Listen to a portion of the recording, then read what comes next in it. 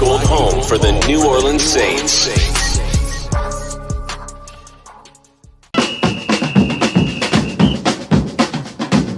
Who that say they gonna beat them Saints? Who that? Who that? Who that say they gonna beat them Saints? Who that? Who that? Who that say they gonna beat them Saints? Who that? Who that?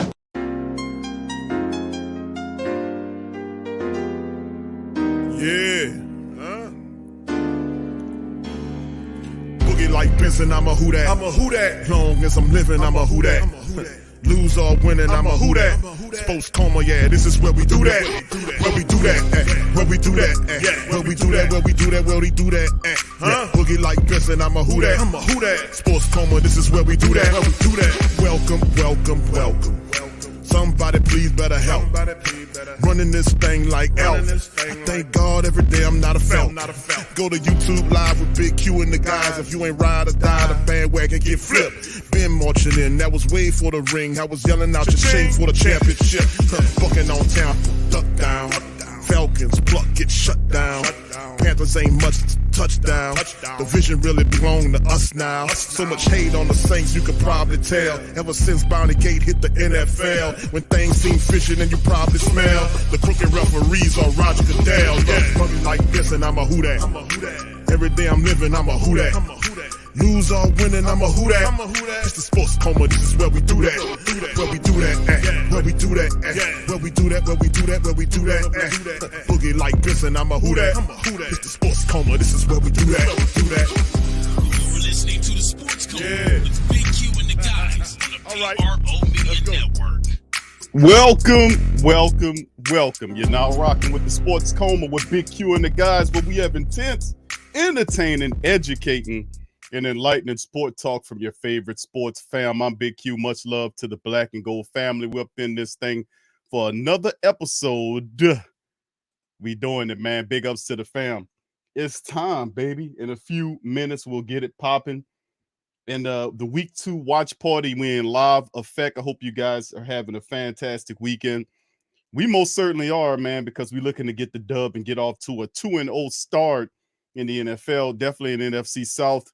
Much love to the fam. So shout out to all you guys. Please feel free to hit the like button. Hit the like button for me. That's number one.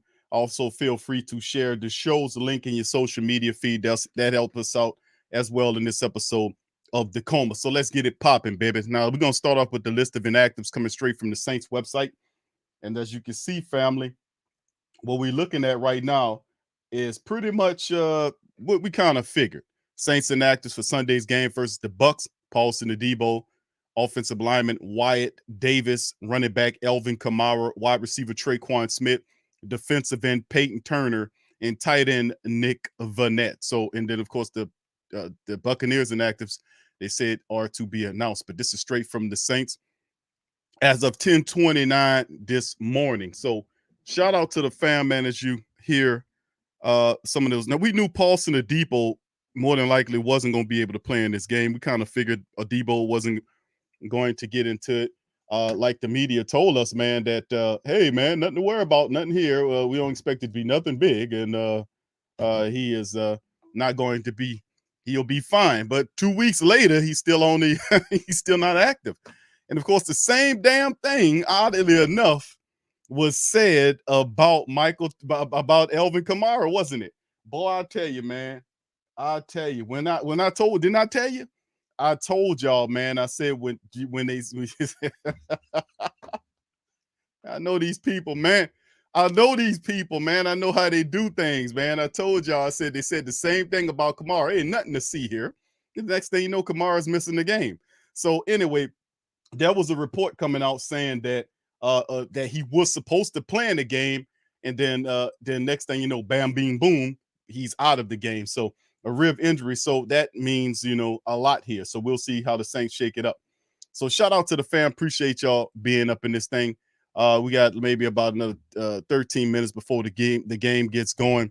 But man, shout out to the fam. We're looking at their list of inactives. Like, let me put this on full screen for the family members so y'all can see it. As they're showing that Julio's out, Donovan Smith's out. Good grief.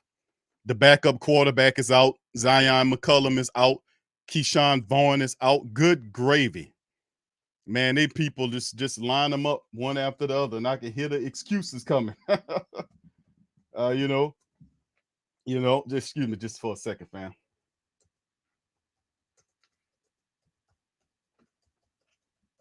All right. Sorry, I was typing up something for the family who was online.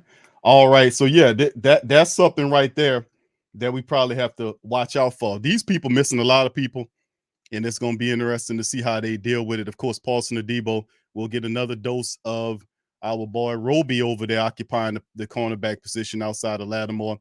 We'll see Evans again in the slot by committee approach. Peyton Turner's not there. We're not really counting on Traquan Smith or Nick Vanette for nothing, and Wyatt Davis for those mostly backups. All right, so anyway, it's all gravy as we keep it going in this thing. So shout out to the fam, man. Let's get some breakdown from the family. Give me y'all score predictions in this matchup. I seen a sea of red from a lot of commentaries from some of the national folks earlier this week. They were doing a lot of explaining for Tom Brady, and we just got to give him some support. We got it where they tell on Jameis Winston. We just got to uphold Tom Brady. You know he needs our help as they spit on Jameis Winston. It's weird how support for somebody else means spitting on somebody else. That's Let's get some score prediction from the family up in here. Good to see y'all, man. Brother Torrey, shout out to you. Trey, what's popping? Applied Pressures in the building. That old OG Jerry pouring the thing. Boomin's in the building. Shout out, Brother Devin. Brother Joe, what's happening, fam? Appreciate you. Kevin Conley, shout out to you, Brother Dedrick. What's up, KB? The Queen's in the building as well. Muse is in the building. Shout out to the Queens. JDIX 89, who that to you? Good to see you in the stream. Leaping Cat Productions, shout out, says King Jameis, 400 yards, 4 touchdown, 0 pickage. All right, that's what I'm talking about, baby. All right, CJ Bill says first quarter Tampa -7. All right, Brock Pace, what's up, fam? Shout out to you. Good to see you in the chat. Big ups to Brother Matthew, Brother Willie. Shout out to you, fam. Good to see you. UP, shout out to you, fam. Elijah, I see you, fam. My dog Scoob is in the building. What they do, pimping? Shout out to you. Marley Malls in this thing. Sir Roger, shout out to you. BP Johnson, shout out to you. Young City Night Ward is in this thing as well. What's up, Carla? Shout out to you, Queen. I see you. All right, Demi, what's happening, baby? Who that to Queen Demi in this thing as well. Good to see you. All right, Hemisphere in the building said Peyton said today is the first time he felt the itch to be on the sidelines for the game. Who that to you? Appreciate you too, fam. Appreciate you. Yeah, he should have stayed his ass on the sideline there. Boy, that's going to turn out to be, I'm going to say it right now, you know, you don't walk away from circumstances like what we provided for Peyton here in the city of New Orleans. You got the big head, think he can do it elsewhere. He'll get the opportunity. We'll see how it all shakes and goes on the next time around. But boy, that was a tough one for him to do that, but it's all gravy. All right, 3L's in the building. Shout out to you as well. Good to see you. All right, who else we got chiming up in this thing? Mr. Whodats in the thing. What's up, fam? Pelicans Nola, shout out to you. Shotty, shout out to your brother Eugene. I see you, fam. Much love to you, Debbie. What's going on, Debbie? Who that to you, Queen? Uncle Deuce is in the building. Avis is in the building. Shout out to all the Whodats. Big Smoke Dogs in the building. Shout out to all the fams. Gundam 3623 says brother Gundam. And this thing, Big Smoke says 24-13 to the black and gold brother. Matt says 30-10. Debbie says 30-7 bucks. Yep, he's out today, KB, baby. All right, Gundam once again, 36-23, black and gold. Booming 27-9 up in this thing. I see y'all, man. Y'all got great predictions right here with the Saints coming into this win. But listen, I just want to just let the family members know that when you got a team like this, and listen, I talked about this with Brother Doug. Brother James, Big Game Sports Buzz podcast. Who came up in this thing to the Great Saint Think Tank and spoke to us about the squad. And listen, the bottom line is the defense. Like I was taking account for the defense, family. I'm not going to take nothing away from that defense. Let me tell you something. That defense is going to come to play. That defense is led by Bowles. He got his handprints all over it, and Ty Bowles is a hell of a defensive coordinator. So if anything, I expect the defense to come and play in this matchup. Anything else, we'll have to see because it's all predicated on Tom Brady. Who that to you, Dadu? Who that to you, Ghost 187? I see you, fam. Shout out to you, Doe. What's happening, baby? J Sticks Jefferson. Shout out to you, JG gang. The JG gang. Who that to you, Randall? Brother Randall's in this building. Who that to you, Demetrius? What's up, family? Says 2724. Shout out to you, my brother. 504 Coach. Shout out to you, fam. Good to see you. B Will in the building, and all the great Saint Think Tank family members. Frosty 504, Troy Thompson. What's up, Troy? Shout out to you, fam, and everybody. Donald Duck said, I hope it's a draw. Hashtag keep pounding. All right. Hashtag fire rule.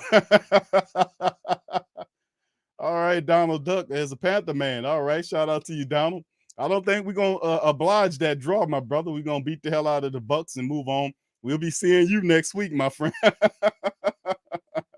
You got Donald upside down.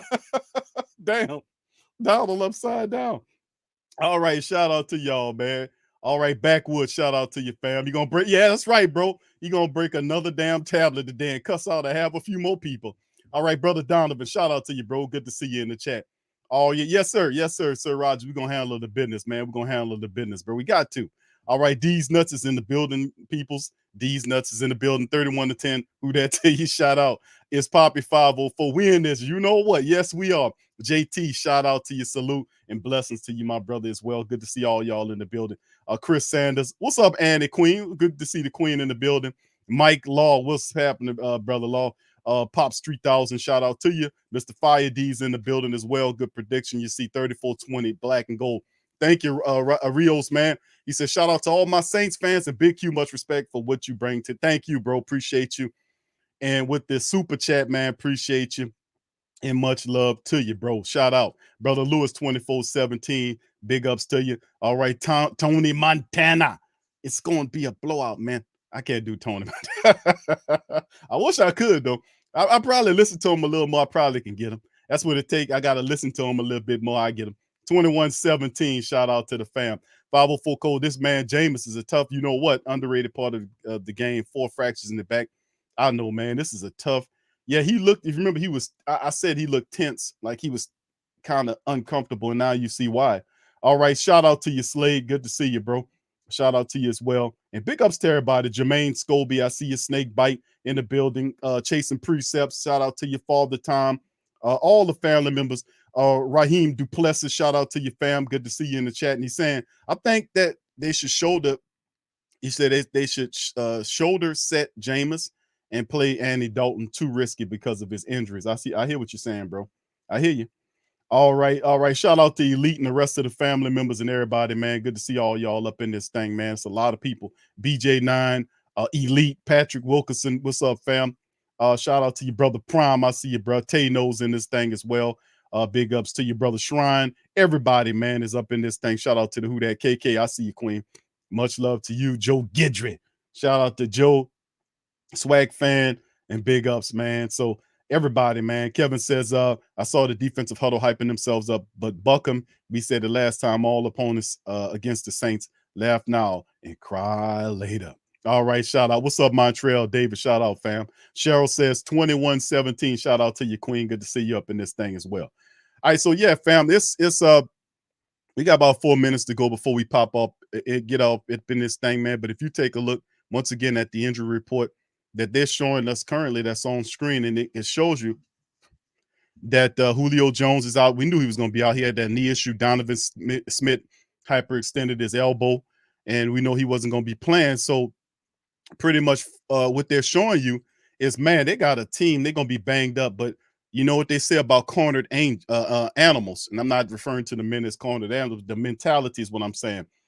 When you are cornered or backed into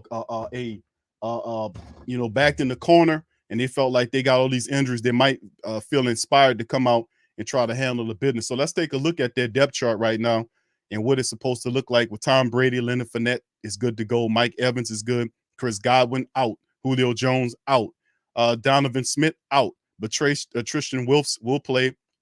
The backup left tackle, based on the depth chart, should be Josh Wells that comes in at the blind side tackle, which means we should be able to feast on the Tampa Bay Buccaneers statue of a quarterback, Mr. Tom Brady, which is the worst thing in the world that you could possibly have is a quarterback that's a statue who got bacon grease under his feet because he likes to slide left or right or step into the pocket, but he can't move. You got basically, like the brother showed Donald Duck upside down. That's basically Tom. That's Tom Brady. He's a sitting duck back there, man. He's a sitting duck back there, man. He's a sitting. You might as well pull Crisco oil or olive, or whatever cooking grease or whatever you got on the top of them and fry them up, because that's pretty much what's gonna happen to him back there, man. To be honest with you, we got to get to him, man. They banged up, and listen, get ready for the excuse factory, baby. After we take care of the business. So anyway, with Julio Jones out and Chris Godwin out, they got Scotty Miller, who's a little guy that plays out of the slot. He can play inside, outside. This guy is a guy that can help him out, man. So we got to remember that Brashad Perriman is good to go, and Russell Gage.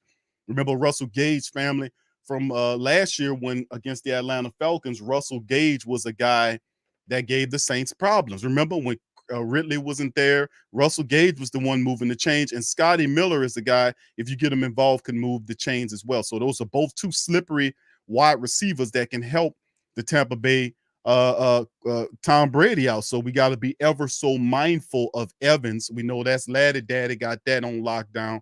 But what about the rest of them? We know we got Roby out there.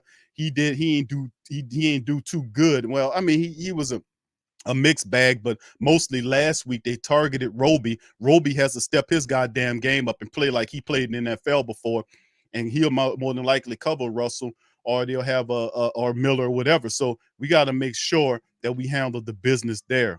And of course, if you look at these other guys too on the offensive line, with Smith out, Wells supposed to get the call. Godecki's inside with Hainsey, Shaq Mason, and Wilson. Of course, is going to be interesting. But on the defensive side, you look at their defense, man. Like I told you, they got a pretty good defense, man. And the strength of their team is the linebacking core.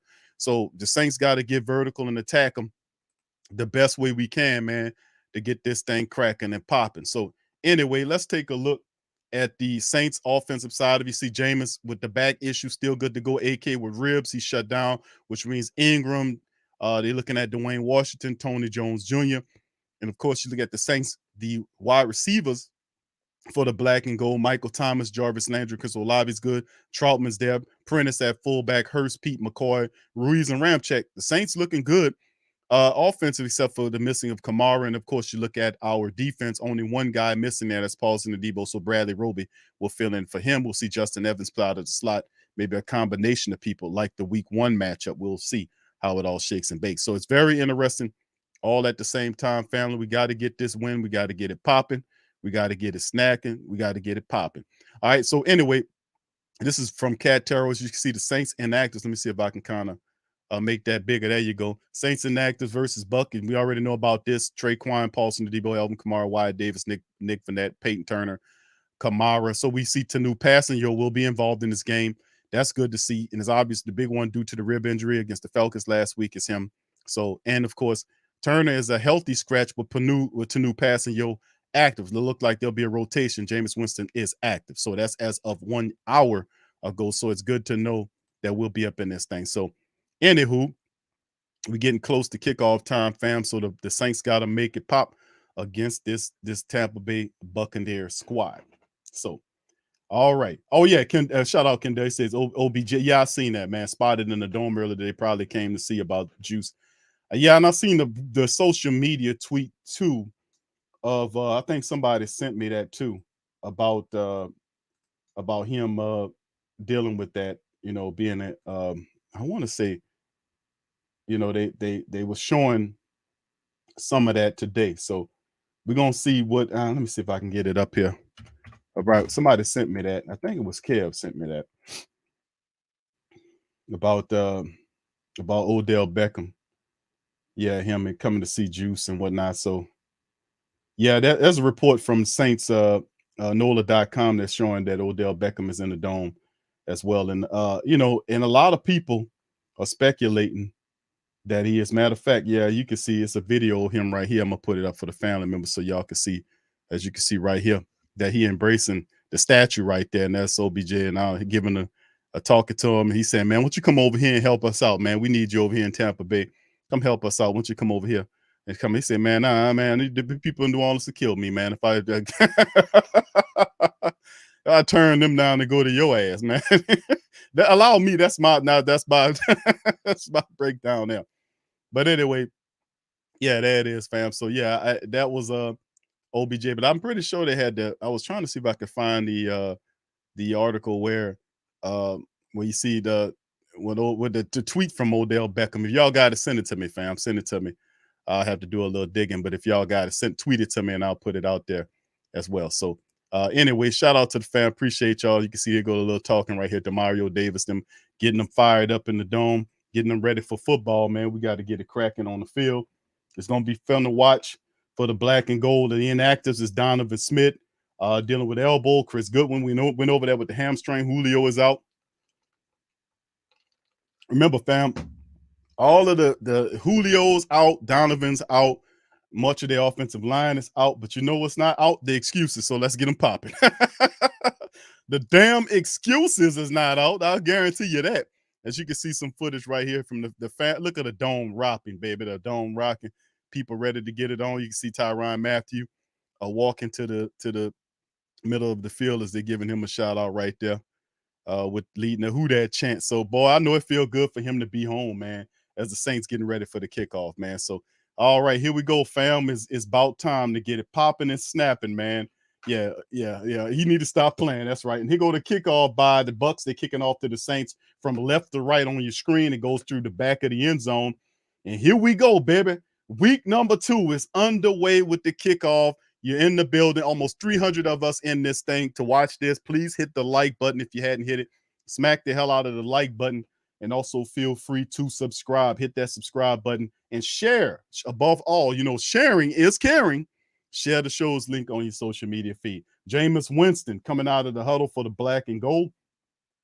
1st and 10 from their own 25-yard line. The Saints are going from right to left on your screen. There's a snap out the shotgun. He finds the fullback Prentice, and he picks up maybe about 3 or 4 yards on the gain for the throw, and Jameis throws it to the fullback off to the left side of the field there to his left. And like they show on the statistic, Jameis is 6-2 as a quarterback, 16 touchdowns, 3 interceptions, and a rating of 103.1, but they still talking mess on him. All right, they huddled up. Jameis slaps his hands, comes out of the huddle. He is under center, running back behind him. It appears to be Mark Ingram. Yep, you go wide receiver from right to left. He turns, hands the ball off to Mark. Mark scrambles and still on his feet. Mark breaks through and looked like he got close to the first down. And they're saying, no, he's short by 1. But it looked like he got the first down as Mark Ingram broke free. And he was running off to the left behind the Saints mound of defenders, got between a line behind Juwan Johnson, who's doing a good blocking. And then just got through and was able to pick up almost all of the yardage, man, back maybe about 5 or 6 yards. And they saying it's a first down. All right, here we go. All right, Jameis in the under center. You got a man that moves from right to left, and Ingram in the backfield with the fullback. All right, double reverse goes back around with Ingram. He's going to run to the right side. Ingram got speed. He got a little room, and he picks up about 11 yards. Ingram out the back, 11 yards to the right. He cut right, then found center, and was able to get about 11 yards on the pickup, and Ingram slamming his hand on the ground, saying, let's get going, baby. Y'all forgot about me, man. I'm Mark Ingram, man. The Saints all-time leading running back, man. Not Deuce McAllister, but me. So Ingram gets the carry, and he's off to the sideline. Tony Jones Jr. comes in. Jameis under center. Wide receivers to the left and to the right. Fullback is in there. Jameis turns around. Play action fakes to Tony Jones looking downfield and goes back to Tony Jones out to the right. Tony then picks up, look about 5 or 6 yards on the play as Tony Jones. So Jameis doing this thing, gets him up under there. James Hurst, Pete, McCoy, Ruiz, and Ramczyk are your starting offensive linemen. Looking at that thing, and of course we know Jameis is in. Tony Jones is in there as well. Ingram starts off with Prentice, Thomas, Landry, and Troutman. So let's see what Jameis do. Jameis is in the shotgun now. Wide receivers to the right and left for the Saints. They're in the Tampa Bay side on their side of the field at the 46, maybe 47-yard line. Jameis looks to the left, goes up the line, talks. He's in the shotgun, waiting for the snap. There's a snap from Jameis. Jameis looking. and he takes a dart and throws it down, and he finds, who is that there? And that's Mike Thomas. He finds Mike Thomas off to the right side of the field, and Mike picks up a first down with the throw, and Jameis had time. Jameis had time, and Mike lined up in the slot just to run and stop route, and then Jameis puts a ball on a soap on a rope type throw, and he gets it, picks up a first down on the throw. All right, so Saints looking good. They're now at the Tampa Bay 34-yard line. Jameis under center, running back behind him is Ingram. And let's say he turns and hands the ball to Ingram, running to the right side. Ingram looking for a lane, and he gets about 3 or 4 on the pickup for Mark Ingram. All right, so there they go. Saints keeping it moving, baby. Keeps it moving it. All right, now Tampa Bay's defense, Hicks, our former guy, Big V to Bay, William Golston, pretty solid up front. You're looking at JTS, Devin White, Levante Davis, and Shaq Barrett. The strength of their defense is the linebacker core. Remember, Jamal Dean and Carlton Davis with Anton Winfield and Mike Edwards are their secondary. Saints attacking the defensive line up front. Remember, that was the thing. Jameis in the shotgun, 3 wide receivers to the left with the tight end there, and then he got a running back to his right. Running back then moves around. Jameis keeps the ball and then rolls. No, that's Taysom. I'm sorry, Taysom Hill is back there, and Taysom was able to pick up the ball and run it and pick up a first down. I'm sorry, it was Taysom. LA, Tampa Bay, what are you thinking? When Taysom Hill is in the game, he's going to run, and he picked up the first down. And he's seeing it. Great blocking by the Saints. Good looking by Taysom. And Taysom was able to pick up another first down. The Saints moving the ball right now for the black and gold. Let's get it popping. Let's get it going, baby. That's what I'm talking about. All right, look like they're rolling out the power eye. Jameis under center, fullback out there with Mark Ingram, wide receivers to the left at the 17-yard line, I want to say. Nope, it's a running play. He dumps it off to Ingram out the backfield, and Ingram barely gets back to the line of scrimmage. Not much shaking and baking on there. That fast linebacking core of the Tampa Bay Buccaneers was able to snip that play out. 10-11 and counting down. Jameis right now doing a pretty good job as Ingram trots off the field. Jameis is 3 of 3 for 22 yards right now. Saints drive looking good, man. I can't say nothing wrong about it. They're looking good to start this thing off. All right, let's keep it moving and shaking here. All right, Jameis in the shotgun with Tony Jones Jr. next to him in the shotgun. And the wide receivers to the left, one to the right. That's the tight end. There's the snap. Jameis looking left to right. Ball out the backfield to Tony Jones. Tony picks up about 6 yards on the throw from Jameis Winston. And Jameis is taking what the defense is giving them, and the Saints are moving the football. Bottom line, that's what we're talking about. That's how we rocking. That's how it's going down. So the Saints have, and this is a very positive drive, as they're eating clock and moving the ball up against this team. So it looked pretty good to start off right now. I'm sorry about that. All right, looks pretty good starting off right there for the black and gold, man. Jameis in the shotgun, running back to his right once again. All right, they got 3 wide receivers to that side. Tampa Bay showing blitz. There's a snap. Jameis looking. Ball's out, and is it completed? No, it's incomplete as he tries to go to Chris Olave, and it'll be 4th and 5, and the Saints will have to go for the field goal there as they miss an opportunity. Jameis threw the ball, and he just couldn't hook it up with Chris Olave. So it's 4th and 5 on that play. 9:06 is where the clock stopped at after the incompletion. Here come Will Lutz marching out there for him. He's 2 of 3 on the season. That 51-yarder was the biggest one. And this is a 31-yard attempt for him. It should be a chip shot for the great Will Lutz. There's a snap, and Will Lutz kicks it right on through. And that is good as the Saints take the lead 3-0 to start the game off. And listen, do I play the Who Dat music on the kickoff? No, on the field goal? Not unless it leads to a win. But if it's a regular field goal, no, I do not kick. Sorry, I ain't gonna roll it out there for anything. So anyway, shout out to the fam. Thank y'all for being in the building with us on this episode of the Cone. Please feel free to hit the like button. If you please hit the like button, hit the like button. How y'all like that drive to start off? Positive. We need to clean up a few things, but it was a very positive drive. Charles says, who that everybody Q? Are we the only team to play division games? We was talking about that on the preview show, bro. And listen, man, it appears, man. It appears, bro. Shout out. All right. What's up, Nolans 504? What's up, my brother? How you doing, man? All right, brother Benjamin, how you doing, sir? Appreciate you being in the stream. Much love. What's up, Barbara? Shout out to the queen, man. Appreciate you. All right. What's up, brother Kendall? Who that to you? All right, brother Malik in the building says Brady first pass with a quick slant screen or a dump off. You better believe it. You better believe it.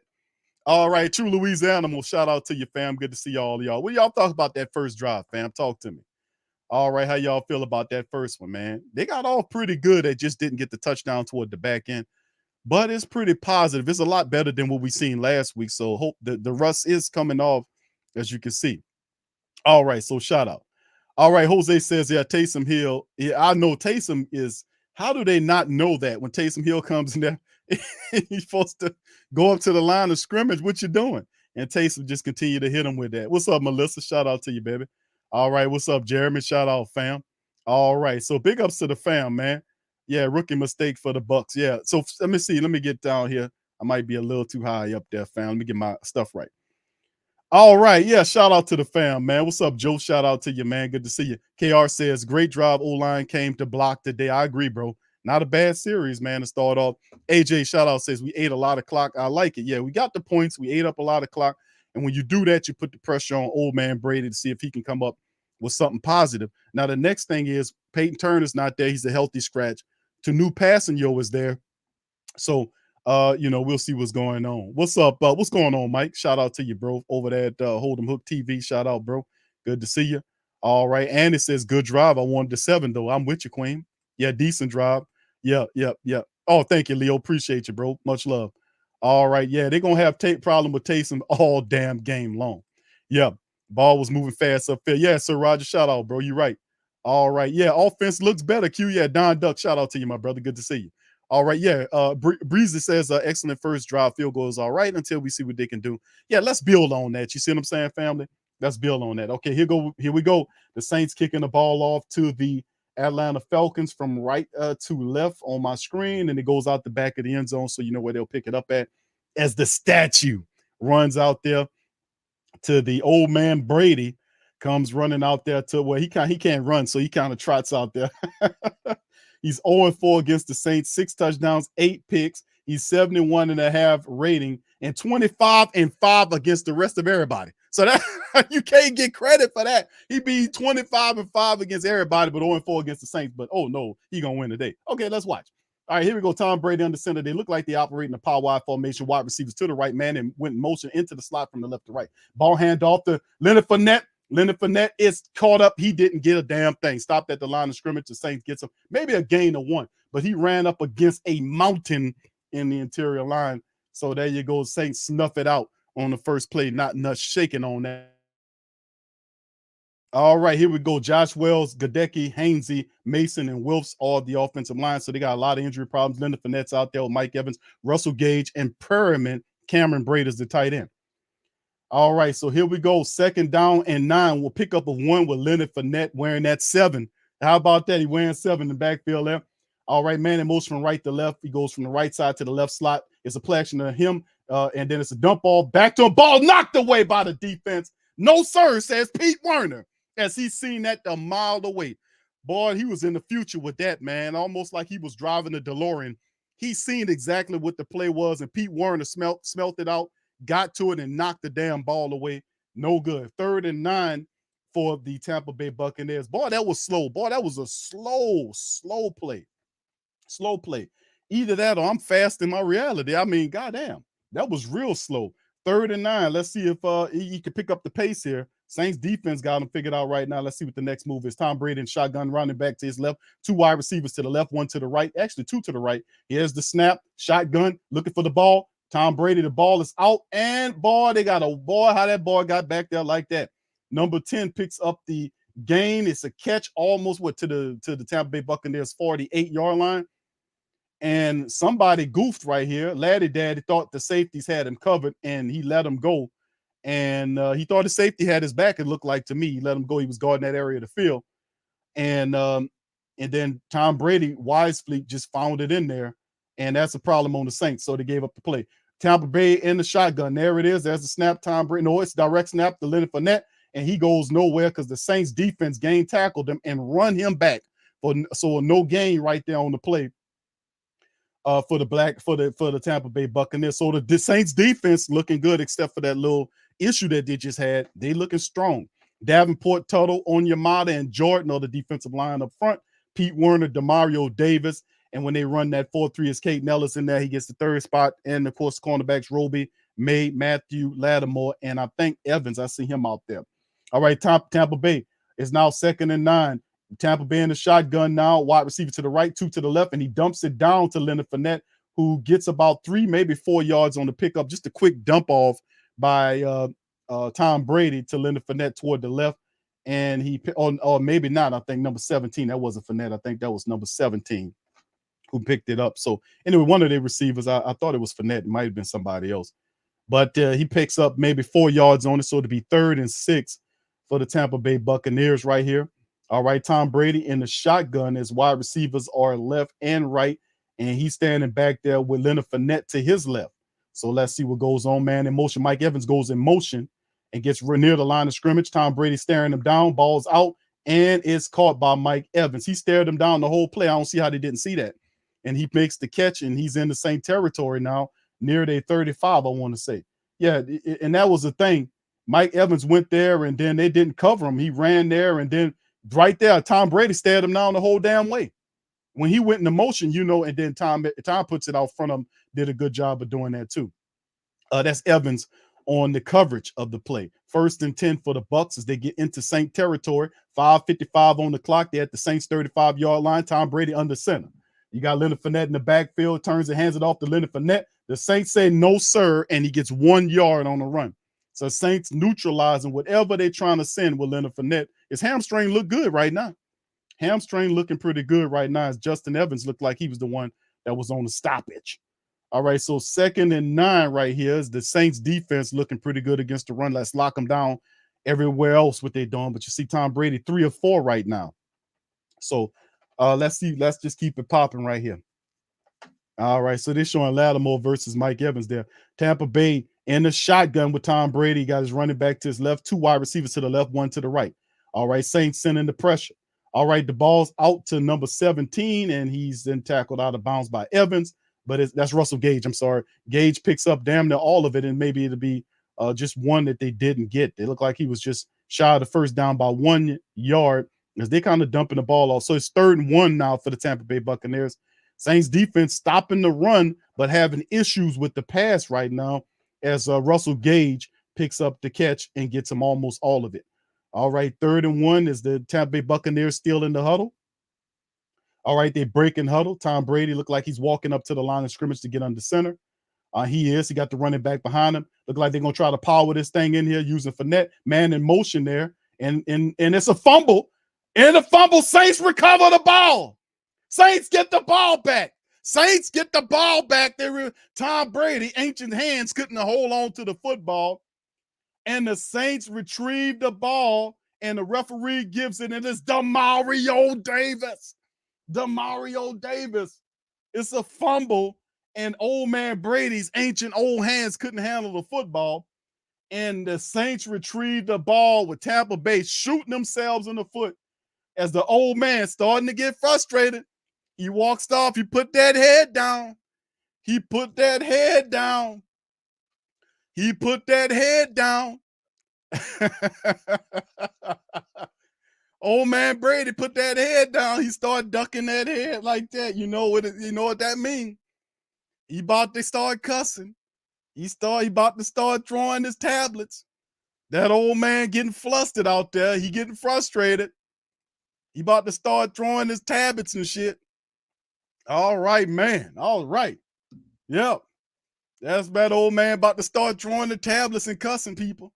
You know how old fellas get when they get old. Some of the rough ones, they get old, they get ornery. Their patience gets short, and they start cussing at everybody.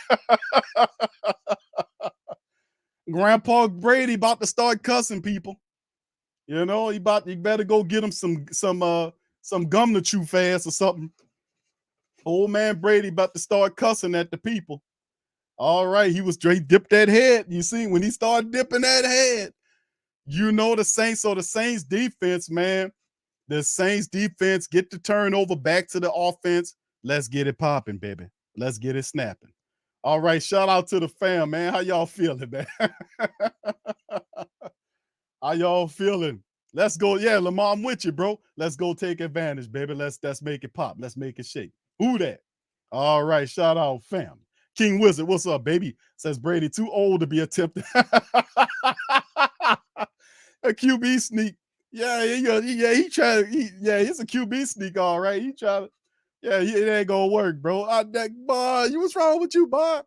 Man, you don't send that old man up in there to do that, boy. You got Leonard Fournette right there. Get your fullback in there. Get your power package in there. And if them guys can't get 1 yard by running the ball with a fullback sneak or Leonard Fournette or what have you, y'all need to cut it out. But they give it up right there. So, yes, indeed, booming. Can't cheat God. We got this. All right, shout out to the fam, man. Old ancient hand Brady, man. He's starting to crumble and crack under the pressure of his own failures. How about that?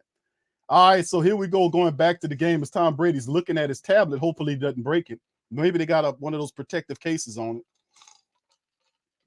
it. Saints lining up at the 25-yard line where the fumble occurred. Jameis under center. You got Tony Jones behind him. Jawan Johnson goes in motion from left to right. One wide receiver to the right and left. Tampa Bay showing blitz. There's a run to Tony Jones, cuts to the right side. And Tony gets maybe about 2 yards on the game, almost 3 on the game right there as the offensive lineman got behind him and made sure he got that extra yards. Yeah, that was on Brady right there. And see, remember I told y'all about family. We talked about this. Remember I made mention about the quarterback and center exchange. Remember I told y'all about that? That it's a harmony and a rhythm that they got to work together again. He missed all that time, and they talking about he's going to be fine. I told him no. He got to work on that. Here we go, Saints in the shotgun. Jameis got a man in motion from right to left. Jameis get the ball. There's a snap. Jameis looking, too much time. He sneaks out. Jameis going to keep it. Jameis scrambling. He goes down and picks up a good chunk of yards right there. And he should have, that referee should have gave him that extra yard right there, but he cut him a yard shy on the play. But it's okay. We're going to get it. But Jameis not seeing anybody and was able to pocket wrapped around him. He was astute enough to leak out and pick up a chunk of change on the game there, but he didn't get the first down. Maybe about 3 or 4 yards there. And he's good for it's 3rd and 5 for the Saints. Saints got to move this ball and take advantage of that turnover. We got to get something out of it, man. All right, Jameis in the shotgun. He got guys to the left and right of him in the shotgun. Wide receivers, 2 of them to the left, 1 to the right. They're at their own 30-yard line. There's a snap. Pressure coming. Jameis is taken down by Tampa Bay Buccaneers. He goes right down. And it's a flag, and more than likely it'll be holding against the Saints. Third, it didn't end well as the pressure came, unless there is a face mask penalty of some sort. And more than likely it's probably going to be against. Let's see who it's against. Let's see what Jameis saying it's against them. And Ty Bowles' reaction is saying it's against them. So it's 3rd and 5. Flag down. Bowles doesn't like it. So look like they might bowl well for the Saints. Let's see. Let's see. All right, let's see. Jameis is pointing against the Tampa Bay Buccaneers. Was it offside? And boy, that 54 came clean through Ruiz. Boy, was that Ruiz blew that block? Did Ruiz blow that block? I don't know what they're saying. What could it? Oh, it's a roughing the passer situation. He was already down, and the guy hit him while he was still down. So, is that the call here by the officials? We'll see here. Ty Bowles doesn't like it, but it looked like that might be the case. Ty Bowles is cool though, man. I like Ty Bowles, man.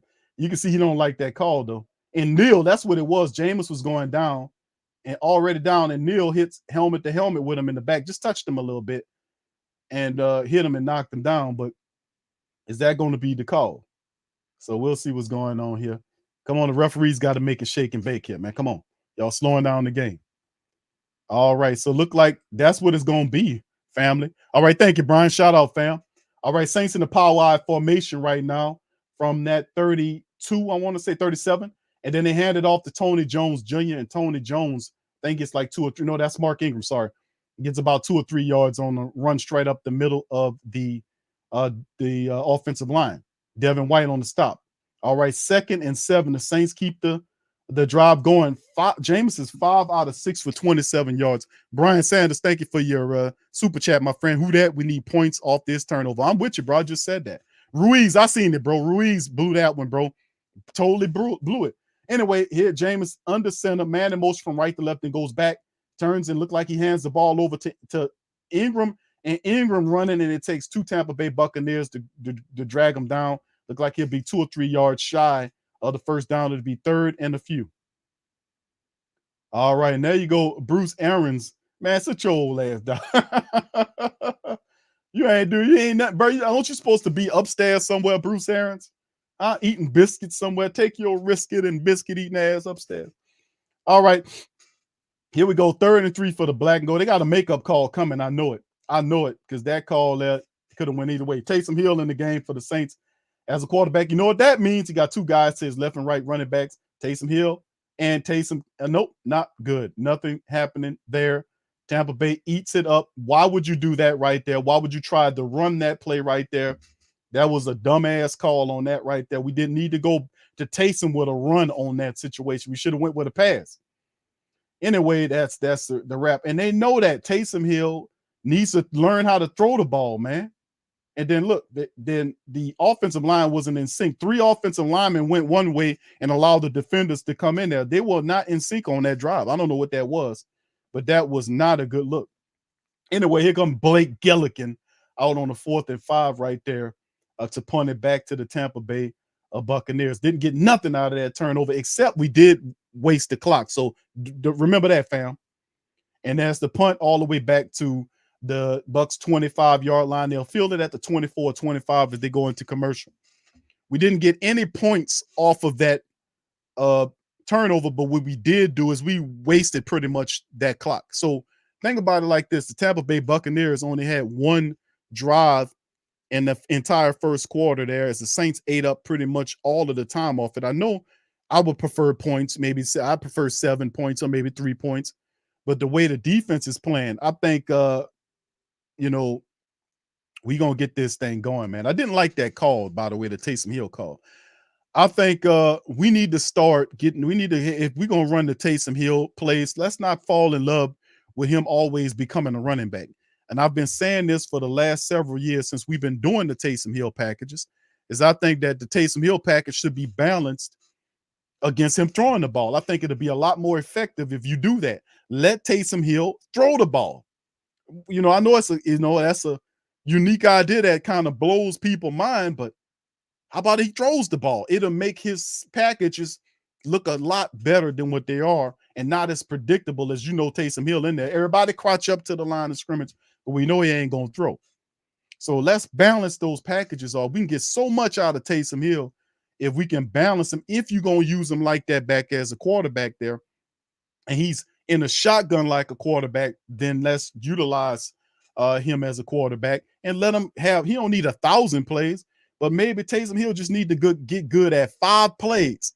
Like, you know what I'm saying, family? Let's give Taysom Hill 5 plays that he learns really well and let him do that. Like 5 plays, and we cycle between the 5 passing plays. 5 passing plays is all I want him to learn. That's what you know what I'm saying? If we was like, if Coach Payton really wanted to build his resume as a passer, get him to learn 5 plays and master them really well. And then you go out there and you just circulate them, and use those 5 plays when you roll them out there. At least we get balanced that way. That's what I want. Balance his play, his thing. It's just too predictable, man. That's shades of Coach Payton to me, man. Yeah, there you go. Debbie says, you sure Payton ain't somewhere in the headset? Hey, we're going to run Taysom Hill. Coach, we want to do a pass? No. Let him run the ball. All right. Okay, Coach Payton. Dennis Allen. All right. Alpha said, what's up, Alpha? Says Carmichael need to stop. It's all right, bro. We're going to be all right. All right, here we go. There's Tampa Bay Buccaneers picking up the ball at their own 24, looks like it. Tampa Bay's Tom Brady on the center. Got wide receivers to the left, one to the right, hands the ball off to Leonard Fournette. Leonard Fournette gets a good gain that time, man. It picks up about 6 yards, look like, as he was running hard off to the right side, and picks up maybe 5 or 6 yards for Taysom Hill. And Tom Brady's holding on to his finger, so his throwing finger, so something might be wrong with Brady's hand, man, and it's just not going good for him. So that was a gain of 6 by Leonard Fournette. It's 2nd and 4 for Tampa Bay. Right now, Tom Brady kind of still fidgeting with his hand. He walks up to the line of scrimmage. They're at their 29-yard line, 2nd and 4. There's a snap. Tom comes with the ball. The ball's thrown and incomplete. I don't know if the wide receiver, what he was doing, he kind of threw that one away from the wide receiver. I don't know. Tom Brady don't look right to me, man. And I know, it's end of the first quarter right there, but Tom Brady doesn't look right, man. He's still playing with that bull crap energy that we known him to have when he come to the building. And people were saying, no, the Saints got a voodoo doll with Tom Brady's name on it. And I was, did y'all hear that one? One of the media personalities from the national media people said, does the Who Dat Nation got a voodoo doll with Tom Brady name? They just say any kind of fanciful stuff, don't they? They got a voodoo doll with Tom Brady name on it. Yeah, man, the Who Dat Nation. No. Don't blame it on the voodoo. It's just this bad football. We just kicking the hell out the man. You know what I'm saying? Let me find a voodoo doll for Tom Brady's voodoo doll. Hold on here. Yeah, they might have a point second. They might have something going on there. You never know, man. I ain't gonna say it's the case. I'll say, well, I can't contribute that to the voodoo doll. You know what I'm saying? It's sorry ass football is the bottom line, man. But then again, they might have a point. Look at this.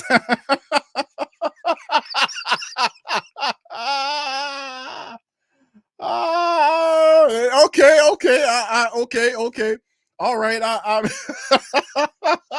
I'll back off my commentary. Oh, they might have something on there. They might actually have something on there. Good Lord. Oh, good Lord. Oh, don't let me make y'all asses, man. Let me tell you what. I ain't gonna make y'all asses. All right, goddamn. I thought they were playing. I thought they were playing. That for real. Y'all seen that? Oh, yes, indeed. Yes, indeed. Something going on. I ain't gonna blame it on the voodoo though, but good Lord. I know, Barbara. Did you see that, baby? Oh God. Oh, he pissed off somebody down here. Well, listen. I love all y'all. Yeah. All right. So anyway, family, listen, man, let me tell y'all something, man. The Tampa Bay Buccaneers, right now, what I noticed, they looking at Tom Brady, making light of Tom Brady's, not making light, but they're making a point of emphasis that Tom Brady he fidgeting him with one of his fingers. I think it's his third finger on his throwing hand. He messing with it, and I think he kind of got it jammed up under there. When the ball went down, he stuck his hands up in there, and they saying he having issues with it, so we'll see for the rest of the game. He's in a shotgun right now with the Tampa Bay Buccaneers. Right now, he lifts his foot. He's in the shotgun at their own 29. Leonard Fournette to his left, wide receiver to the left, and two to the right. There's the snap. Saints coming with pressure. Tom Brady, the ball is out, it's thrown, and it's a great pitch and catch to Mike Evans, and he's cornered as Justin Evans right there on the play gets all the way down, and that was a good play by him. As you got Mike Evans makes the catch and gets a good chunk of gain right there. And you can see it was a mix-up. It was a cross right there that freed him up, and that was a good day. That was that X route right there, that crossing route, and it was almost like a pick route that they ran, and then it kind of Justin Evans had difficulty getting around there, and then Tom Brady with perfect timing found him right there up the field there. So that old pick route got him free. All right, so they get down to the Saints 30-yard line. They're under center. The ball handed to Leonard Fournette running with a head of speed, running over people. Good Lord. And Leonard Fournette barrels his way all the way down to the Saints 19-yard line. Leonard Fournette looked like he was shot out of a cannon. It looked like he ran over. Was that Tyrann Mathieu? Good Lord. He lowered it and ran over Tyrann Mathieu. Good Lord, man. Tyrann, don't do that no more, brother. Don't do that no more, brother. My goodness. And look at the hole right there. Mason, boy, he was holding his ass off. They missed that hole. They missed that hole, though. They missed. Shaq Mason got caught holding his ass off. They missed that one. Tom Brady under center now for the Tampa Bay Buccaneers, running back behind me at the Saints 18-yard line, and the play turns and hands the ball over to Leonard Fournette again. Leonard Fournette gets nothing that time, gets pushed back. He's at the line of scrimmage right there. No gain on the play. So to be second down and probably 10 yards. I ain't see him gain anything. No, they're saying he get 2 yards. How? Just giving these people yardage, man. That man didn't get no 2 yards. 2nd and 8, says the referees. Clock running down in the second quarter, 13-15 and counting down. Tom Brady, the statue in the shotgun in Saint territory. He's in the shotgun with his running back to his left. Running back then goes into the slot position. You got 2 wide receivers on the left and right. Tom Brady by himself. Ball is out, caught, but dropped by number 28 out the backfield. Pete Werner seen it, sniffed it out, and he got the Rachaad White, putting him down on the ground. Incomplete pass. That'll bring up 3rd and 8 for the black and gold defense. Pete Werner all over the field, man. He all over the field, man. I might have to call that boy Michael J. Fox, because he like he got a DeLorean, man. He ahead of all of that stuff out there. He see it before it happened. All right, 3rd and 8 for the Tampa Bay Buccaneers. Tom Brady's in the shotgun. He got a running back to him. He got 3 wide receivers to the right, a tight end to the left. There's the snap. He just darts it down to Leonard Fournette. Leonard Fournette is there, and he gets shy of the first down. He's about a yard shy of the first down as he's cut down by Evans, who takes his legs from up under him, and that'll bring up 4th down for the Buccaneers. They'll walk off field and take the points if they could. So, yeah, and he's going to be about a yard shy of the first down. Good tackle right there by Evans, cutting him down. Tampa Bay has some good blocking going up there. No, it look like they're going to stay out there. No, Tom Brady's going for it. 4th and 1, Brady saying, man, we're going to go for this thing. We're going to get this 1 yard and keep the drive alive. Saints defense out there. Let's see what goes on. Saints defense seeing what happened. There's the snap. They give it to Leonard Fournette. Leonard Fournette is stopped. 4th down, Saints. And the Saints stop them. And Tampa Bay Buccaneers should have took the points. Don't get dilly squat.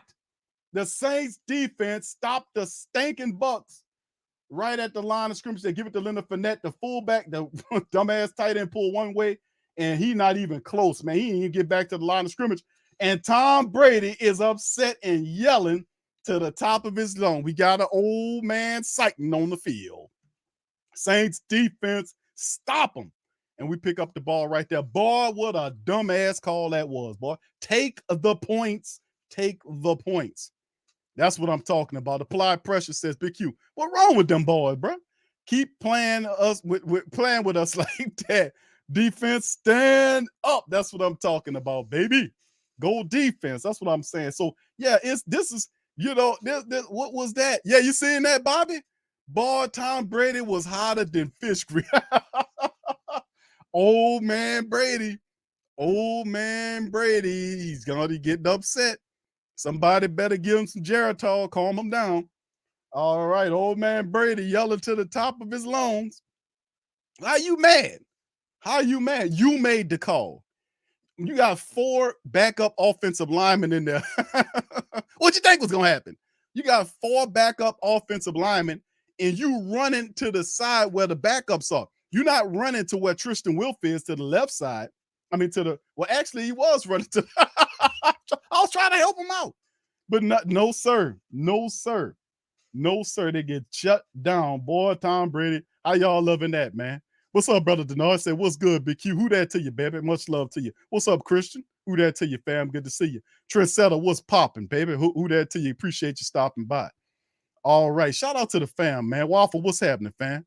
Where the juice at? Yeah, I know, bro. Yeah, he been quiet so far, but it's still early in the game, man. Still a lot of time here, man. But did anybody see this right now, family? Seeing the game, I know the defense would neutralize Tampa Bay up to a point. I knew when you had the offensive line issues that they have, they banged up in the wide receiver position, so I knew that they would struggle a little bit. I'm not surprised by what the defense is doing because we've seen this before. I'm kind of surprised that the offense hadn't got going. We didn't do a good enough job of doing. We should have got something off of the field goals. We should have got something off the turnover. But like I said, I'm optimist. So we did lower the clock. We did take away the bulk of the time on the first quarter clock, and now we need to do something with this now. The defense stopping them right here. We got to go down the field and score. Here goes Saints picking up from their own 9-yard line. Jameis on the center, man in motion from right to left. And you got Mark Ingram in the backfield. They handed off to Ingram. He's running to the left side. And, boy, he barely gets a yard, if anything. Boy, it's tough to run on Tampa Bay from left to right because them guys are coming. Them linebackers are super fast. So you're going to have difficulty trying to do that shit, man. Yeah, it looked like the running back ran to the wrong side to me in the play. That's what it looked like to me. Leonard Ford, actually, because they didn't block. the defensive lineman, he came through and got the play. So here we go here. 2nd and 9, just to pick up by one. Jameis in the shotgun with wide receiver to the left and 2 to the right. There's a snap for Jameis. Ingram back there for him. Jameis dumps it off right here to Ingram. He couldn't see anything. Ingram barely gets anything, maybe 1 or 2 yards.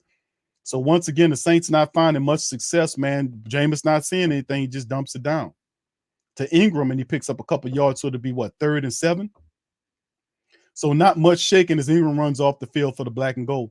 This would be one of those games that I would have loved to see them activate your boy, number 33, and bring him in there, because we need a receiver back out of the backfield, a guy with speed that can help us out. We need to kind of open this thing up, man. We need to get vertical on these guys. We need to do that right now. 3rd and 7 for the Saints right now. Jameis in the shotgun, running back to his left. Wide receiver to the right, 1 to the left.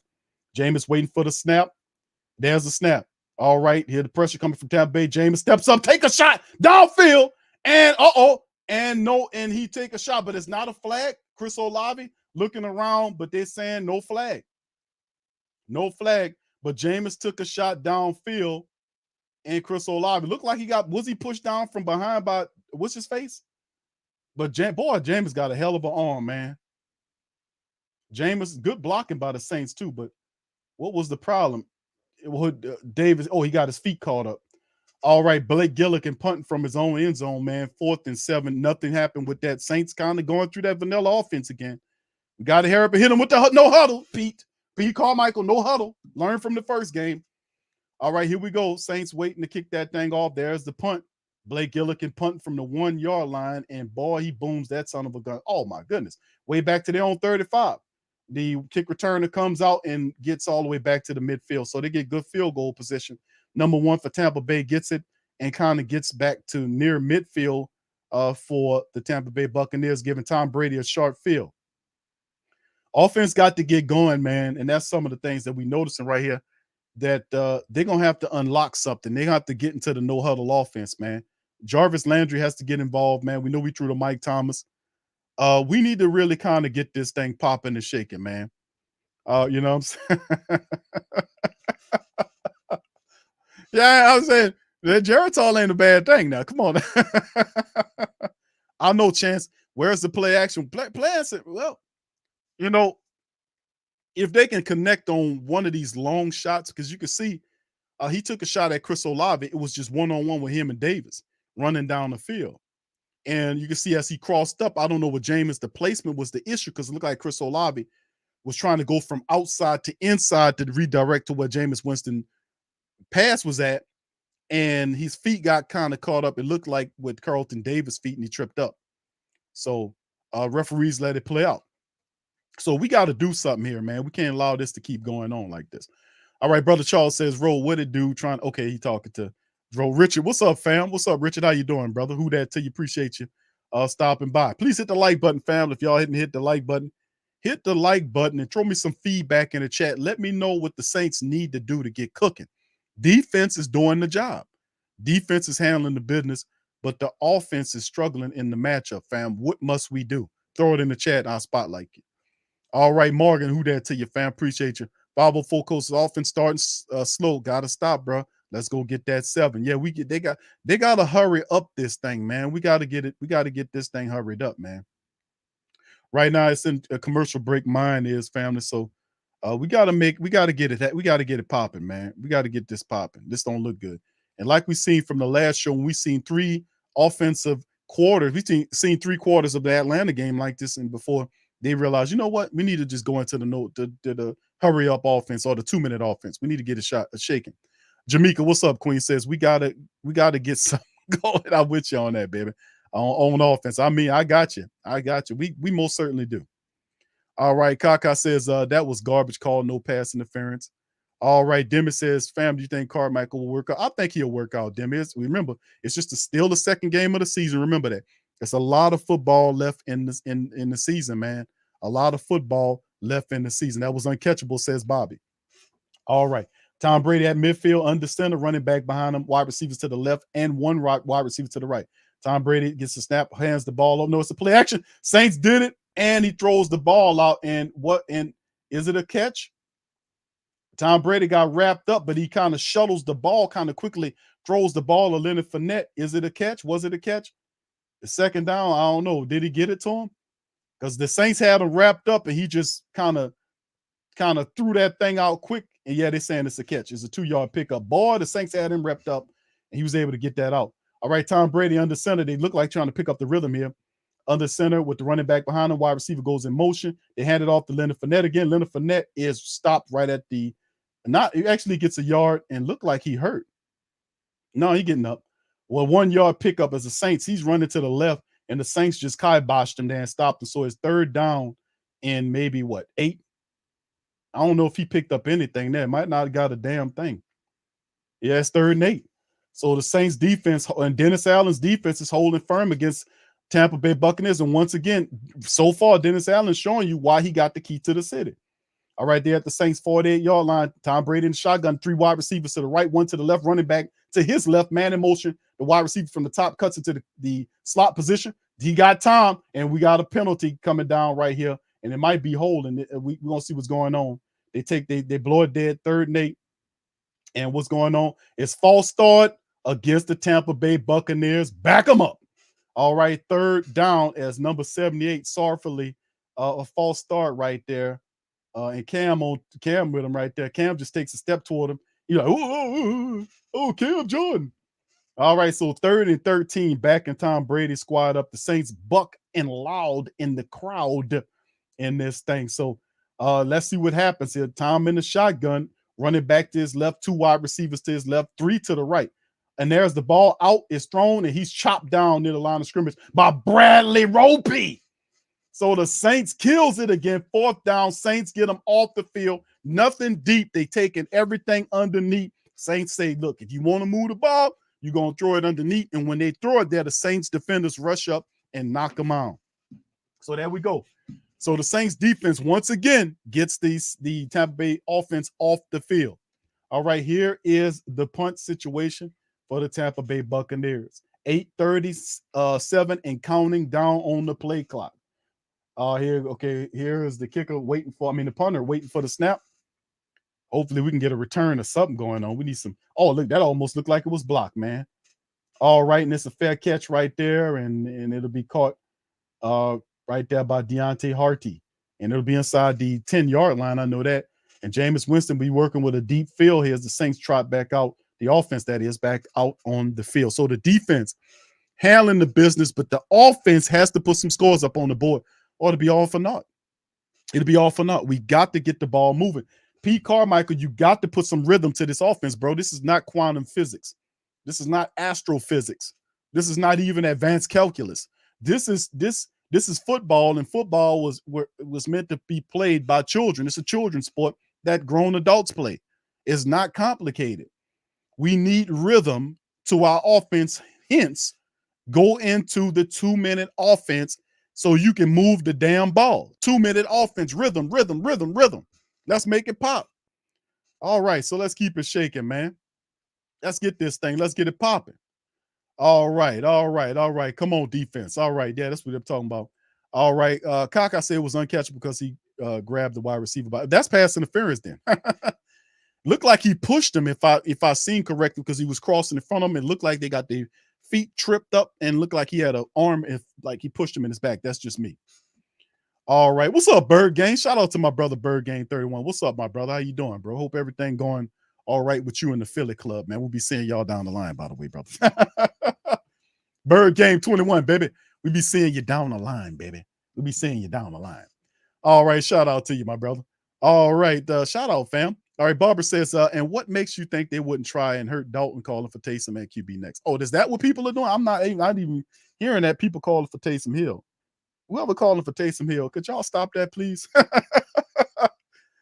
Taysom, listen, man, listen, the best chance you got to win is Jameis Winston.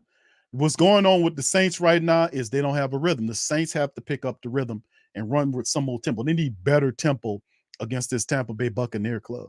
They're just too slow. They're coming out way too slow, and they don't have a rhythm going. We need a rhythm. Now, that first drive was very, very positive. We didn't end with the touchdown. But when you see stuff like that occurring, we got to pick up the tempo. That's how we did against Atlanta. Picking up the tempo helps because Jameis Winston is a tempo quarterback, and so is Mark Ingram. He's a tempo running back. Most of these guys are rhythm players. We need rhythm here.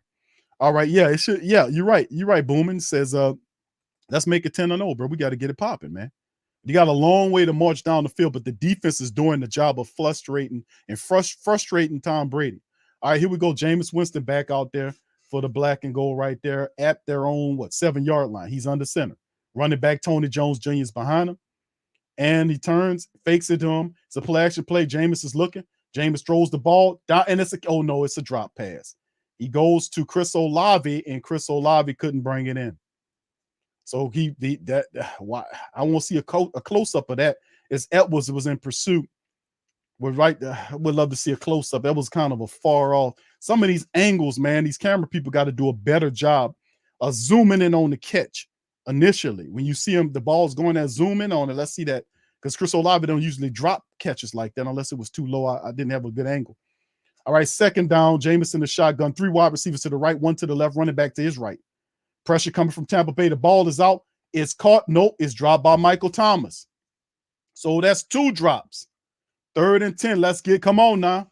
Let's go now. Come on now. Let's go. Come on, Saints. That's too many drops. That's back-to-back drops. Let's make it. And that's time. 1-on-1 Mike is, and that ball was kind of behind Mike. And Carlton Davis talking that shit. Listen, man, come on now. Well, let's get this popping. This rhythm is terribly off. All right, 3rd and 10 for the Saints. Let's make it pop now. Jameis in the shotgun, wide receivers to the left and 1 to the right, running back to his right in the pocket. All right, there's the snap. Jameis got time. Looking, the ball is out, dark, and it's caught. Is that Thomas? It is Mike Thomas. Mike makes the catch at the Saints 19 to get a first down. All right, let's go. Now, that was a better play right there. As you see, the fullback was back there next to him to provide some blocking. He kind of leaked out there, and Jameis just darts it, man. Put a throw on the rope. Look at that throw, man. My goodness. He darted that ball to Mike Thomas on his knees, Mike catching the ball. Jameis ball was at a dart. Jameis under center at the 19 for the black and gold. 3 wide receivers to the left, 1 to the right, running back behind the man in motion from the left to the right. Stops right to the right of the quarterback. Jameis turns around, hands it off to Tony Jones, dances around. Tony Jones, all right, picks up about 5 or 6 yards with the run. Good blocking up front by the black and gold on the play. Let's see the Saints offensive line relocate the Tampa Bay Buccaneers like a hurricane was coming. We got to be able to do that. That was a good run right there. And we got to get these guys involved. Jarvis Landry, we got to get him involved too. We always have great success when Jarvis gets involved. All right, Jameis looking, talking to Jarvis, pointing to the left. Saints 2nd and 4 from their own 26-yard line. Jameis in the shotgun, 3 wide receivers to the right, to the left, 1 to the right. Jameis got time, and he throws the ball out. It's caught by Michael Thomas. He picks up, and a flag's down. A late flag is down, and the catch is made. And what is it going to be? 2nd and 4. Well, the flag came out when Mike made the catch. So, and it was the referee to the official to the right call, the way out there calls it, and he, man, get the hell out of here, man. And they call it, they say it's a penalty against the Saints. Oh, come on, man. Oh, come on, man. And they say it's okay, there it is, man. They call it against Mike. They back us up. All right, so it's 2nd and 14. We just got to go through it and get that yardage back, family. As the penalty against the Saints, 1 penalty right now for 10 yards, 2 for 19 for the Buccaneers. That will change as the game gets older. All right, here we go. Saints getting the ball. They backed up off the penalty against Michael Thomas. Jameis in the shotgun. He got a running back to his left, 2 wide receivers to the left, 1 to the right. Jarvis Landry goes in motion from right to left, then goes back to where he initially was behind the tight end. The ball's out. It's to Jarvis, and Jarvis makes the catch, his first catch of the game at the 20-yard line, maybe a gain about 4 yards or so. So maybe about 3rd down and 10 as they look at Odell Beckham showing off his Super Bowl ring. Odell on the side there. All right. So it 3rd and 10. So the Saints get 4 yards off of that penalty yards back. Let's see what the Saints can do. Jameis in the shotgun, 3 wide receivers to the left, 1 to the right. His running back behind him, back there by him to his right. Tampa showing blitz. Jameis waiting for the snap. All right. And that's Tampa Bay doing dumb shit. And it should be encroachment by Tampa Bay. Tampa Bay stepping at the Saints and getting into it. They got dumb play by the Buccaneers defense. Remember, the Buccaneers did this in previous matchups when they started helping the Saints offense by being undisciplined. This should be encroachment against them, and it is encroachment, and they give the Saints, at least 5 yards on it, 3rd down and 5 now with the neutral zone infraction, and that's Mr. White. I think they're going to attribute that to. So there it is. All right, let's keep it going right now. All right. So the Saints now are at their own 25-yard line. It's 3rd and 5. Jameis in the shotgun. 3 wide receivers to the left, 1 to the right. Running back there by his right. There's a snap. Tampa come with the pressure. Jameis with the ball out. It's darted and it's caught. Ball caught by Mr. Olave, who gets the grab there and gets the Saints a new set of downs. And my goodness, boy, Jameis Winston is out there throwing freaking darts. And Tony Jones just comes through. Boom. You seen Tony Jones pick up that blitz? Man, that's what I'm talking about. Tony Jones stuck it to that guy. Boom. Yeah, he got knocked out himself, but he stopped him. All right, so the Saints to that 33-yard line. Jameis under center. Wide receivers to the right and left. Running back behind him is Mark Ingram. All right, he turns and fakes it to Mark Ingram. It's a play action. Jameis taking a shot downfield. The streak, it's just out front of Chris Olave. Boy, Chris Olave, they're going to get together one of these days. They're going to get together one of these days, man. Sooner or later, Chris Olave is going to get that. Jameis Winston, they're working on it. And look, he had that boy backpedaling, that boy there, and it's just, up. Man, Jameis, you got to guide him, bro. You threw it too far out. If you'd have put him out front of me, you'd have caught that and still be running. They're going to get together, man. The Saints, that was a money shot. They're going to get together. He gonna sync up with him. Watch. You're going to see. All right, Jameis on the center. You got 2 wide receivers to the left, and you got a tight end into your right there for a running back behind him. Jameis hands the ball over to Ingram, and then Ingram got some space, and he diving around and picking up, and he got wrapped up by 2 or 3 of them guys. It'll be maybe 3rd down and maybe 6 or so. He may pick up about 4 or 5 yards on the play by Mark Ingram, dancing around up the center. All right, so not bad, man. You know, they gonna get it, man. And I'm telling you, with the deep passes, that's the second stab at Chris Olave. Sooner or later, them guys gonna get together. I promise you that. I promise you that. They're gonna get together. I promise you that. Eventually, they're gonna come together on the play and make it pop. I promise you that much. All right, so here we go, fam. Let's see what is shake for him now.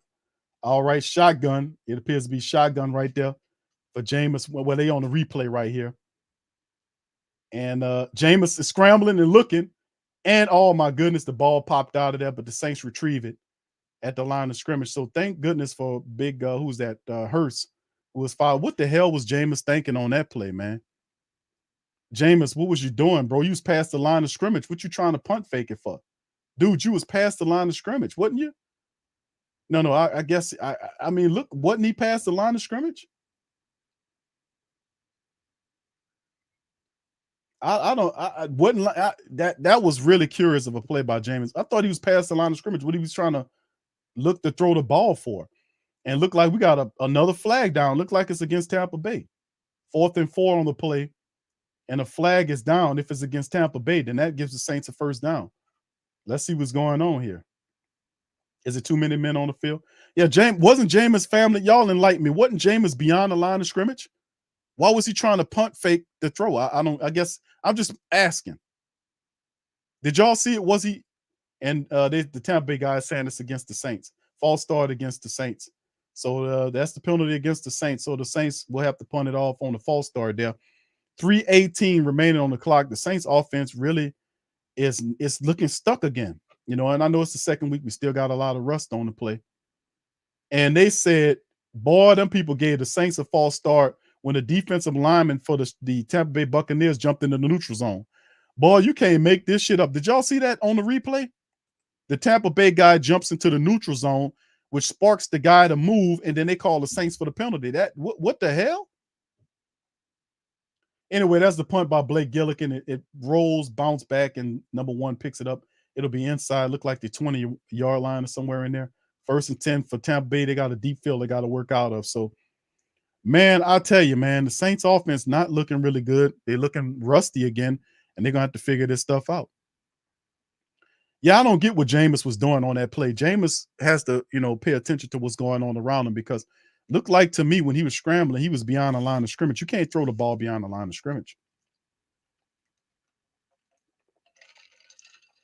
So, I don't know. But anyway, we got to keep looking. All right, fam. So right now, the score right now, 3-0 right now. Saints up. Yeah, Devin says 2 big plays by could have led to points. Yeah, they're just not in sync right now. That's what that is, fam. They're just not in sync right now. Should have been up there. Yeah. Yeah, if he just hit Chris Olave, it's right there. Yeah, they working on that, bro. That's what I was saying. Look, that's 2 shots at Chris Olave. And listen, there's not a safety back there. He's one-on-one. That's why Jameis is reaching to him. It's the fact that Jameis needs to do a better job of ball placement with the Chris Olave passes. The first time it was like he was trying to cross out from inside to outside to go and get the pass, and he got tripped up on the cornerback's feet. Looked like he pushed him down, to be honest with you, too. And then the second deep shot was the fact that Jameis' better placement on that ball means that's a touchdown. But as you can see, they're reaching with the vertical attack. They are going to connect a couple of times before this game is over. I'm telling you, they are going to connect. All right, so anyway, let's keep it going, man. 3 minutes remaining right now before the second half. The game is 3-0 right now. And here's Jameis Winston with the ball. It's a rollout. He taking another shot. No, that's just on the replay right there. Right there, they're taking a shot, a replay shot. Chris Olave both times. I'm sorry. That's on the replay they're doing right now. And you can see the first time, because the guy right there, he had the guy beat. So if it's better placement of the ball, it's a touchdown. So I'm looking at the replay on the Chris Olave deep throw. It's sooner or later they're gonna connect up for that thing, and it's gonna be money for them. So we'll see how it all goes, man. But yeah, the Saints right now, man, is not looking, offensively. They just don't look as crisp as they should. So we'll keep it going. All right, Avis says it should be 17-6 right now. But yeah, unfortunately, it is what it is. But the defense is doing its job. They got him a turnover. The offense needs to get it together, man. They need to get it ASAP. Yeah. All right, so we're gonna hit on the deep ball. Yeah, it's coming, man. I'm telling y'all, they taking shots like that. Okay, here we go. Tampa Bay with the ball. They're at their own 13-yard line. Tom Brady in the shotgun. He got his running back to him. He got bunch formation of wide receivers to the left. Hands the ball to Leonard Fournette, and this ball blown dead there. And it looked like it'll be false start against Tampa Bay, and it'll back him up as Tom Brady doesn't like it. This offense looks not too good. Yeah, it's false start against the Tampa Bay Buccaneers. They're going to back Brady up again. So New Orleans is neutralizing what they're going to do. And listen, call me crazy, but I think a turnover is coming.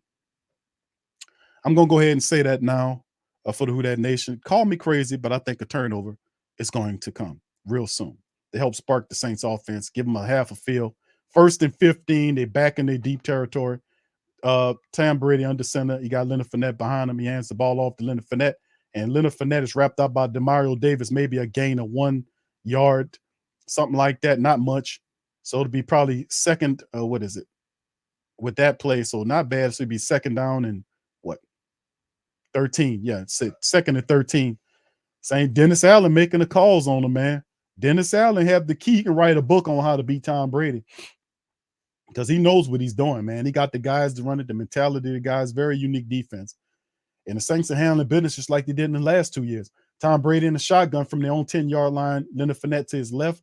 They got bunch wide receiver formation. Then the wide receiver goes, Mike Evans goes from left to right, and Tom Brady going to look at him. He just dumps it off out the backfield, and he's wrapped up there by Pete Werner. Pete Werner on top of these guys. He throws it to the tight end, number 88. I think that's Otto or Odo, whatever his name is.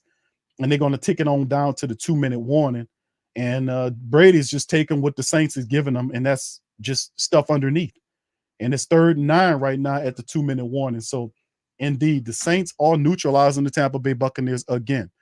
We just need to get the offense going with the no huddle. And perhaps when the defense gets Tampa Bay off the field, perhaps by Demir mentioned that it is the 2-minute warning, the Saints will be forced to run a no huddle offense to try to make something pop. Just a well wishing here. All right, Brother Prime, what's up, bro? He says we need to get the ball to Harty deep. Yeah, they've been trying to shoot it to Chris Olave, and sooner or later, it's going to connect for the Saints. I'm telling y'all. All right. I'm telling y'all, it's going to work. All right. Nolan's 504 says using the tight end is key to the game. Yeah, they hadn't gone at him much. All right. Lamar, what's up, fam? Says, you right, my mage. Yeah. All right. Who else we got here? Henry, what's up, bro? Says so many opportunities for the Saints, but they're not capitalizing. I hear you, bro. They're not. They're not the turnovers. Yeah. We got to perhaps, like we said, it's a game of adjustments. And with the second half coming on, the Saints adjust well. So right now, the defense needs to get Brady off the field, give the offense another opportunity. They run a no huddle. Maybe we get something, before the half. That's what I'll be shooting for. So we'll see. And then make the proper adjustments, offensively speaking, in the second half to kind of get this game under control. All right. Constant Flow says, y'all, the Bucs defense is legit. You seen what they did to Prescott. Jameis is doing fine. He is doing fine against them. They are a very good defense. Very fast sideline to sideline. They're a very, very good defense. I've said that. All right. Yeah, there you go. Mars is putting it out there. INT. Yeah, that's what we need. That's what we need. We need an INT. We need something. 3 and out. Let's get them on out of there. All right. All right. Yeah, much love. What's up, Javier? Shout out to you. All right. Big ups to the fam. Appreciate y'all being here, man. If y'all hadn't hit the like button for your boy. Also, feel free to share the show stream with your other Who Dat Nation, the rest of the family members that might be chimed in.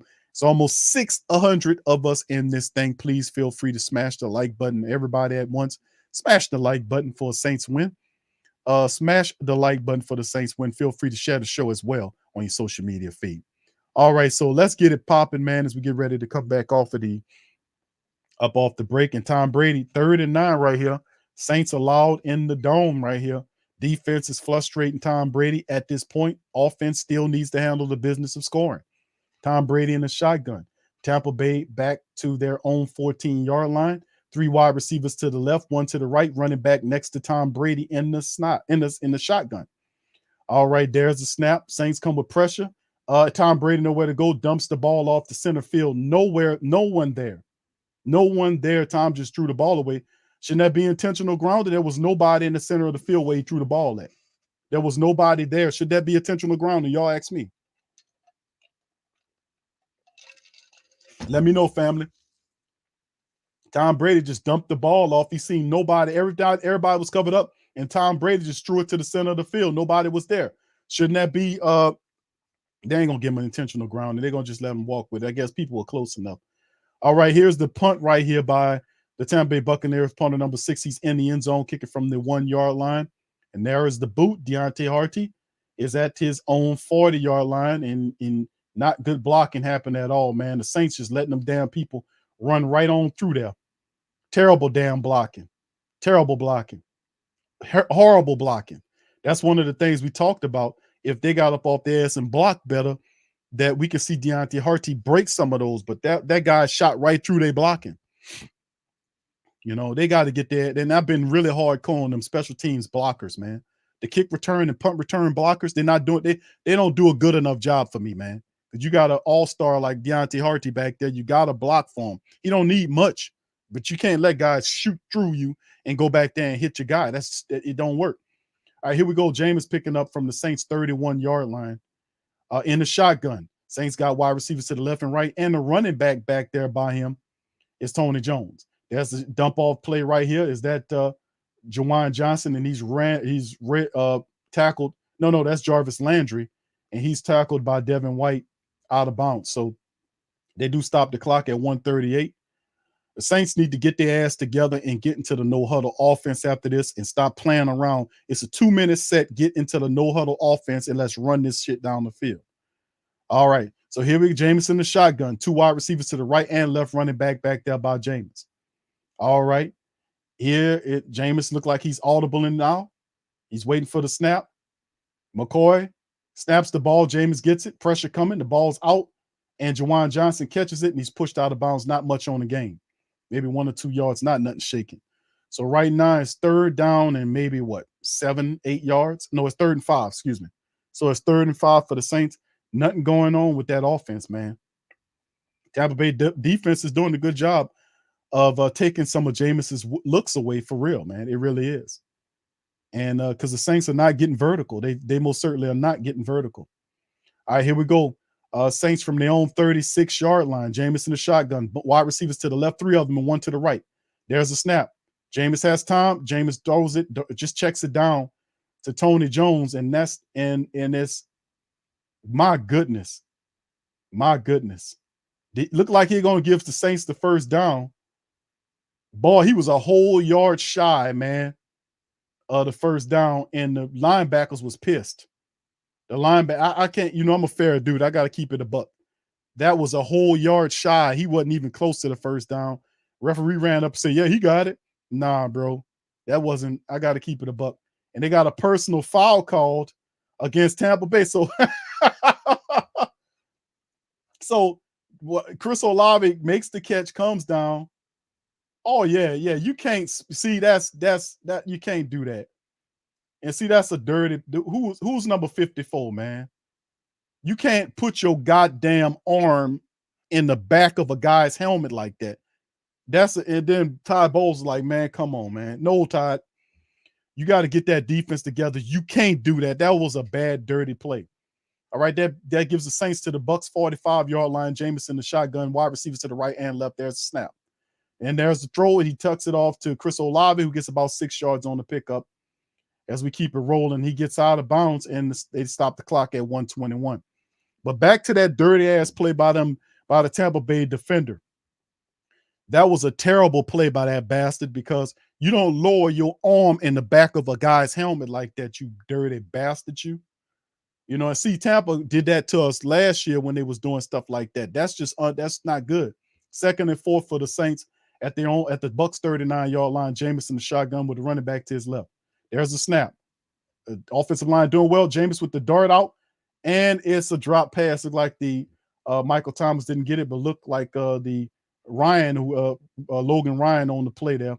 Is 3rd and 4 to break it up. 3rd and 4 for the Saints right now. They still don't have much of a rhythm going on. They just look like they're going through the motions right now. And let's see, 3rd and 4. Is this 4-down territory? To me, I would say it's 4-down territory for me, man. 3rd and 4 for the Saints. Jameis Winston in the shotgun, 2 wide receivers to the right, 1 to the left, running back next to Jameis in the shotgun to his left. Let's see what happens. Waiting for the snap. There's the snap from Jameis. The pressure's coming. Jameis steps up in the pocket, and Jameis is going. Oh, my goodness. Jameis, what the hell are you doing, man? What are you doing? Throw the ball away. You don't take no shot like that. Just throw it away, Jameis. You're outside the pocket anyway. Throw it away. You don't have to take no shots like that, bro. Throw the ball away. That way you don't lose no yardage. You know how hard you making it for your kicker now? Just throw it away. Now it's 4th and 4 right now. Just throw the damn ball away, Jameis, next time, bro. Do not keep the ball. Throw it away. All right, 4th and 4. They thinking about putting Will Lutz out there. With 40 seconds, they're gonna let it the clock tick on down. If I was them, man, I don't know. I would say this would be a 4th down territory for me, fam. And I would say it'd be 4th down territory. And Dennis Allen lets the clock tick all the way down here. And Jameis, you just got to throw that ball away, bro. You got to be smarter than that, man. Just get rid of it.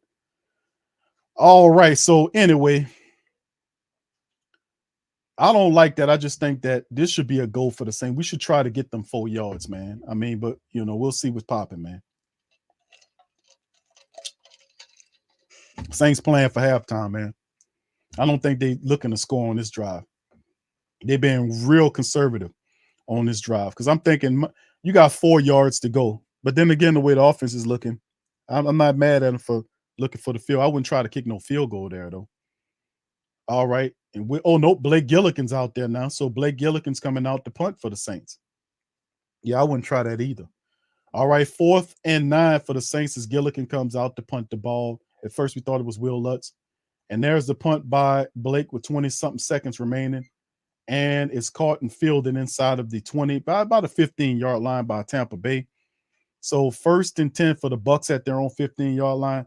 Not a damn thing going on with the Saints offense. They look crappier than ever and totally inconsistent. They're out of sync.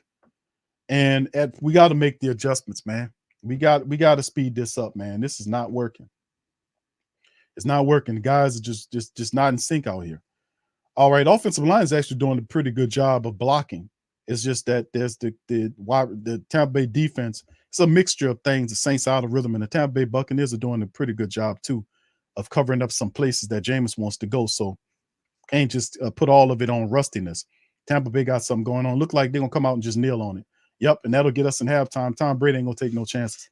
They're just gonna kneel on that thing. They know they ain't gonna be able to move it. They're gonna go into halftime right now with the score 3-0 right now. So that's what we're gonna do, family. We're gonna get into halftime too, and we're gonna bust out here and look at these individual stats right here. So anyway, while I go over these numbers, y'all tell me in the chat what y'all think we need to do. What we need to do, Q, is do this. We need to fix this and do this. Y'all put that in the chat. Let me know and I'll spotlight you.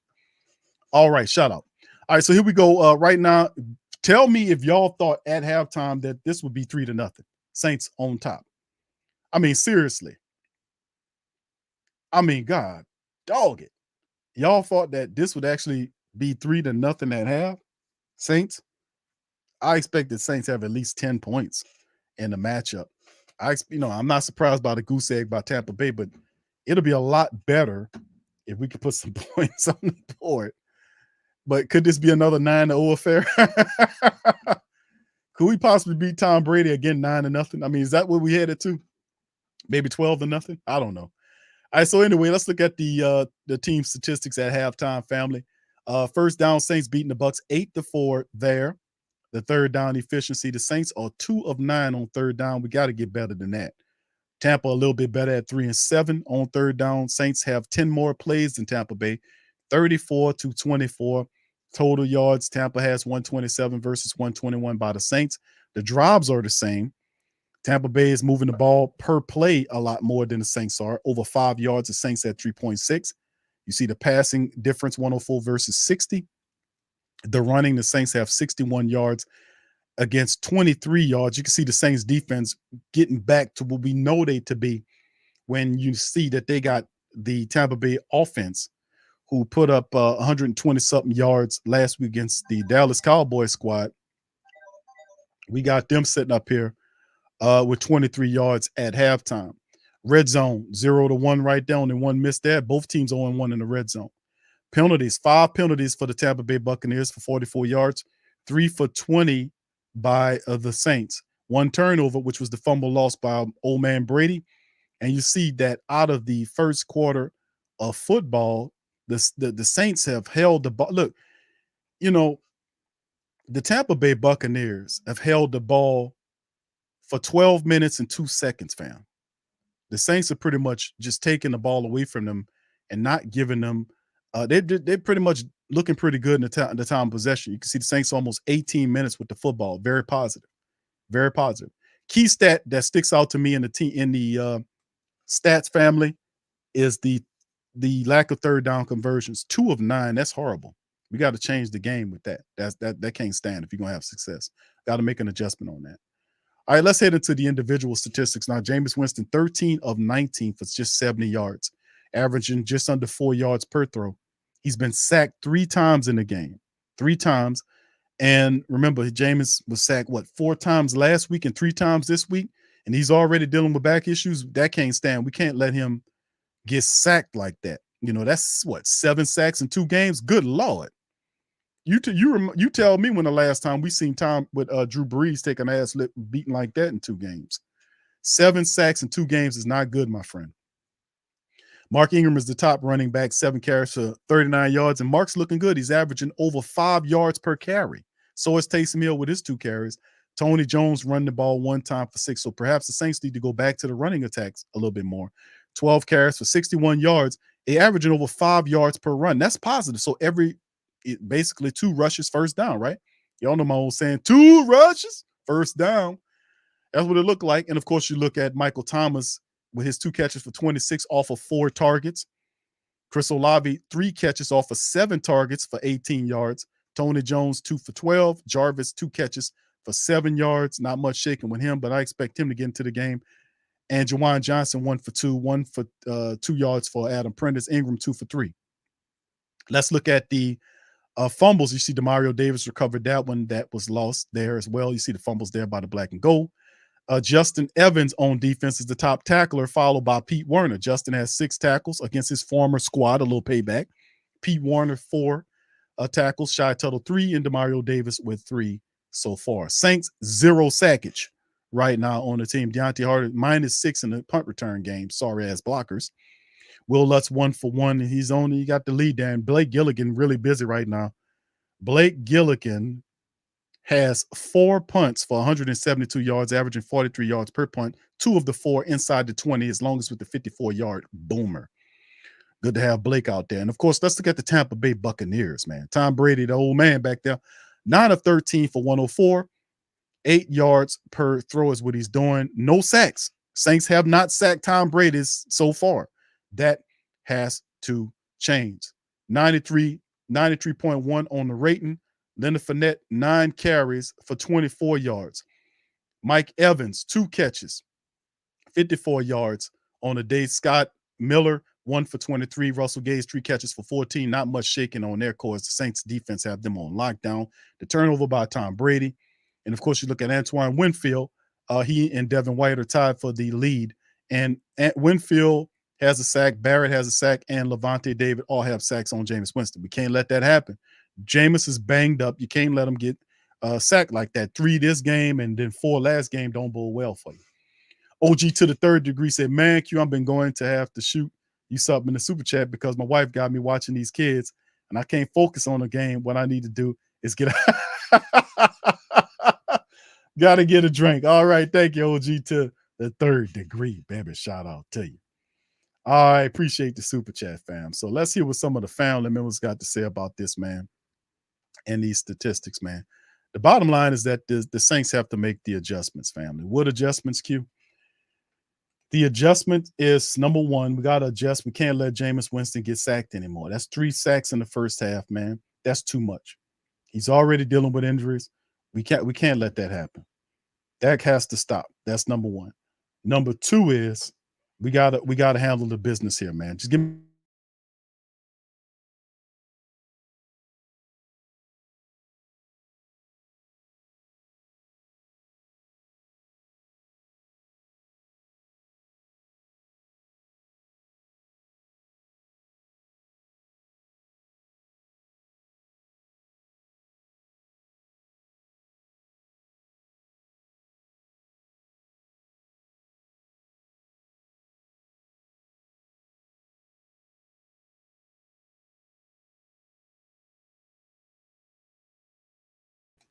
All right, sorry about that, family. All right, I'm back with y'all. Appreciate you.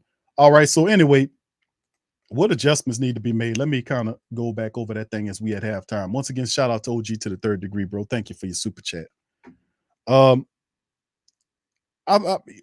It's so many things to even talk about, family, to be honest with you, that we have to go, that you kind of go over with this club, man. And to be honest with you, when I look at what the Saints are doing, I'm not really impressed offensively speaking. We know that, number one, we can't let Jameis get sacked. That's number one. We got to stop Jameis from getting sacked. Number 2, the Saints need to lean on their rushing attack a little bit more. Look at this. The statistics bode well for you. Right now, the Saints, if you look at their rushing attack, the Saints have 61 yards on the ground against the Tampa Bay defense on just 12 rushes. Family, that's 5.1 yards per carry. That's an excellent statistic. That means 2 rushes, first down. 2 rushes, first down. 2 rushes, first down. That's what you got.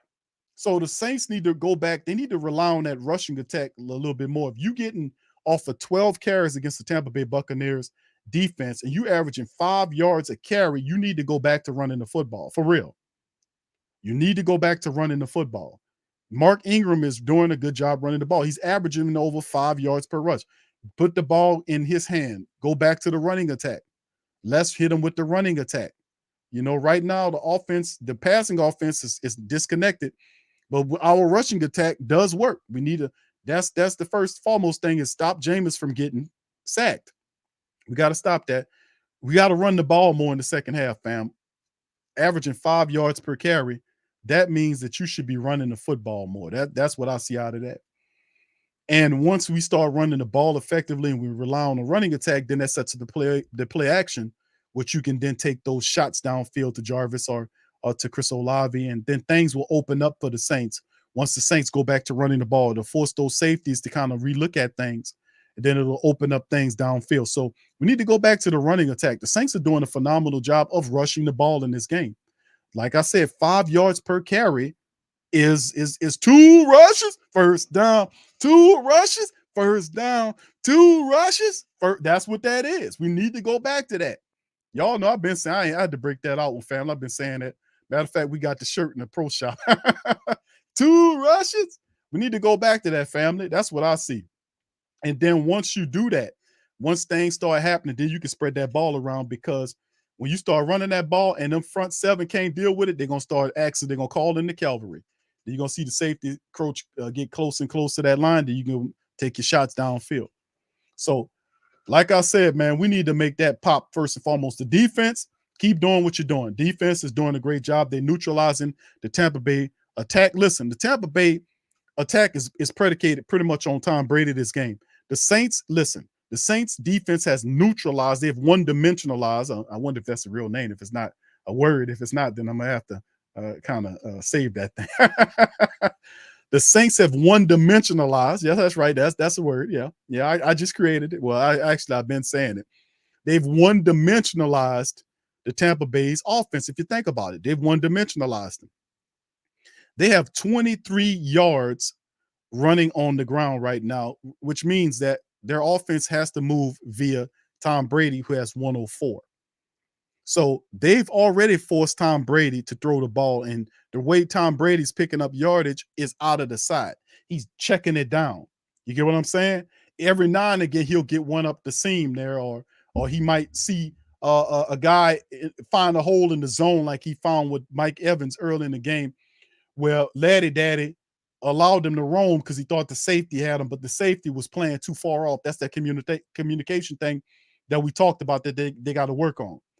So he got the chunk yardage there, but the rest of this stuff is dump off stuff, either in the curl routes or, out of the backfield type stuff for Tom Brady. So based on what the defense is giving us, and it's right here before you, if you take a look at it, the rushing attack for the Tampa Bay Buccaneers right now is 23 yards for the entire half. Now, granted, family, that the Tampa Bay Buccaneers have only had the ball for just 12 minutes, because the Saints only allowed them to have the ball for one drive, one full drive in the first quarter. The rest of the first quarter was all Saint football. The second half, they had a little bit more, but at the same time, you can see that the pressure's on Tom Brady in the passing game to move the offense for Tampa Bay, which they're not able to do. He has to have the contribution of the running attack to balance his offense. And if he doesn't have that, then he will struggle, as you can see. So, so this is the thing that we're dealing with right now, family, and what I see in my estimations of what the Saints got to do. Number one, I'm going to say it again, keys to victory for the black and gold. We got to do a better job of protecting Jameis to the best of our ability. He got sacked 3 times. One of those was his fault, running up out there, doing that craziness. One of them that, he kind of, that was one of them was on Jameis. But we got to do a better job of protecting him. We got to get back to the running attack, because we're doing a good job of running the ball. We got to run that football. 5 yards, 5.1 yards per carry is good. Mark Ingram's averaging over 5 yards per rush. Ingram 7 carries for 39 yards right now. So that's what I see right now, fam. And the defense keep doing what they're doing. Keep getting the Bucs to turn the ball over to the Saints on short fields. If I can ask for them to do that, get some more, because the interceptions are coming, family. Listen, let me tell you something. The turnovers are coming in the second half, because they're going to ratchet up the pressure. This is what they're going to do. They're going to ratchet up the pressure on Tom Brady. The turnovers will come in the second half. So just understand that I'm not a prophet. I just play one on TV. But they are going to, those turnovers are going to come in the second half for the Saints defense, which will breed hopefully short fields for the Saints offense to be able to get some stuff cooking and going. So that's what it is. But listen, let me hear from you guys. What do you guys think that we need to do going into the second half, as the Saints looking to get back on the field momentarily to start off the second half of the football game? So they're back on the field. And is it a shutout? Are we facing a shutout right here? All right. So here we go. All right, here's Will Nuts kicking it off to the Tampa Bay Buccaneers, and they get a return right there, and then he gets knocked down right around their own 25-yard line, the Tampa Bay 25, by the Saints special teams on the play. Look like Zach Bond on the stop. All right, so there's the kickoff by them, and we get the second quarter getting going. All right, Hardball says Winston hurt, bro. Y'all fools can't see that. They let Dalton finish. He's hurt, bro. Listen, man. A lot of people hurt out there. Man. But he got to play. That's football, man. That's football. He got a sore back. Yeah, we know he's dealing with some problems with his back. But if he gonna strap him on, he gonna play. He got to play, bro. Bottom line. All right, here we go from the 26-yard line of Tampa Bay. Tom Brady under center turns and hand the ball to Leonard Fournette. Leonard Fournette gets about 3 yards off of the second route. He bounces off of one of his linemen and gets about 3 more yards on the play. So there we go.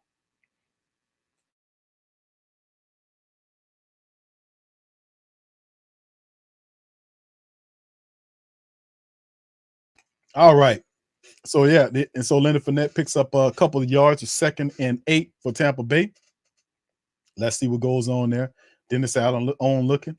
Tom Brady is in the shotgun with Leonard Fournette to his left, 2 wide receivers to the right, one look like a tight end up to the left there. Brady looking for the snap. All right. Look like it might be something to Leonard Fournette. Nope. Tom Brady, there's a shotgun play. The ball is darted out and it's connected to Mike Evans, who gets popped by the Honey Badger, and he'll be shy of the first down, it appears. But he gets a good little gain there. But boy, the Honey Badger stuck him. Yeah, the Honey Badger stuck him real good. He got up kind of gingerly at first. So the Honey Badger popped him, and he got down. It looked like he's all right. But anyway, he goes to the sideline there. Yeah, he grabbing on his leg. I don't know. I guess he resituating himself. All right, so shotgun for Tom Brady. He got 2 wide receivers to the right, 1 to the left. Running back is next to him in the shotgun to his right. All right, that was the first down. He picked up the first down. So anyway, there's the throw. He checks it down again. This time is to Gage, who picks up maybe about 3 yards on another check down type throw. So everything is to the side for Tampa Bay right now, for Tom Brady, as he's trying to get a rhythm going. And he's taking what the Saints give him. And Mike Evans looks a little banged up on the sideline, man. He resituating himself, but I don't know. That might be an issue. All right, so it's 2nd down for the Tampa Bay Buccaneers. 2nd and 6, a gain of 4 on the play. Brady under center, wide receivers to the left, 1 to the right, and they kind of toss it to a speedy wide receiver there. And boy, he gets the first down and gets to the 49-yard line, just shy of midfield, and they got a flag down. It look like it might be coming back? It looked like it might be on Tampa Bay on the play. So let's see what goes on there. Is it against Tampa? It's holding this against Tampa, so they're going to back them up.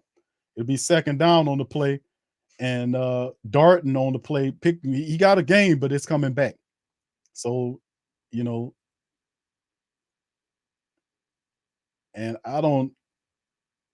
you can't do that.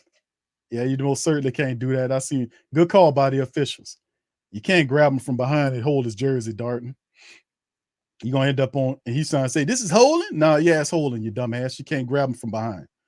All right, so anyway, here they back up the Buccaneers with Tom Brady in the shotgun. He got wide receivers, 2 of them to the left and 1 to the right. Running back in the shotgun with him to the left. Then the wide receiver kind of goes into a little motion from the left to the top. And then Tom Brady taking the shot downfield. And it looks like it's going to be incomplete. Is it a catch? Nope, it's not a catch. 3rd and 16. And Tom Brady is starting to fuss and complain. Tom Brady is barking. And Scotty Miller right here had it. And then boom, bam, bean, it comes out. And Tom Brady started to barking and cussing already, puts his head up. And Tom Brady is fussing and barking already. So that's what we like. That's what we like. Tom Brady barking. 3rd and 16 for the Saints. Now Tom Brady shotgun, 3 wide receivers to the left, 1 to the right, running back next to him in the shotgun to the right. There's a snap by Tom Brady. Saints coming with the pressure. Brady dumps it off again, and they'll be to Russell Gage, and it'll be 4th down. And they got a flag, and more than likely, I told y'all, might be roughing the passer coming. And I told y'all they're gonna have a couple of them to help Tom Brady out. So if this might be roughing the passer, it's a penalty, or it might be a holding. Nah, he pops him, knocks him down, and is it a flag? Holding against the Saints. They say holding against the Saints. And it'll give Tampa Bay, it's against Bradley Roby, gets caught with the hold, and that'll give give the Buccaneers a new set of downs. Now, Bradley Roby's he's guarding the tight end. I'm sorry, I don't see the holding. I don't see the holding on Bradley Roby. That was a makeup play.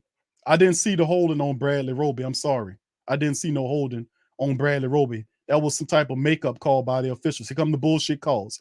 All right, here go Tampa Bay with at their own 42-yard line. Tom Brady is under center with the running back behind him, 2 wide receivers to the left. And there is Saints coming with the pressure. The ball, he's taking a shot down the field, and it's knocked away by Marshawn Lattimore. Laddie daddy. Tom Brady starting to complain to the officials. He's starting to complain to the officials about how terrible it is that the guy was holding on to him, and look, Laddie daddy right there just sweeped it up under his arm and knocked it away. Really, Mike Evans, if he was the receiver they said he was, he should have caught that ball. Now look, right here he comes, and he got him hooked on a little bit to him, but we've seen a lot of stuff before. And there's Tom Brady, he barking again. 2nd and 10. Brady in under center again, and there is the running back behind him. He's going to hand it off to Leonard Fournette, and Leonard Fournette is hit by Cam Jordan. And the offensive lineman carry Leonard Fournette a few extra yards there, maybe a gain of 2 or 3 on the 3rd down. So they're trying to get Fournette going on the play.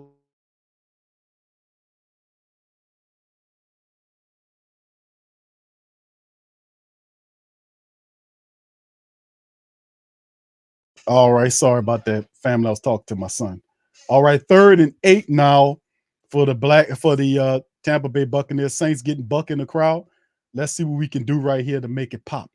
All right, shotgun from their own 45, 3 wide receivers to the left, tight end to the right. Saints come with the pressure, and the ball is out, and it's incomplete, dropped by number 10. Is that Miller, Scotty Miller, and Tampa, and Tom Brady is fussing. Tom Brady is fussing, and watch right here, the guy right off of his hands, and that was just the catch. That's little Scotty Miller, I want to say. That little guy is good. And it's just a tough-ass catch, man. Just a tough catch by little Miller, by little Scotty Miller. And Tom Brady is bitching and complaining. He is complaining now. Tom Brady complaining. 4th and 8 now as they're punting off back to the Saints. The Tampa Bay punter comes in the game. And that one almost blocked right there. And there it is. It's high. And Deontay Harty will field it right at the Saints 17 to 18-yard line. And that'll give the Saints another possession here to give us the possession to start off the second half with. And let's see what we can do. So, look, Tom Brady throwed his helmet. He throwed his helmet. He's fussing. He's complaining. Yes, Tom Brady is complaining. Boy, I told y'all that when Tom Brady get to complaining and bitching and whining and moaning, man, let me tell you something, family. What is going on with Tom Brady, man? What is going on with Tom Brady? Why is his face got dirt on it? Why on this? Do you see that? Why is his face got dirt right here? What's going on here? My goodness. Look at this one. Good Lord. He ain't stand a chance. My goodness. That's when he was a Patriot. So we don't care about that one. This was more Florida. He got good grief. He got a little old hair and everything to say. Good Lord, man. Good Lord. All right. Shout out to the fam, man. Shout out to the fam. Listen. We got to get this, man. We got to get this, man. We got to get it.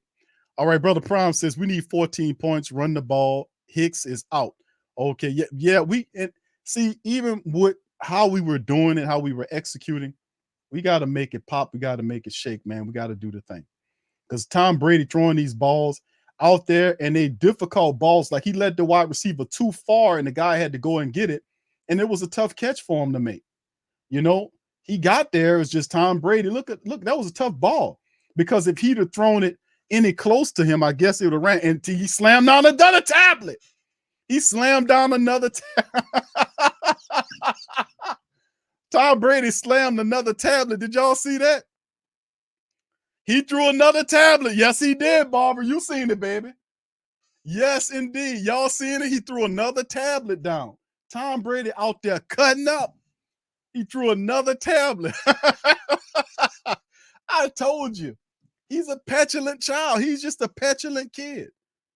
He getting his ass kicked out there. And listen, all this frustration, and the Saints haven't sacked that man once right now. He hasn't been sacked once yet. But I guarantee you, all these national people gonna be sit up here and they won't say nothing bad about his actions, slamming helmets down, throwing tablets and shit. They won't criticize his behavior, but they got all this wrong shit to say about Jameis. All right, here we go, family. Back out there, the Saints at their own 16-yard line.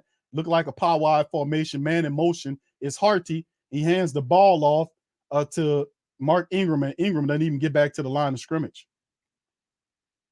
So right now, the Saints still nothing shaking and popping on this play, as the Tampa Bay defense neutralized that, and it looked like he lost yardage to me on that play.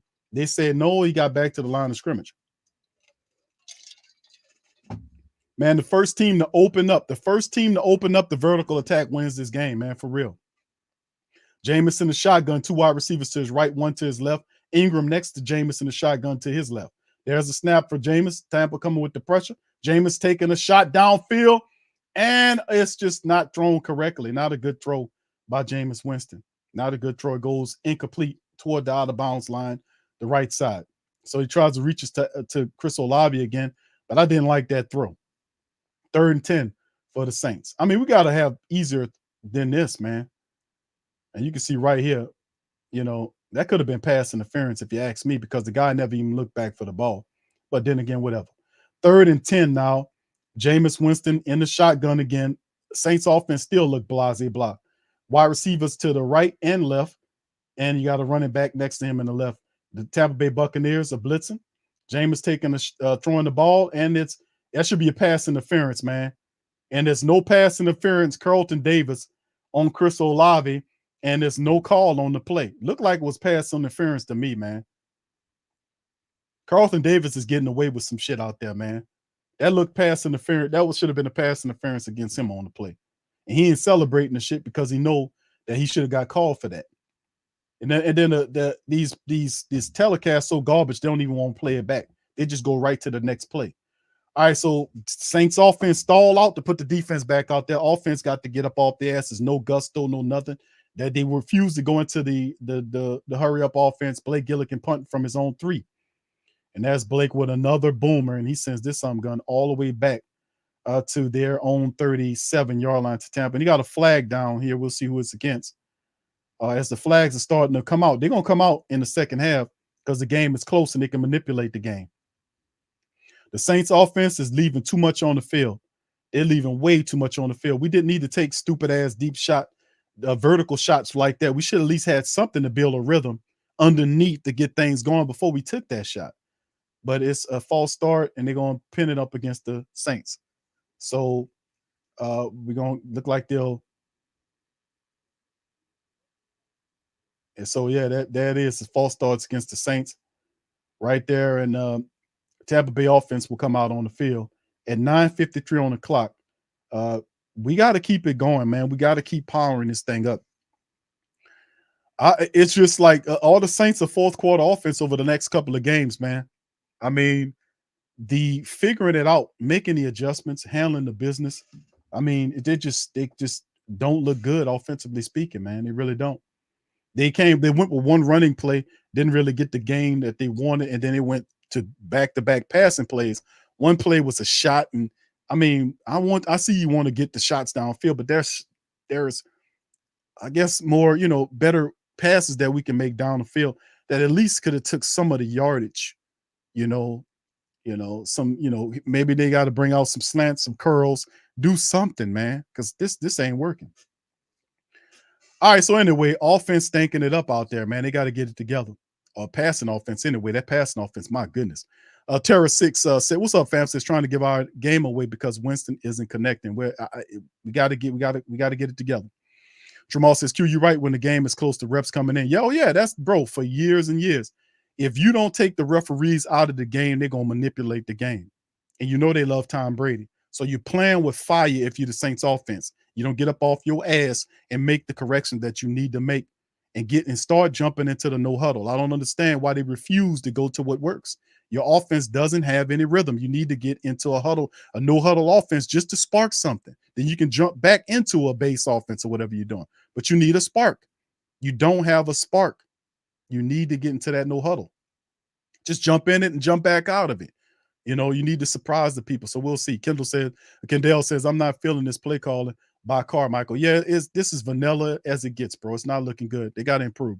504 Cole says, should given Murray a look this game, but he probably wasn't ready yet. Indeed. All right, Uncle Who that says we should have taken shorter throws to get. I know, bro. I just mentioned that, bro. We're gonna see what's going to happen, bro. The defense gets back out there. Still, defense represents the fact that I think interceptions is coming. We still haven't sacked Tom Brady yet, and we neutralizing him without even sacking him. He got him busting up his tablets and shit without even sacking the man. So I mean, that's the last thing we got to do is start sacking Tom Brady. And credit to the Tampa Bay rebuild offensive line. They're keeping the Saints defensive line off of Tom Brady. All of this is psychological by Tom Brady, by the way. All right, here go the Tampa Bay Buccaneers from their own 43-yard line. It's a run play to the running back, and he gets maybe 3 yards. Not much shaking on that play. So it'll be maybe 2nd and 7 for the Tampa Bay Buccaneers. But I got to give credit where credit's due. Credit to the Tampa Bay rebuilt line. They're doing a phenomenal job of keeping us off of Tom Brady. I got to give it to him. Brother Thomas, thank you, bro. Says our offense looks very easy to cover. Nothing complex to get the wide receivers open against a good defense. Thank you, bro. Appreciate you. Shout out to you. Thank you for your super chat. All right, here Tom Brady from the from the Bucks 45. 3 wide receivers to the left, 1 to the right, and Tom Brady makes the throw to his number 18. It looked like he came up with the ball, but they're gonna blow it dead and said Demario Davis looked like he stripped it away from him, but the referee looks like he's gonna blow it dead and said it was a catch. So it'll be 3rd down with maybe 3 or 4 yards left. But Demario pulled it away from him. They're saying it's not that the guy actually caught the ball and went down. No, it's not. Actually, it's not a catch. Yeah, it's not a catch. The ball ended up on the ground. 3rd and 4. They're trying to hurry it up, though. 3rd and 4 for them as well. And we're going to see. And here they come with the challenge. Is that a challenge coming in there? Yep. That wasn't even a catch. Good call by the Saints. Dennis Allen throwing that flag out there. You see Tampa Bay try to hurry up and rush. Because that ball wasn't a class. Watch right here. Watch right here. Demario pokes it out. The ball lands on the ground. That's not a catch. They was trying to get away with one. Astute play by Dennis Allen on the play, making the call right there. And yeah, the Saints should get this one in their favor, man. The guy didn't make the catch. So yeah, no catch. No catch. My goodness. My goodness. Man, my goodness, man. Boy, the Saints, man, don't tell me it's going to be another cardiac affair in the 4th quarter for the black and gold. Don't tell me that. Yeah. Oh, yeah, that's right, Chris. He says that was incomplete. Challenge. Challenge. All right. Yeah. No, that's a good challenge. I think that is a good challenge, bro. It should be a good challenge. Challenge. That's a bad. It wasn't a catch. And that's any blind ass referee could see that wasn't a catch. Because he was dropping the ball before Demario came in there and swiped at it. So, yeah. All right. What's up, Sydney? Shout out to you, fam. Good to see you in the chat. Constant Flow, what's popping, baby? It says play calling isn't great, ATM, but field position probably has a lot to do with it. Yeah, indeed. We got to pick it up. We got to pick up the pace. Brother Eric says, Q, when do you think we'll put Olave and Artie on the field together on the offense? I don't know, bro. I don't know. It would be a nice time to do it now, wouldn't it be? To kind of get vertical and put those 2 speedsters out there to give Jameis 2 people to shoot at. It wouldn't be a bad time to look at it. About right now, we need some help. We need some help. We need some help, to be honest with you. All right, Jamal says if a 90-year-old man watching this game, he won't be, he would get off. Yeah, I know, bro. The Saints are the cardiac kids, man. That's what they do. The cool man says gotta run more and help Jameis settle down. I agree with you, bro. I spoke about that at halftime, man. I spoke about it at halftime. All right. Thank you, brother Nunez. Listening from New York. All right. Shout out to you, my brother. Appreciate you. Thank you. All right. So, yeah, man, we got to keep it going, man. The offense needs to come alive in this one, fam. We really do. The offense needs to come alive in this game, man. We need to handle the business, man. We need to get it going. Jameis and offense, whatever we got to do. I would say first and foremost, we need to get that no huddle out there. So 3rd and 8, no catch. Good. They back that makes the Bucks, excuse me.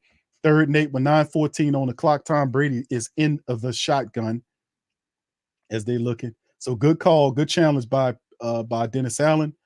And it's no catch. 3rd and 8 as opposed to 3rd and 4. Black and gold crowd is getting into it. All right. And here's Tom Brady.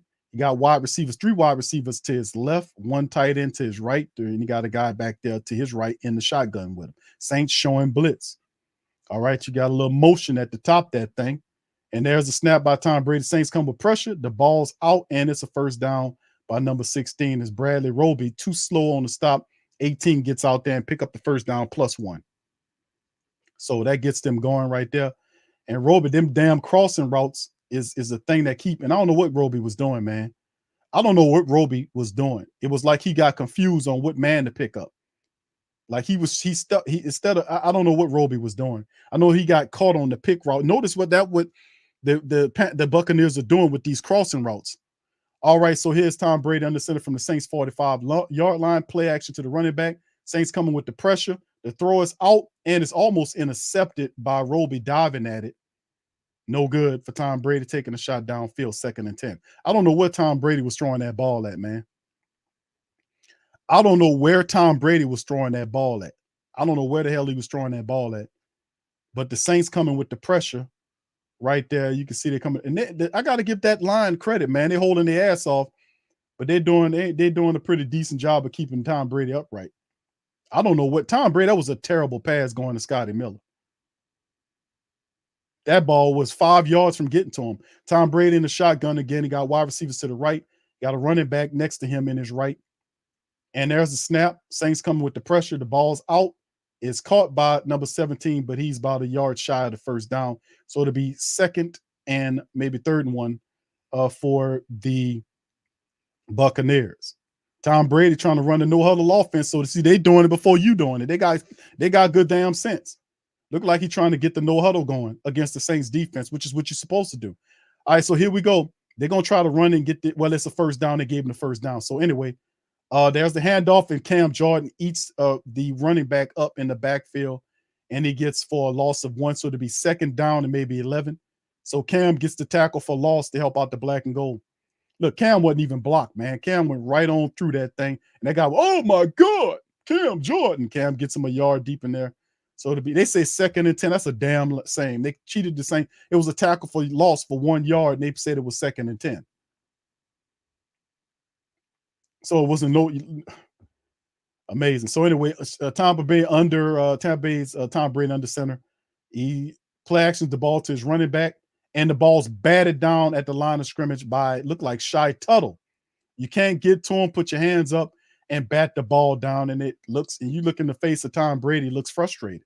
3rd and 10 for the Saints defense. Watch Shy Tuttle right here, just gets there and knocks that ball down.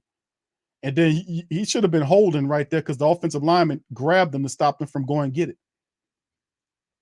Well, I see it all. The referees don't, though. They don't see no holding on them, on those people. All right, 3rd and 10 right now for Tom Brady. Got 3 wide receivers to the right, 1 to the left. They're at the Saints 20. The 36-yard line. The ball out automatically, and he gets it and makes the grab and gets to the 30-yard line. So it'll be 3rd and 10. 4th down now after the quick strike play to free up the wide receiver on with that little crossing dig where he came up under the guy and he made just a move to get into field goal range. You can see right here he's on Prairman And Perriman right there, you can see the guy just comes and takes him out of the play. So yeah, that you got to watch out for that. 4th and 4 now, and here come the field goal kicker to come in and kind of even the game up. And that's what you need to do now. Now that the Saints defense is holding the Tampa Bay offense to diddly squat. The Saints offense got to get up off their ass and start playing. You just need a touchdown. The Saints defense got it from there. So they kicked the field goal through. It's successful. Tampa Bay even the score up at 3-3 with 6:44 remaining in the clock. The Saints got to get up off their ass and get this offense together because it looks like crap right now. It looks like absolute garbage right now. I dare say they look worse in the second half so far than they looked in the second half. They look worse than the first half. My goodness, man. My goodness. 3-3 right now is the game right now. We're going. Yeah, Roby collecting a check just like Hill. Yeah. I don't know. Roby just got set up on that one right there. That was a good call right there for free up. You got to free him up some kind of way. The guy came in and blocked out Roby while the other guy made the catch. That was a good call. You know, we need to include that. We need to take that play and put it into our wide receiver set, especially if we don't run no huddle offense. It must be no huddle offense Sunday for the Saints. They refuse to get into that no huddle. They refuse to get into that thing. But, you know, it's just it's the Saints defense are doing what they're doing to Tom Brady without even sacking him, man. Without even sacking the man. Without even sacking him. They're doing that to him. So we got to figure out a way, man. The offense got to get up off their ass and make something, especially the passing offense. My goodness. I mean, they stink out there, man. They absolutely stink. All right, so big ups to the family. Let's see. Carla, what's up? Queen said that just looks like a pick block on Roby. He tried to jump over. Yeah, he wasn't going to get over that. The guy had him right. Let the ball fly. They have been trying to let the ball fly, just he not connecting. April says, keep on asking the same question. Where's the player at home eating fruit lollipops? All right, you lost me on that one, Queen. 504, because Q, am I tripping or are the Bucs running illegal pick plays? You know what? That's close, bro. It was close, but I think it was legal. I think that play was illegal. But that last play you making reference on, or you making the reference over the last several plays that were made where they're using pick plays to free up wide receivers? I got you on that. I got you on that. I got you on that. There was several plays throughout the game, not including the last one, where they were crossing routes where guys was running into stuff like that. That's the only way they can free them up. I hear you, bro. Paulson to Debo pronto, bro. I mean, we'll see, man. I don't think we'll get him back. We'll see. Garrett says if Jameis don't throw, we need to put Dalton in. I don't know if we need to go to Dalton right now, bro. We're going to go to Dalton every time we struggle. Jameis is a starting quarterback. You're paying him all that money, bro. If you bench him for Dalton right now, bro, you might. That's not a good look for your team. You can't. You can't do that. You know that won't end well for you. You got to let them figure it out, and that's usually a last ditch effort that you'll see stuff like that happen. So we can't let that occur. All right. So yeah, I'm a patient guy, man. I'm not gonna go to Jameis and say, Jameis, I'm benching you for this other fella, for Andy Dalton, because you're not looking good out there. Nah, if you do that, you might as well sit him down for the rest of the season, man, because you're telling him he ain't the man. You got to let the man figure it out, bro. That's the bottom line. That's just what it is. So we just need to do that. All right. So anyway, let's keep it going, fam. All right, here we go. And hold on here. And Jameis is marching back up on the field with 4 on the clock, and they showing the play last year that hurt him, and I really don't want to see that shit. We don't need to see last year's play that hurt Jameis Winston. We don't need to see that crap. Jameis got hurt on the play last year. That's one thing, but we don't need to see Jameis Winston hurt, family. We don't need to see that. You know, we knew that. We done lived with that shit enough. We don't need you to, to keep showing that. So anyway, here we go. The Saints in a shotgun here. It's Taysom Hill, and Taysom's going to try to run the thing. And he gets a few yards, and Taysom gets about 3 or 4 yards, man, on the play. 1st and 10 for the Saints, and he picks up maybe a second down and maybe 6 on the play as they try to go with Taysom Hill in that thing and run it.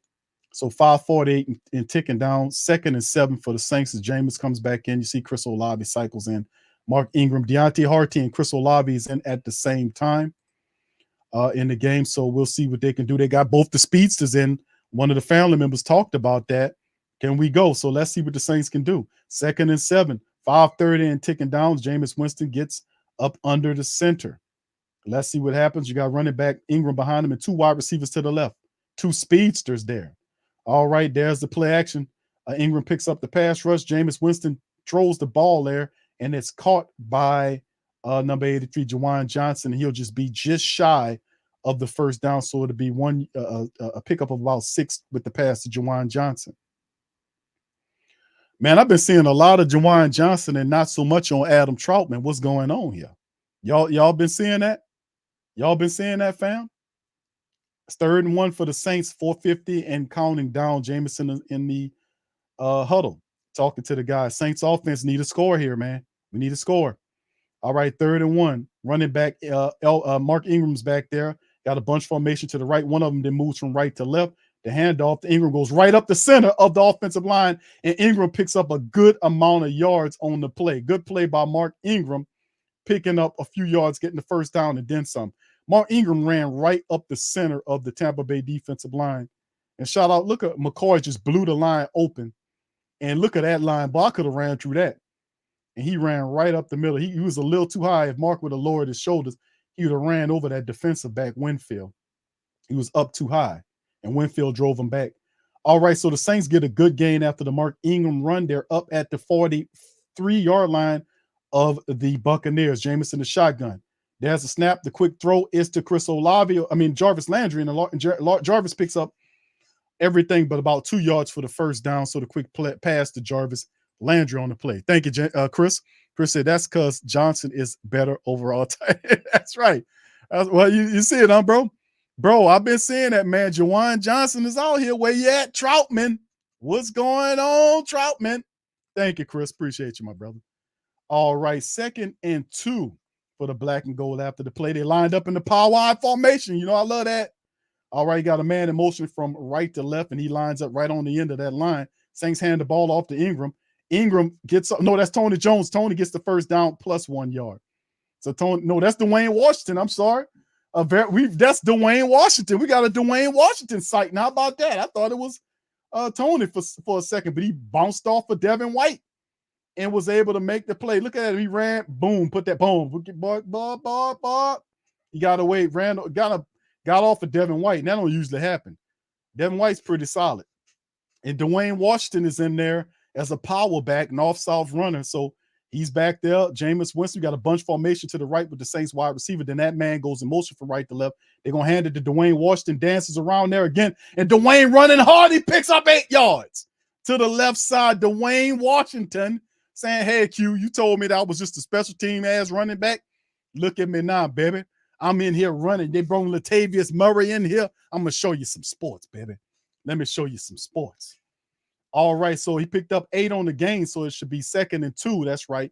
As the Saints offense is coming to life, man, right at the right time. All right, 2:16 and counting down. Saints at the Bucs 25. And there is Jameis Winston. It looked like he's making an audible right there. Got a bunch of formation of wide receivers to the right, one to the left. Running back is in the shotgun. There he hands it to Dwayne. Is that Dwayne Washington? Again, it is. And Dwayne gets the first down. Is that Dwayne Washington? It is Dwayne Washington. 3 straight plays. They struck magic with Dwayne Washington.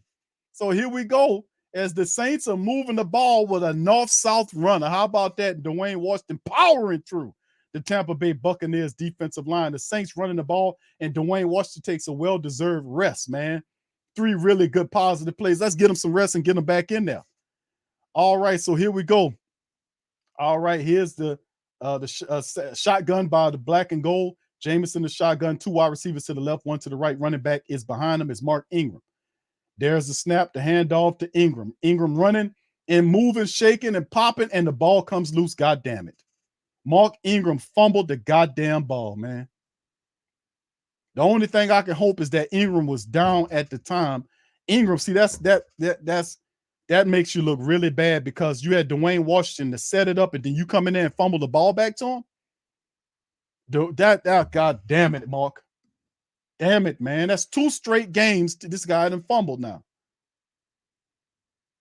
Come on, Ingram. Hopefully he was down before the fumble. No, that ball came out before then. That's Ingram on that, man. So Dwayne, that don't look good. Dwayne Washington, they don't even use Dwayne Washington. He come in there 3 straight drives and drive the ball down the field just on him running the ball. And then Ingram, who's the starter, comes in there and fumbles the ball away to the Tampa Bay. God damn it, man. Good Lord, man. Damn it. Ingram, man, you can't be fumbling the ball, man. We about to drive to a score.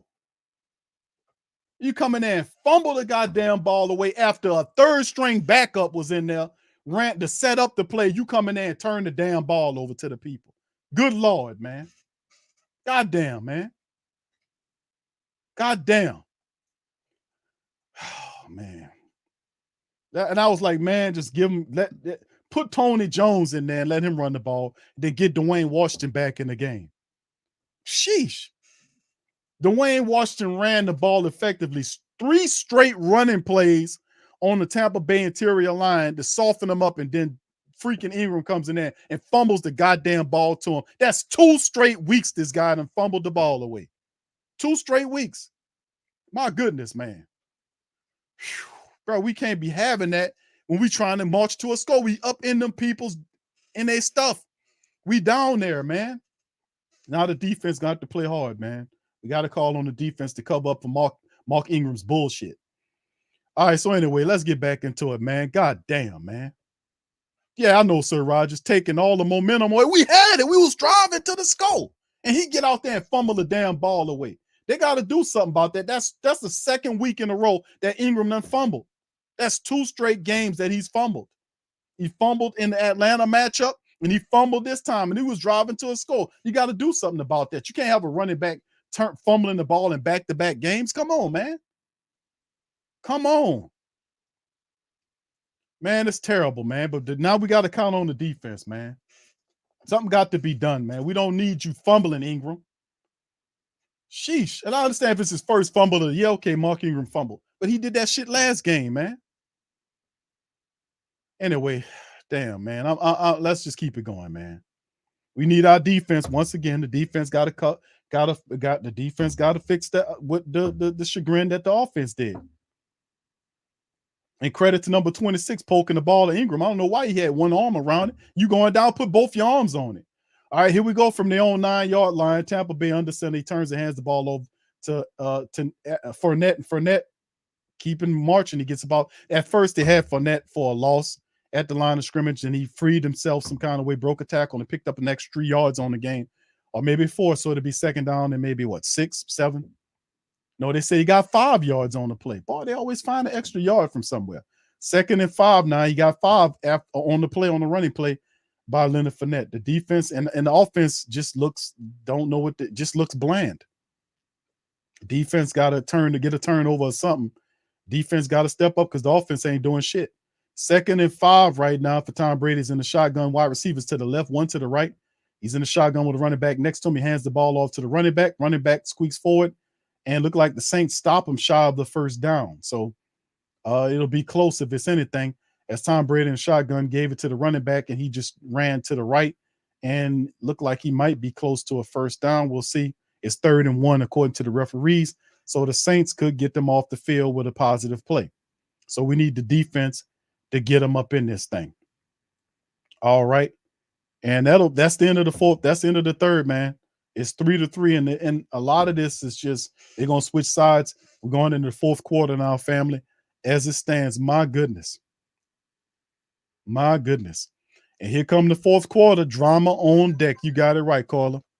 You got it right, caller. Drama on deck. Drama on deck. Drama on deck. Here it goes. And that's the warning sign. Do I have to play it? I might as well get that alarm effect ready, because I got to warn the Who Dat Nation about what's about to. It's 3-3. Your offense ain't shit. We ain't doing nothing right now. We stinking up the joint, offensively speaking. We looked positive, and then all of a sudden, Mark Ingram fumbles the damn ball away. And and usually when you get ready for the fourth quarter, and I know exactly what's going to be happening in the fourth quarter, so I'm just going to go ahead on and just bust that and just play this a sound effect right here just to let y'all know, because I think this is what's going to be coming right here. I'm just going to sound the alarm and let the family members know. Sounding the alarm. Queen Caller says fourth quarter drama on deck. Sound the alarm. Sound the alarm. We got drama on deck. Get your heart pills ready. Your blood pressure medications. Don't tell me I ain't trying to help y'all now. But get your stuff ready. Because that's also the sound you will be hearing as well, family, when the damn officials get involved. That's what's going to be happening. So anyway, shout out to the fam, man, as we got this thing popping and shaking. They're coming into halftime. Right now, we still on the commercial break on my stream. So as soon as we get back in, we'll get back into it. But we definitely, family, I'm going to keep it a buck with you. We really do need to get this thing popping and shaking for real. Seriously, because this is not good. The defense right now needs to hold up and make it happen. The defense is going to hold it down. They've been holding it down all game long. The offense got to get up off their ass and make it shake. Pete Carmichael, this is not looking good. You got to get into the no huddle. The Saints haven't even came close to trying to even run anything that even reminds you of what a no huddle offense looks like. You need to pick up the pace, man. That's what needs to happen. Pick up the goddamn pace. Pick it up. All right, here we go. The Tampa Bay Buccaneers out here in the game. Tom Brady comes back out. He's under center. He got Leonard Fournette in the behind him, ready to run. He got a bunch formation of wide receivers to the left. Saints coming up to the line of scrimmage. They hand the ball off, and boy, Leonard Fournette didn't even get close. He a yard shy of the line of scrimmage, not even close. The Saints completely shut him off, and the Tampa Bay Buccaneers get goose eggs. The Saints came up to the line and resituated the line and stuffed the hell out of Leonard Fournette. He didn't even get close. He a yard off of the line of scrimmage. And Dennis Allen getting buck out there, throwing his fists and everything. That's what I'm talking about. That's what I'm talking about. And that'll march is 4th and 1. They lost, that, like I said, I think they lost more than that, man. It was 31. They lost a yard. They've been real generous spotting Tampa Bay today. The Saints get back there and look like they're about to get a delay a game too. No, they got it off in enough time. Did they? Nope. Delay a game against Tampa Bay. Should be a delay a game right here. He didn't get that off.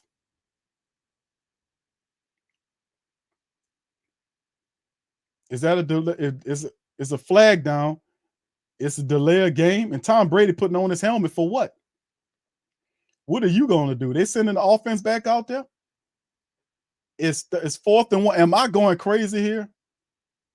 It's a flag being thrown here, and they talking about it. And the offense is walking back out on the field. What's going on here? And here these bastards go. Here come the referees. And it's a flag they're throwing it. They're saying it's against the Saints here. The flag is on the Saints, and it gives Tampa Bay a new set of downs. Ain't that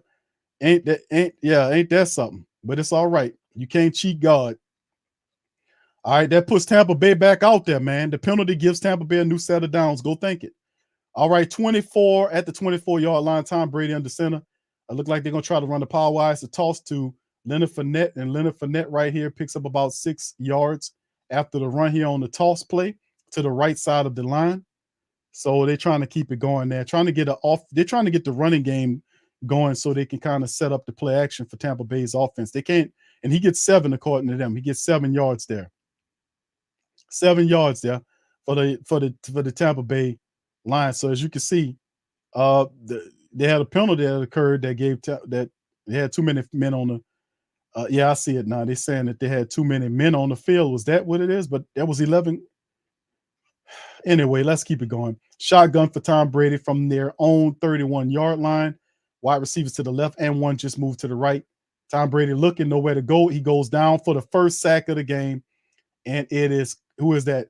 It's Shy Tuttle, King Tut on the play right there to get him down on the play. So, yep, there it is. The Saints get the first sack, and it's King Tut on there, Shy Tuttle, getting him down on the ground. So the Saints get the first sack of the game right there as Tuttle gets him down on the ground. All right, third down now for the black and gold. For the Tampa Bay Buccaneers, 3rd and 6. Let's see what happens after the sack. Tom Brady in the shotgun, wide receivers to the left and right with the running back next to him in the left in the shotgun. All right, got a little motion there by one of the wide receivers. Saints come with the pressure. The ball is out, vertical for Tom Brady, and it's incomplete, no penalty. Tampa Bay wide receiver is saying, where's the penalty? Was no penalty. The Saints was running with him. Tom Brady's bitching and complaining at the referees, saying, where's the penalty at? As you can see right here, Miller's guarded by Laddie Daddy right there, and Laddie Daddy looking for the ball right there. He looked back at the ball. There is no penalty. He looked back at the ball, and we got a little problem. It's a flag going on situation. They try to do a little trickery right quick, and we got a flag going on down here. The Tampa Bay unraveling right here for Tampa Bay is unraveling in front of our very eyes here, family. What the hell going on here? All right, so yeah, we're starting to get a little buck going on here. It's starting to unravel before their eyes. A scrum going on now.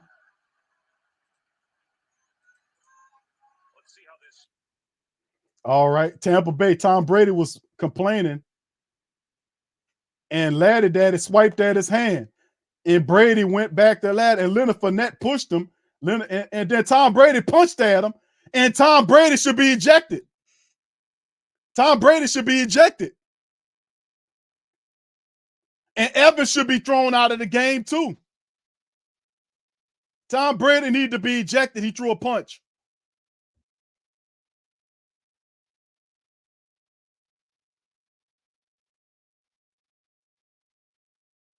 Tom Brady threw a punch. And all Mike Evans do, Mike Evans ain't nothing but a bitch. All he do is sneak guys from behind. He go run into guys from behind. So really what needs to be happening, Tom Brady needs to be ejected. Tom Brady needs to be ejected. He threw a punch, and he should be thrown out of the game.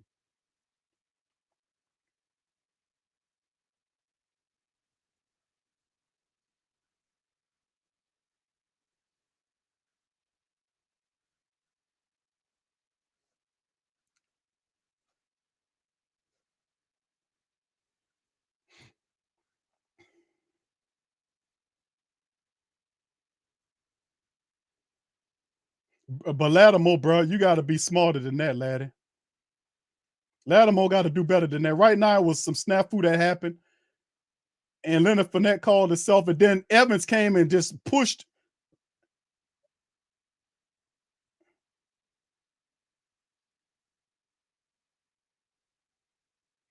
So they done threw out Mike Evans and Lattimore, been thrown out of the game.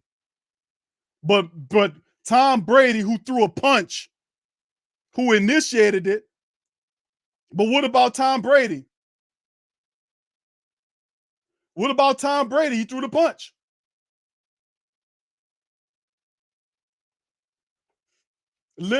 Tom Brady initiated that whole play when Tom Brady threw the punch, and them bastards don't want rewind the tape back when Tom Brady threw the punch at Lattimore. Tom Brady threw the punch that it started that whole thing.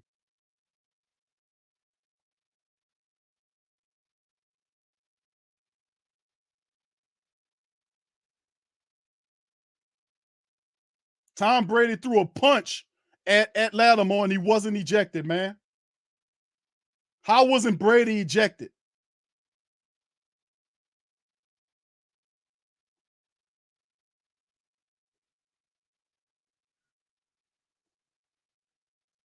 Nah, man.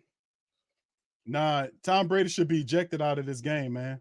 Tom Brady should be ejected, man. All right, so here we go. They're going to let Tom Brady stay, man. It's Tom Brady's world. We just live in it. All right, here's the punt by the Tampa Bay Buccaneers. So they throw out Laddie Daddy and Mike Evans. They throw them both out of the game. And the punt is fielded right around the 40. It looked like it fell out at the 40-yard line. It went out at the 40, around the 40-yard line. We'll see where they put it at. But, man, let me tell you something, boy. Tom Brady threw a punch at Lattimore. He punched at him and hit him. He should be thrown out of the game. But the referees are not going to even much look at it. Tom Brady got through a punch and should be ejected. Tom Brady started that whole shit, and now they're gonna pretend like he didn't do a damn thing.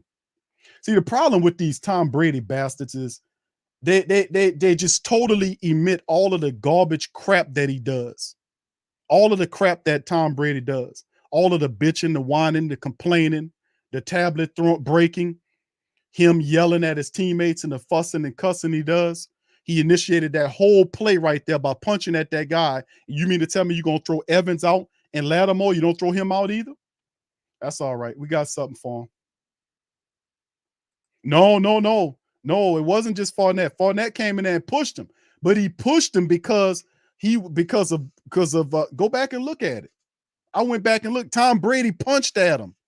That's why in Lattimore, he turned and looked. Tom Brady walked and punched at him, and then he walked up to him, and then Fournette pushed him after that fact. But it was all initiated by Tom Brady. They know that. They see that. Anyway, it's all right, fam. It's all right. We're going to take it from them anyway. That just helps us out to beat the hell out them. And anytime they do that, because we don't really care about the Tampa Bay Buccaneers, man. I know, Big Q, you serious? Tom Brady could have shot somebody, and he ain't going nowhere. I know. I mean, it's just crazy. But anyway, here we go. Out there, 3rd and 3. And like I said, man, all I can say is they were complaining that they didn't get a call. The Tampa Bay Buccaneers, Tom Brady was complaining about a referee not saying it was a pass interference. Tom Brady walked back up to Lattimore, and he actually threw a punch at Lattimore. And after that, that's when they all got involved and tried to do some stuff. Then Marcus May drew Mike Evans into the ground, planted him like he was a tree. And then he just runs and that's why I said Evans is just garbage, man. Evans is trash.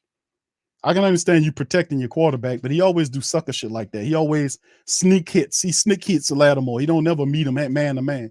He did it before in the Tampa Bay game. He went speared him from behind, and then this time he sneaks from behind and spears him this time, pushes him down. Just does sucker shit. I don't like that, man. I don't like that sucker shit. All right, here we go. Saints offense on the field at the 45-yard line in their own territory. Jameis on the center. You got Tony Jones Jr. back there. Mark Ingram don't need to see the field right now. All right, so here they're going to turn the handle off to Tony Jones, dances around a little bit, and gets maybe a yard, maybe 2 yards on the play. Not much on that play right there after the scrum got broke up. So the Saints will have to adjust without Laddie Daddy. Roby, we'll see maybe Alante Taylor out there. They got to adjust for the remaining 2 minutes of the contest because Lattimore we got to have cooler heads in the game, man. All right, you would thought that Chauncey Gardner-Johnson was out there. How that played out, you like, where they brought Chauncey back? All right, so anyway, here we go back to football, man. Let's see what the Saints do after this, man. We need a win here. We need to get this points together. If that don't get you alive as an offense, I don't know what is. You just dead in the water. All right, Jameis under center after a pickup of 2 yards, turns and play actions it to the running back. Pressure's coming. Jameis steps up to the pocket, takes a deep shot down the seam, and then it's intercepted by the Tampa Bay Buccaneers defensive back. Number 35 picks it off. The ball was picked off by Tampa Bay's defense, and that'll set him up. There it is. So he took a shot in the double coverage. It just didn't work out. And I would think that there were better opportunities than just to keep trying to force the ball downfield and throwing into double coverage, Jameis. I mean, seriously, bro.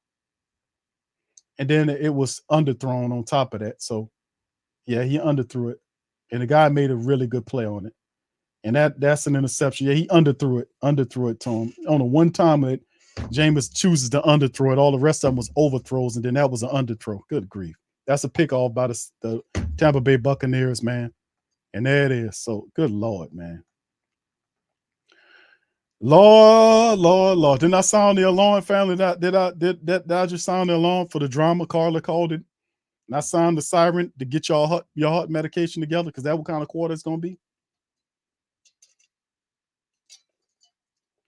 Lord, Lord, Lord. Lord, Lord, Lord. I need to find that by that Lord, Lord, Lord by what was that movie called, y'all? Man, what was this called? I need to bust that out here. What was I forgot that movie, man. That's one of my favorite old school movies. I need to bust that out of here, man, because that's what it feels like right now. My goodness, man. My goodness. Yeah, this is not letting the offense don't look no good. Jameis hanging his head like that. It just don't look good for the black and gold right now. Oh my Lord, Lord, Lord, Lord. That's what I feel like singing right now. What was that? What was that, family? Y'all know what I'm talking about. Glory. There you go. Yeah, I was there. I couldn't get it. Oh my Lord, Lord. Man, come on, man. Don't make me bring up oh my Lord, man. Y'all need to play better than this. Don't make me bring out that glory, man, because y'all know I bust it out on you, man. Don't make me bring out that glory. Because that's how I feel about right now, family. I know y'all feel like that too. You know? That's how I feel about right now, family. You know? I might have to break break it out for y'all, man. You know? I might have to break it out. You know what I'm saying? I might have to break it out, family. Matter of fact, let me go ahead on and break that out for y'all right quick. Let me break that out for y'all.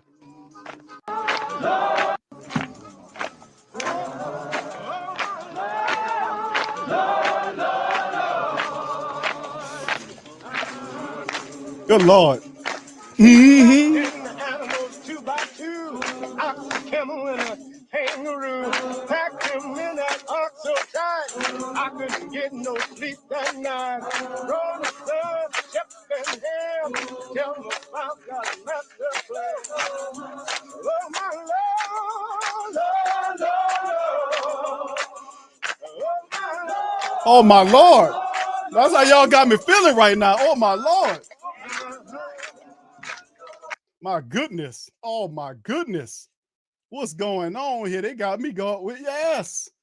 They got me bucking. Oh my Lord, Lord. Come on now, Saints. Don't do me like that. Come on, Saints. All right, here we go, family. We back out there, man. Come on. They got to do me better than that.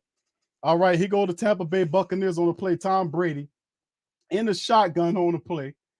All right, he looking around, and then he throws it right up the center of the field, and they get a good gain on that play, man. So they pick up the pass right there, and pick up maybe about 10 yards or more, but they move up to their own 35-yard line. Tom Brady under center, wide receiver to the left, 2 to the right, running back behind him. And they're trying to get a little rhythm here with 10:37 remaining. Play action fake. Saints come with the pressure, and the ball is thrown down, and Leonard Fournette didn't know where it was. It hits the ground incomplete.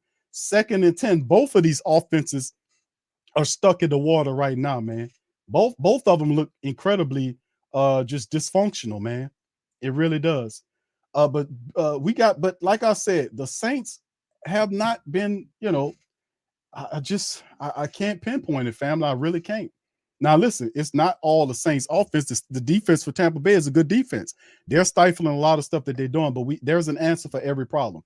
All right, here we go. Tampa Bay from their own 36-yard line. Tom Brady in shotgun, got 2 wide receivers in the bunch formation to the right. One of them going motion to the slot. Tom Brady looking in that direction. Saints with no pressure there. The ball is up and thrown out incomplete to the outside line, the outside out of bounds to the right side of the field by Tom Brady as he kind of led the receiver too far.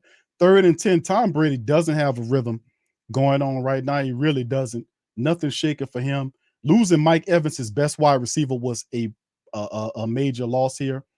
And here come the Saints cranking it up. We just need one good offensive series, and the defense can take the game away from this. So we'll see what's going on here. All right, 3. All right, it's 3-3 right now. The Tampa Bay at their own 36-yard line. Tom Brady in the shotgun, 3 wide receivers to the right. And there's Tom Brady staring them down to the right. The ball comes out to number 84, and he gets stopped shy of the first down. And they come in with a late flag. And what could the flag be? Here come the cheating. What could the flag be now? What is the flag? The flag came in late after the play. After he stopped the play, the flag comes in. And usually when you have a late flag that come in like that don't make no damn sense for him to be throwing a late ass flag after the play already transpired. Let's see what the call is by these garbage time referees as they trying to come in with the play.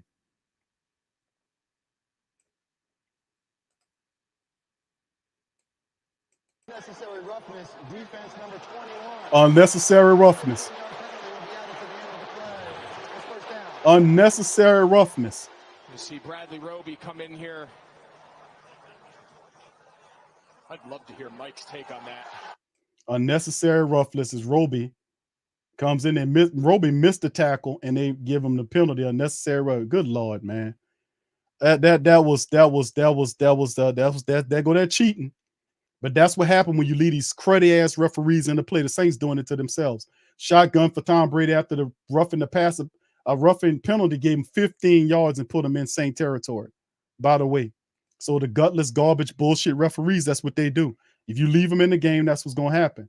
Now, he called him for roughing the passer, and he just ran across his face mask. And the guy led his face mask into him. He missed the tackle, and you get roughing the passer for that, man. That is not roughing the passer, man. That's what these bastards do, though. That I'm not surprised. And I've been telling y'all about Hockley and his boy. But that's what these bastard referees do, man. When you keep it close, they're gonna cheat you. All right, so here they go. They're at the Saints 39-yard line. Tom Brady under center. Play actions to the running back, and the dump down is to the fullback. Oh, and he drops the ball, and is that a fumble? Is it a fumble? They're saying it's not, it's an incomplete pass. They're saying it's an incomplete pass. So it's a drop. So let's run it back. 3rd and 8 now. Looked like he caught the ball, took 2 steps, got hit. The ball comes out. Saints recover it. Referee said, no, we're trying to keep this. We're trying to keep this game the way it is. We don't want you to do anything. 3rd and 8. And they're talking about it now. What they're talking about, you need to get on the television screen if you need it. So they're holding up the game, trying to figure out what's going on here. 9:17 on the clock ticking, and the clock just ticks down to 0. And the referees right now, they're gonna call a holding.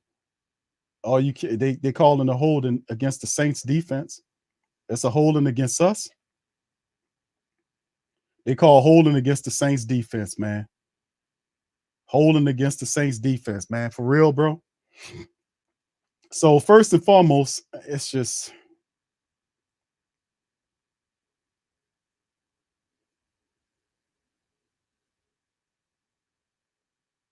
how late was that? They didn't even throw a flag. I didn't see a flag out on that play.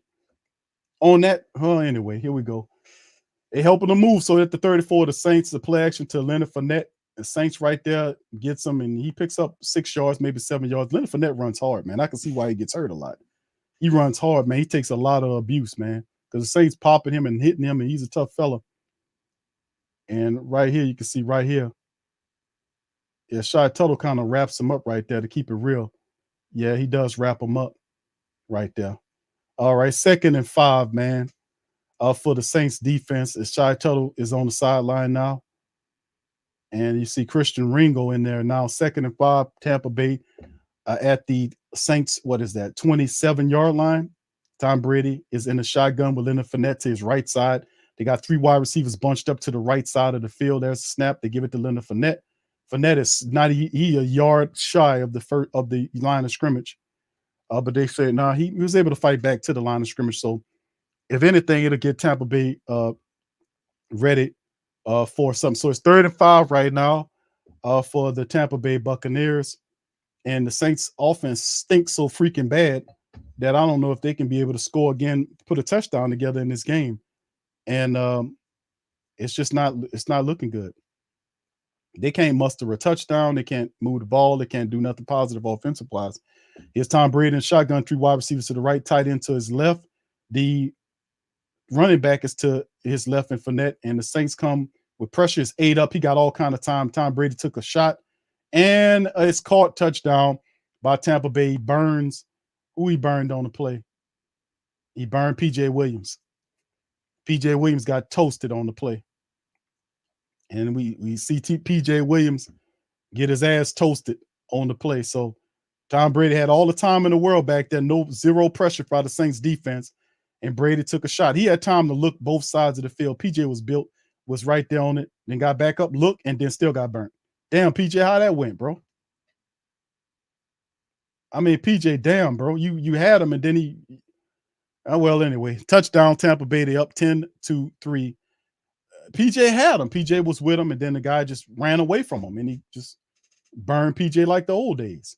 He makes the extra point, and the Saints are trailing 7-3. Now, the way this offense is playing, I don't know what to say about this, but that's old PJ Williams right there, fam. That's why a lot of people don't like to see PJ Williams covering anybody. But it's just the score, fam. We still got 7:41 on the clock. Still got 7:41 on the clock.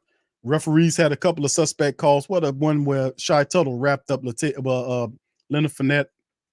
Oh, well, whatever. But the defense on that drive when that was, and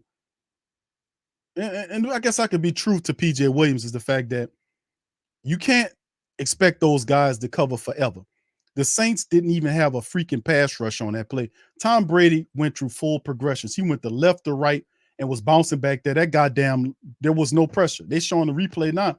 No pressure, zero pressure on Tom Brady. No pressure. And he was able to just burn PJ Williams over the top. Perriman. And PJ wasn't even looking. So, I mean, yeah, so in the end, man, the bottom line is we still got time here, 7:41. We got to get I don't know what they're going to do, but I don't get it. The offense looks pathetic, man. What can I tell you? Mark Ingram fumbled the damn ball away. That killed the drive where they was going to score, and we just need to make it up now. So, and there's the kickoff, and Deontay Harty running, and Harty makes it to the 32, maybe the 33-yard line of the Saints on the kick return. 7:35, plenty of time on the clock for the Saints. They're getting the ball right here, picking it up from the 32 or the 33-yard line. Enough bullshit. You need a score right here. There's no ifs, ands, or buts about it. The superstars, y'all need to get it together here. Jameis, Mike, Chris Olave, Jarvis Landry, anybody, P. Carmichael. This is the time. There's no more going past the game. You need a score on this drive, so get it together right now. Saints line up at the 33-yard line. Jameis in the shotgun. 3 wide receivers to the right, 1 to the left. Running back there with him. Jameis taking a look, and Jameis is sacked back there. Jameis had the guy came in and sacked Jameis Winston and put him on the ground. It's Devin White on. I think that's Devin White. Yes, it's Devin White. The guy that hurt him last year is on the play and shoots right on in there and comes around and gets him. He comes right around there and circles right around Jameis Winston and gets him and gets him down on the ground. And Jameis seen him and tried to get away from him, and then it's no good. So anyway, he lost 5 yards on the play. 2nd down and 15 now.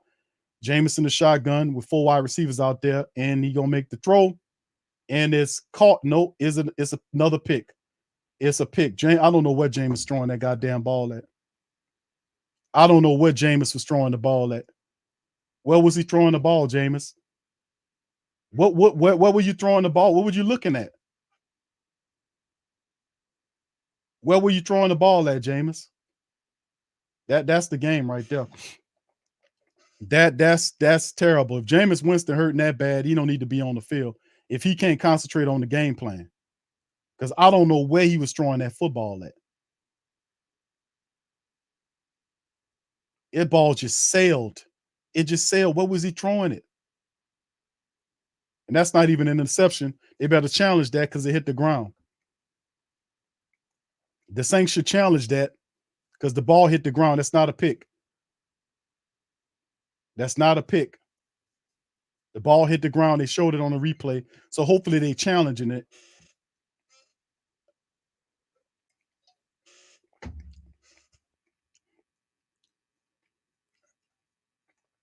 It's Jameis hurting that bad. If he's hurting that bad, we need to get him out of there. If he can't focus on the game plan. Because you got a guy wide open underneath there. You should just take the check down, bro. Why are you forcing it in the coverage? Look. He was looking at Juwan Johnson and just poorly underthrew him. Yeah, that was not a good look. Yeah, Garvey says take the L. Still time on the clock, brother Garvey. All right, thank you for your super chat, bro. All right, 6:45 remaining. Saints got to challenge this, man. Challenge that. You can't let that fly. Throw the challenge flag, Dennis Allen. That is not a interception. The Saints are not going to challenge it.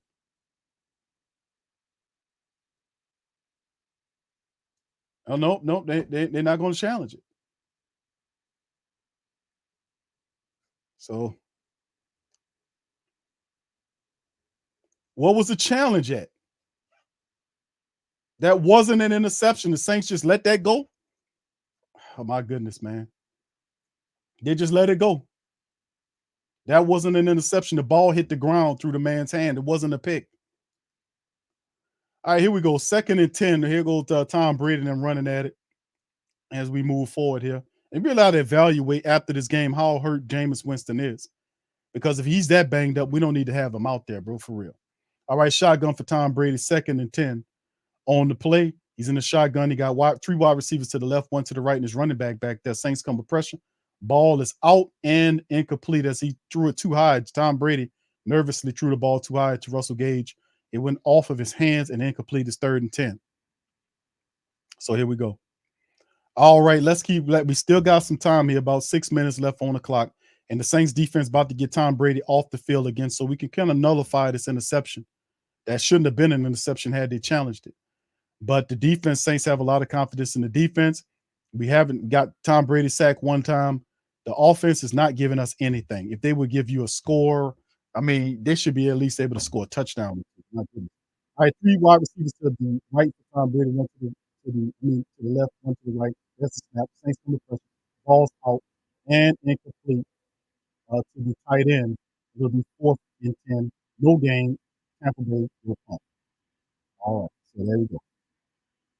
Yeah, you're right, bro. This game is insane, man. It's insane. Big time insane. Big time. Big time. Big time. All right, Ryan Suckup. Here comes Ryan Suckup out there to try to attempt the field goal. He made one for 47 today.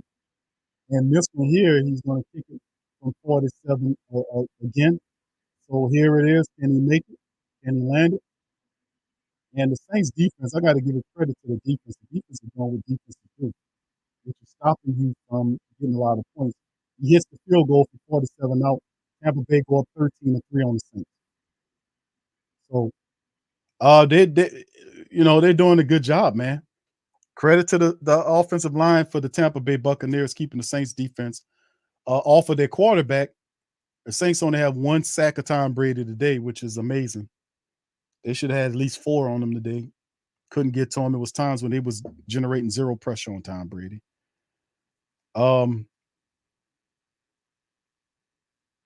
Can't really get too far on the referees in this game, even though there was some suspect calling, a couple of them. But really, the key is the Saints don't have no rhythm with their offense, which is curious to me because, with like the pass that Jameis threw, if you go back and look at the play, I looked at the replay, it wasn't a bad read, it was a bad throw. Because if he was looking to Juwan Johnson, he has the power to fit the ball to with Juwan Johnson. The problem is he threw a terrible ass pass beyond Juwan Johnson that he couldn't deal with. So the thing is, what's going on with this offense? Now, what's going on with the offense? And then the fingers is going to point to Jameis Winston as the kickoff. The Bucs kick the ball off, and Deontay Harty's returning. He has the 25 at the 30 and runs out at the 30-yard line from the end zone. So 5:43 on the clock. The problem is if Jameis Winston has to figure out a way. I'm trying to think about it. The problem with the Saints offense right now has something to do with Jameis Winston. Jameis Winston has to get it together. Jameis Winston has to get it together. I mean, and if he can't play and he having problems throwing the ball and he can't concentrate on the game plan, you got to take him out of there, man. But here they're going to stick with Jameis. He's in the shotgun from the Saints 30-yard line. Can they get a score here? They need it. All right, there's the snap, the pressure coming, and there's Jameis Winston goes down again. I mean, it's the pressure comes, they overload one side, pressure comes, and Jameis goes down again. And boy, Andrews Pete got beat like a dog on that play. Andrews Pete got beat like a dog on that play. All right, Jameis Winston in the shotgun is now 2nd and 15. There's the snap. Jameis makes a throw, and it's caught by, okay, good catch and throw. It's caught by Juwan Johnson up the field. Saints gain a big chunk of yards, puts them almost at midfield. All right, and here is a little rhythm here. We need to get it going, man. We got 5 minutes left. We got to get it going if you're going to do something.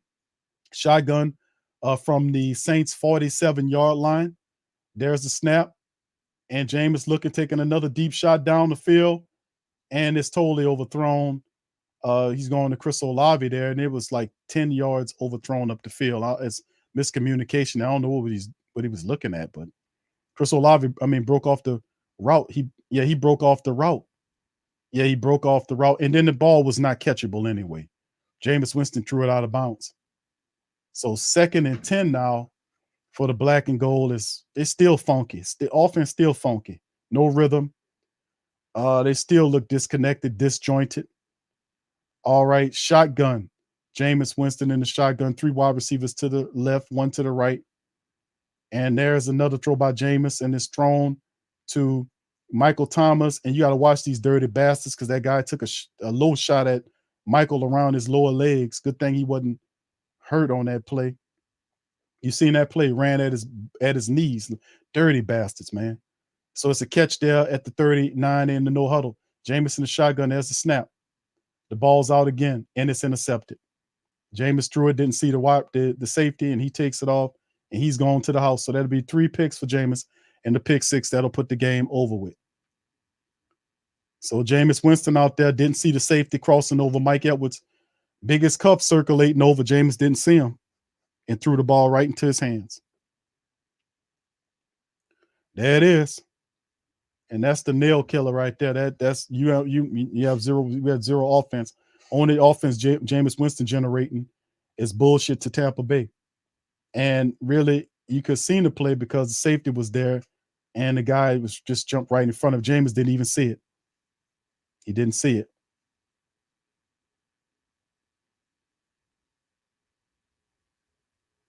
He didn't see it.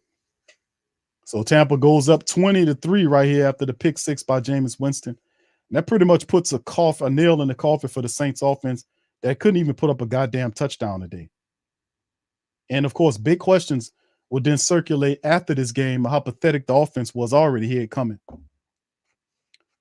How bad the offense looked. Jameis Winston, is he healthy enough to play? All that's coming. Because really the Saints offense had no excuse for this type of production, man. Tampa Bay defense is good, but they're not that good. The Saints kicked their own self in the ass in this game. Jameis Winston just delivering the ball, not even looking, man. He didn't even look at the safety. The safety was standing there the whole time, waiting. And he stepped right into Jarvis Landry throw. Jameis didn't even look in his direction. Didn't even look at him. He was standing there the whole time. Yep, so there it is. So the Tampa Bay defense steps up and they seal the deal.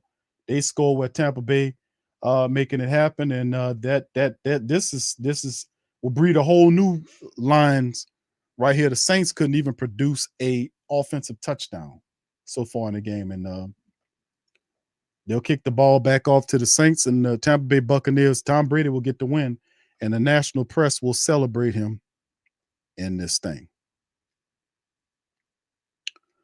Not good, fam. Not good at all. Not good at all. Not good at all. All right, here go Tampa Bay kicking the ball off. Back to the Who Dat Nation. And it'll go through the back of the end zone. The Saints will retrieve it at the 25. All right, so anyway, 20-3 right now. It's not looking really good for the Saints. I know, shaking my head. Yeah, we got to make it right. Still a lot of football left to go in a year, man. Still a lot of football left to go. Yeah, this was pretty bad, Kelly. This was awful, man. You named it. Not even close to scoring a touchdown with the Saints in this matchup, and it's due a lot of points. I got to give credit to Tampa Bay. because their offense was a major part in it, but the Saints offense hurt themselves. All right, here go James from the 25, 2 wide receivers to the left, 1 to the right, and pressure coming from Tampa Bay, and then the ball almost threw to another. He almost threw another interception with Devin White all over Juwan Johnson. So I don't know what the excuse is going to be for the Saints offense and why they can't produce with all that weapons, all those weapons out there that you can't produce one measly touchdown. It's just beyond me, man. It's just repugnant. It's repugnant. And of course, this will force them to take a look at this offense and get it right. This is terrible, man. All right, Saints. Here we go. Shotgun for the Saints. You got 2 wide receivers to the left and right. The pressure coming. Jameis making a throw. And it's a catch. No, it's incomplete to Juwan Johnson. He threw the ball to Juwan Johnson. Is it a catch? No, is it a catch?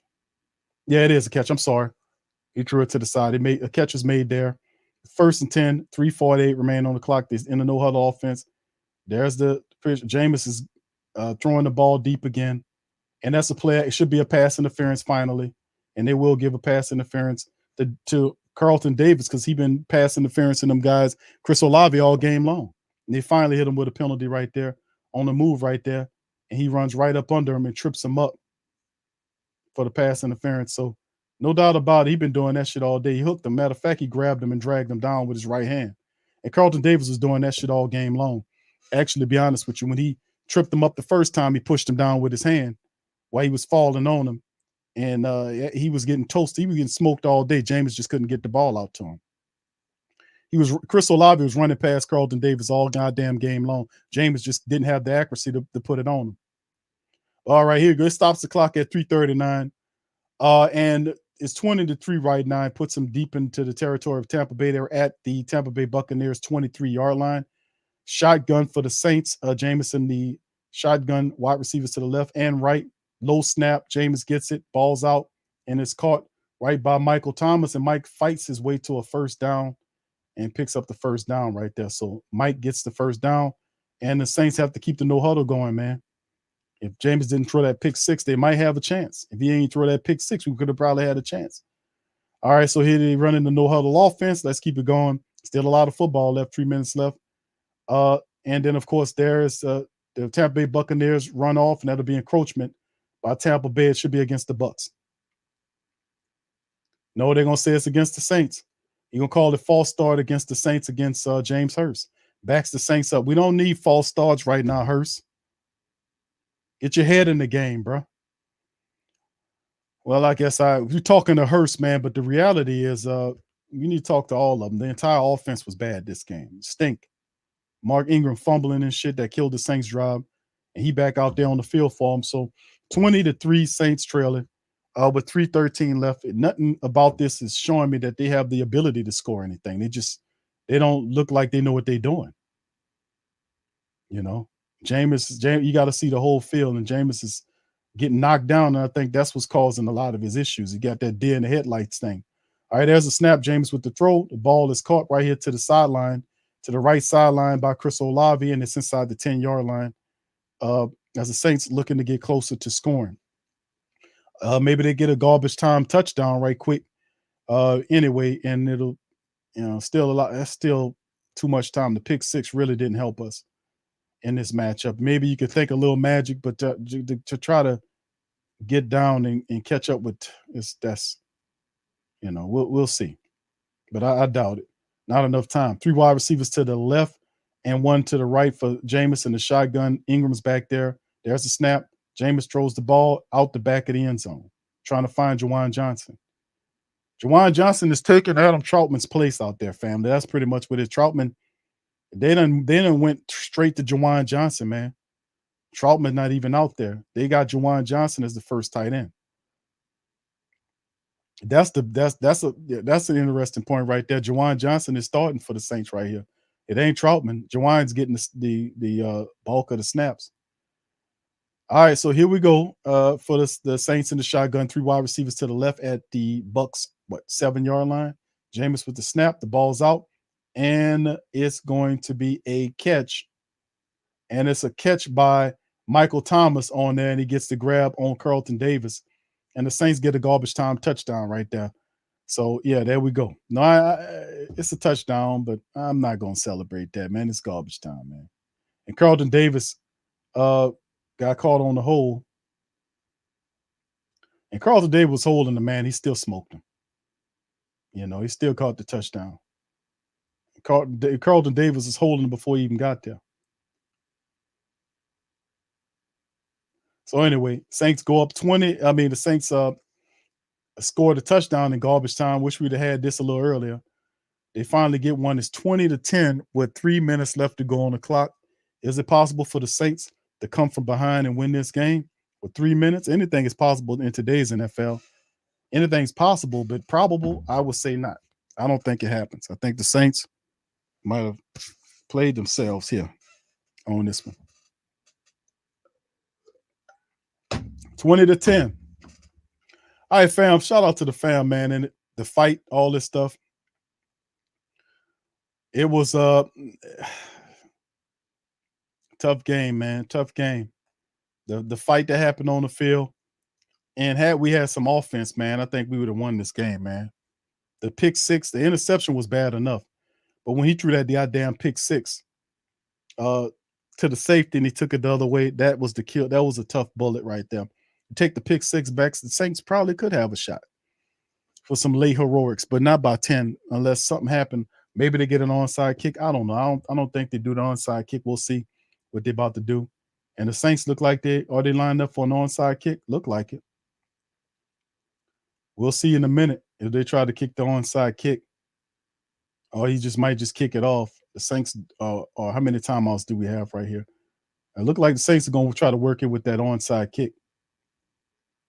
And the referee runs up there and talks to Will Lutz. So we'll see what they try to do here. Yep, they're going to try to onside kick this thing. Yep, it's an onside kick. It travels. Tampa Bay recovers it. All right, so there he is. Tampa Bay get the recovery. They get a sharp field. And the Saints got 3 timeouts, though, and a 2-minute warning on their side. It's not a successful onside kick. The Tampa Bay guy went right down and got it. Yeah, the tight end, Atan or whatever his name is, went right down and got it for him. And 20-10 right now. Not a very good looking game for the Saints, offensively speaking. The defense did a pretty decent job against Tampa Bay, forcing them to kick field goals. Saints offense simply did not show up. All right, Tom Brady here is at the Saints 43-yard line. They hand the ball to Leonard Fournette, who squeaks through. And Leonard Fournette, damn, how you get that far up? He squeaked through there and picked up a good gain there. Maybe about 5 or 6 of them on the game by Leonard Fournette. All right, the clock is running. The Saints use a timeout. Like I said, they had 3 timeouts plus a 2-minute warning. They take a timeout right there, so they kind of hoping the defense holds the Tampa Bay Buccaneers down. He picked up 5 yards, actually, so they're hoping that the Tampa Bay, the Saints defense, get a turnover from Tampa Bay or something to that effect to help the offense go out there and they try to help it play catch up. So, but still in all, you need 2 scores to catch up if that's the case.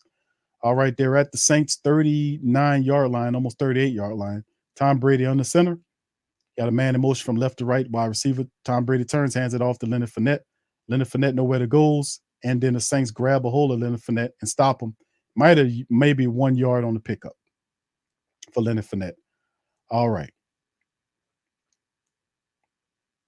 Leonard Fournette went like maybe a pickup. So they'll see 3rd down for the Saints. They use their 2nd timeout now in the game. So Saints trying to steal away. They're trying to steal the ball away steal the game away from Tampa Bay.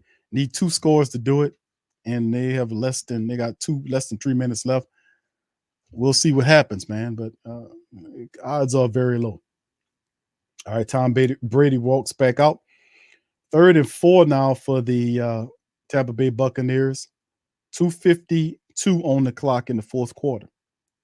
All right, Tom in the shotgun. Wide receivers to the right. 2 of them is in the right, and Leonard Fournette is there. And then Tom Brady takes a heave, and the ball is dropped by number 16. Good throw by Tom Brady, though. That was a really good throw by Tom Brady. The wide receiver just didn't come up with the ball. I think Perriman, that is. Good play right there. As you can see right here, he kind of got past, who was that, Alontae Taylor? Was that Alontae on the play? Alontae Taylor batted the ball away, hit his hands. That's what it was. Good play by Alontae on the play. It was a good throw by Tom Brady, though. But Alontae Taylor with a violent swipe at the ball. 4th and 4 for Tampa Bay on the 4th down, and that'll get the suck up in there to kick it. And this is from 55 to try to kick the field goal. So the Saints defense does it again and gives the ball. Now, can the special teams do it? And no, they're going to delay the game thing. So what that'll do is that'll bind the Saints. They line up like they're going to kick it. Then they take a delay of game. So what's going on here, man? Tampa Bay, what's going on?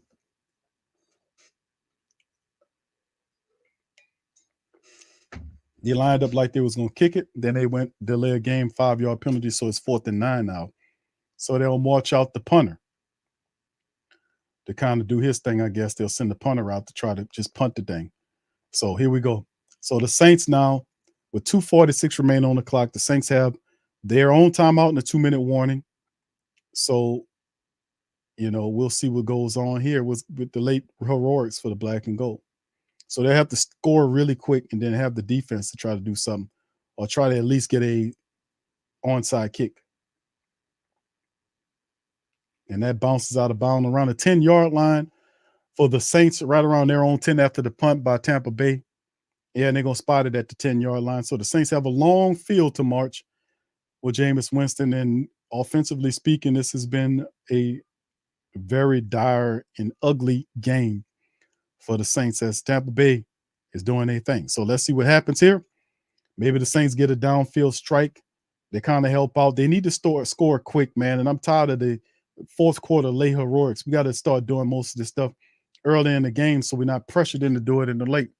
So we'll see. Saints in the shotgun from their own 10-yard line. We got 2 wide receivers to the right, and 1 to the left. Jameis takes a dart downfield. Chris Olave makes the grab, but he can't stay on his feet. But they're saying it's incomplete pass. And they're saying it's the Saints ball, but they're saying it's an incomplete pass or that he's down. So let's see. Did he catch the ball all right, he caught it, took 1, 2, went down, and then the ball comes out. So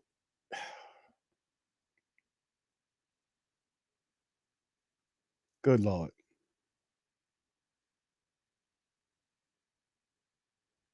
Yes. He catches the ball and then comes down with it. It hits the ground. It comes out. You can see he had possession of it. He lands down on the ball and then has it in his hands. Then the turf knocks it loose. So, goodness gracious.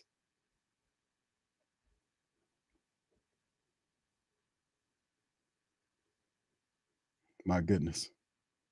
They just look so pathetic, man. That offense looks trash, man. You have this type of performance against your hometown, in front of you, the hometown squad, man. Oh, my goodness. Yeah, this ain't looking good, fam. This look awful. You can't even catch the ball, dropping the ball, all kind of crap. All right, thank you, Brother Prime says, Yucks help 2 questionable calls per announcer. Yeah, but the Saints ain't helping themselves either, my brother. Going out there, shit, just looking like crap out there. And then Chris Olave finally makes a deep catch, and then he fumbles the ball. So the booth review is underway, and obviously Tampa Bay going to recover the ball. So they're going to say it's a fumble and give it away. I already know. He talking to the NFL league office right now. The Saints can't get out of their own way, man, offensively speaking. Interceptions, pick sixes, fumbles. That'll be 2 fumbles in the game, 1 by Olave, 1 by Ingram. On the drive where the Saints were going to drive, and that would have changed the momentum of the game. And Ingram goes in there and fumble after 3 consecutive runs by Dwayne Washington. So the booth review obviously is going to be in favor of the Tampa Bay Buccaneers. So, I mean, it is what it is. And they give it to the Bucs. Well, I mean, my thing is this. What I don't like about this, fam. No, actually, it's just I'm speechless on this because the offense looked terrible. They look stink. I understand. Once again, the offense betrays the team. All right, so he had 34 from the 34-yard line after the fumble. You see them give it to Leonard Fournette. The defense right there stops Leonard Fournette. He's like at least 3 yards behind the line of scrimmage right there. And we'll see where they spotted that. They get Leonard Fournette 3 yards behind the line of scrimmage. And the Saints use their final timeout here. So it should be 2nd and 13.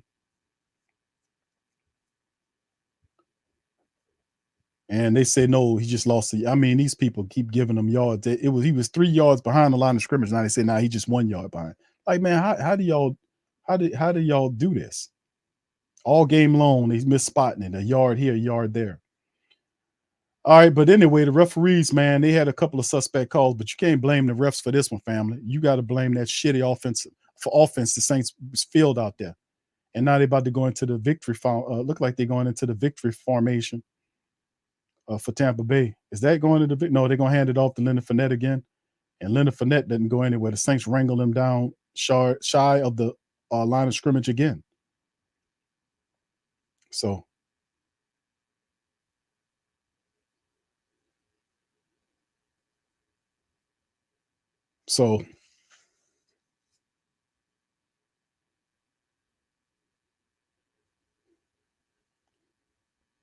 and the fight happens, and they're talking about the fight. Really, it wasn't about the fight, man. Because really, truly, in essence, that should have sparked the Saints offense. After the fight occurred, that should have jumped them right into voltage. Should have gave them all the voltage they need, all the energy that they needed. But they couldn't even absorb that energy. They couldn't even channel that energy into nothing positive. Jameis goes out there, throws 3 interceptions, one of which wasn't an interception. They just didn't challenge it, which was stupid. And then the throw that he just threw to Juwan Johnson, just a terrible throw for an interception. I don't know what he was doing with that. It wasn't a bad read. It was just a bad throw for the pick six. So it's just repugnant. The offense didn't come to play, and they were I don't know if they were counting on late fourth quarter heroics to bring them out of this thing, but you can't do that. You need a full game effort, and the Saints offense is still not there yet. I mean, you had an explosion last week, and I don't know if they were trying to say, well, we're going to do it in the fourth quarter again. I don't know if they were thinking like that, but regardless or not, you can't play that way. You cannot play football that way. All right, G2 Funny said, I'm tired of seeing 9 routes, no underneath passing game. Ingram came, stop fumbling. PJ Williams strikes again. Indeed. All those things were there. PJ gets burnt, but then again, can I really be mad at PJ Williams on that play? Because the Saints had 0 pass rush on that. Tom Brady went through his progressions from left to right and made a throw right over the top of PJ Williams, who's guarding the guy by himself. No pressure on Tom Brady that whole time. He went through his progression. 0 pressure. And you give Tom Brady time, that's what he does to you. He'll find somebody open and tear you up. That's how that touchdown happened. Saints had 0 pressure on there. Not too much wrong with the defense. They surrendered that touchdown, but the offense is good they're good for more than at least 1 touchdown a game. When you got Jarvis Landry and all these guys, the Saints got to do something. They got to be able to do something, right? And for them to behave this way, I'm really dissatisfied. And it's quite disrespectful the way they played, offensively speaking, against this team today in the Dome, as they give Tampa Bay a win. And not only that, give Tom Brady a win, which all of these commentators who I hate so much are going to take this shit and drink it up big time. I told you Tom Brady was going to win the game. I told you, Tom.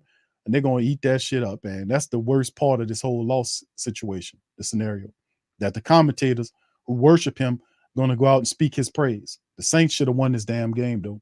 But anyway, 2 minutes on the clock. Tom Brady under center turns and hands the ball off to Leonard Fournette. Leonard Fournette dances around, and I think gets maybe 3 yards, 4 yards.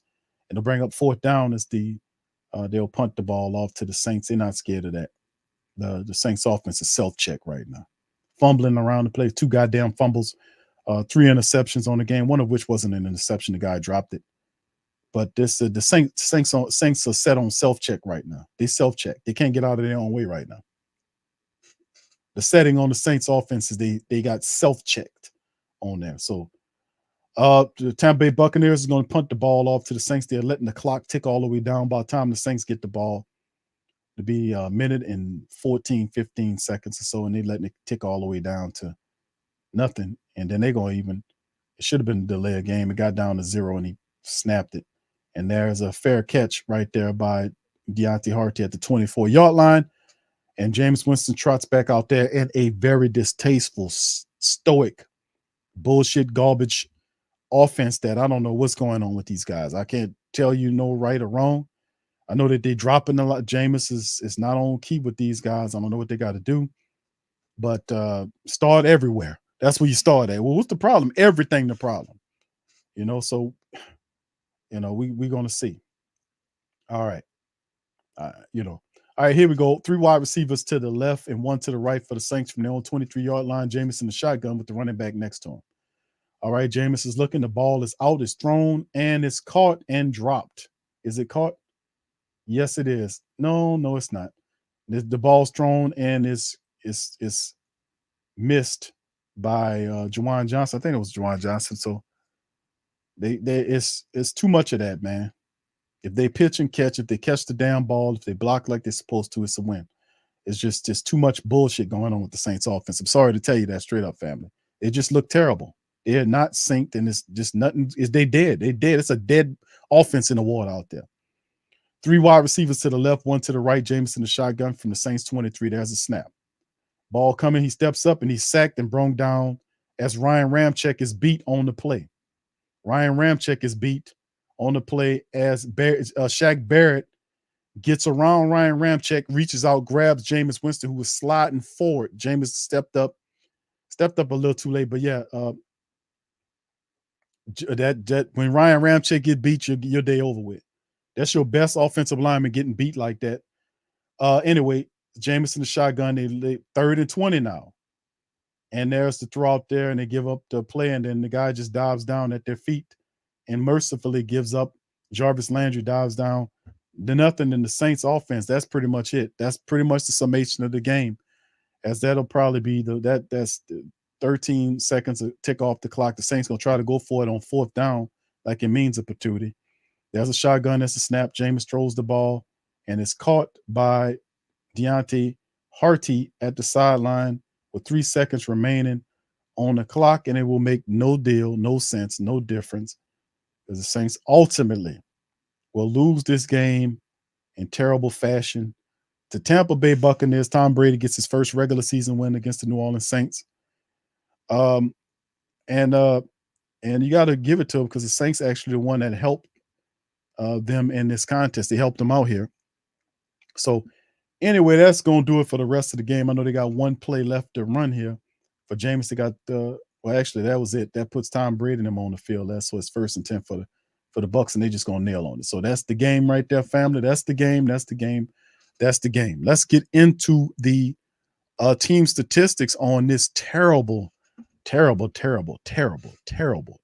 game offense-wise. Saints go down 20-10 in their own building against Tom Brady's Bucs. Saints 18 first downs versus 13. The Saints were 4 of 13 on 3rd down. That was awful. Tampa Bay a little bit better, 5 of 17. Total plays, they had 66-65 advantage Saints. The Saints had total yards more, 308 versus 260. 13-13 on the total drives, almost 5 yards per play, 4 yards for the Bucs. You look at the passing yard, it's 206 versus 188. The Saints held the Bucs down to 72 yards rushing on 30 carries. That's 2.4 yards per rush. The rush defense was solid. The passing defense was solid too, because they kept Tom Brady to just 206, while the Saints put up 102 yards rushing on the Buccaneers tonight. Today, 20 rushing attempts, average 5.1 yards per rush. So the Saints rushed the ball 5 times, 20 carries in the game, 102, couldn't get it done. All right, and of course, red zone. Saints was down in red zone, 1 of 2. Tampa Bay 0 for 1. The penalties, Saints had 9 penalties for 60 yards. Tampa Bay had 8 of them for 101. So you can't really get on the referees like you want to. Problem is the turnovers is what killed the Saints. 5 turnovers in the game. We're going to talk about something. Look at the turnovers. Saints had 5 turnovers in the game, family. 5 turnovers for the black and gold in this game today. 2 fumbles lost and 3 interceptions. Actually, it was 4 because you had Dennis Allen challenged that interception. It would have not been an interception because the guy dropped, the ball went through his hands, his arms, and into the ground, but whatever. We'll go by what they say. 5 turnovers for the Saints in this matchup. They had the ball for 30 minutes and 17 seconds versus 29 minutes and 43 seconds by the Tampa Bay Buccaneers. So if you won't look at a statistic that is not encouraging, the wrong stat of the day for the Saints is 5 turnovers. You had a pick 6 involved, and they're going to have a field day on Jameis Winston. He just gave him momentum to kill his ass the whole week on Jameis Winston. The turnover machine is back in the city of New Orleans. He threw 3 interceptions today. He gave him the momentum. He finished 25 of 40 for 236, 6 yards per throw, 1 touchdown, 3 picks. He was sacked 6 times. The line gave up 6. That's 10 sacks on Jameis Winston the last 2 games. Something has to be done about that. He's been sacked 10 times in the last 2 games. His QB rating was 55.8. Ingram, 10 carries for 60 yards. He averaged 6 yards per carry. 12 was the longest. And of course, he didn't get any more because he was benched after the fumble. Dwayne Washington came in there, had 3 straight runs where he was handling the business. Ingram came in and fumbled on the next one. But Dwayne finished with 4 carries for 18 yards. We need to see more of him if Elvin can't go next week. Why use Taysom if we got Dwayne Washington, to be honest with you, the way he ran?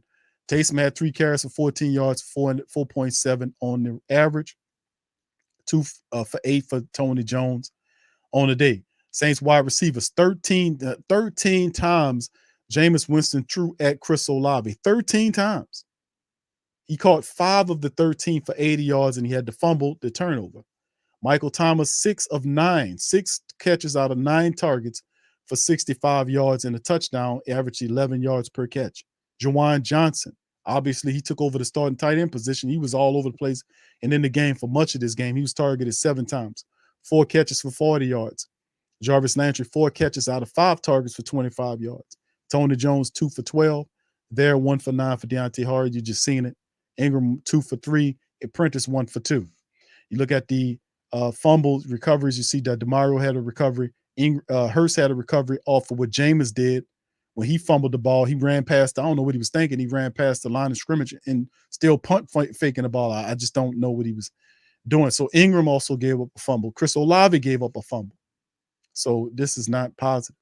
And then, of course, shout out to King Tut because he had 9 tackles in the game and a half a sack in the matchup. He played a masterful game from the interior position as they stuffed the running attack for the Tampa Bay Buccaneers. Pete Werner finished with 8 tackles. In the matchup, 6 solo. Justin Evans, 7 tackles. Demario Davis, just 6. 5 for Bradley. Roby Mays had 4. Matthew Onyemata, Cam Jordan, all those guys. 3 tackles apiece between each one of those guys. So, and then, of course, a half a sack for David Onyemata. He shares with Shy Tuttle. All right, and, of course, Deontay Hardy on the kick return game, 2 for 65, 32.5 on his kick return, punt return, nothing shaking. They couldn't block for him. Will Lutz got 1 attempt from the field. He was 1 for 1 from the field goal game today. And Blake Gillikin kicked 5 times for 218. He put 2 of the 5 inside of the 20, and the longest was a 54-yarder. Going to the statue, Tom Brady the statue worked for him today. You know, he was sacked in the game just 1 time. The Saints, the makeshift offensive line that Tampa Bay had, kept the Saints off of them. Tom Brady sacked 1 time. It should have been at least 4. Tom Brady, 18 of 34 for 190. 5.6 on the throw. He had 1 touchdown, which the defense, and that was a throw. He beat P.J. Williams over the top, but then again, the defense didn't apply pressure on that play. So Tom burned him. 79.3 on the rating. Leonard Fournette, 24 carries. He averaged less than 3 yards per game. Saints stuffed him. 65 yards total for him in the matchup. Nothing shaking with their rushing attack. Tom Brady were able to find some people to. He threw for Mike Evans, 3 catches for 61 yards off of 4 targets. Really a non-factor in the game. They kicked him out after he was pushing people. Perriman, 3 for 45. He burned P.J. Williams over the top for that touchdown to kind of extend out things. Scotty Miller, 3 for 34 in the matchup. Russell Gage, 5 for 28 in the game as well. And, of course, like I said, Devin White was their guy, 11 tackles, 7 of which was solo. He had a sack. Carlton Davis, 9 tackles. Antoine Winfield had 7 tackles and a sack. Levante David had 6 tackles and a sack. Shaq Barrett had 5 tackles and 2 sacks.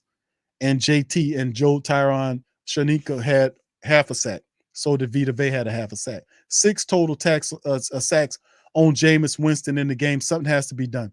10 tackles on Jameis Winston in 2 games, and he already hurt. Something has to be done about that with the offensive line. We talked about him, getting sacked that much. That's too much for a quarterback that's already banged up. 10 sacks, 10 sacks. I'm so shook up over this loss. I don't know what I'm saying. He had 6. This is 10 sacks in 2 games is ridiculous. It's ridiculous. So anyway, shout out to the family members for enduring this crap. My goodness, the Saints offense was dreadful, awful, stinky, trifling, nasty, funky, back ass.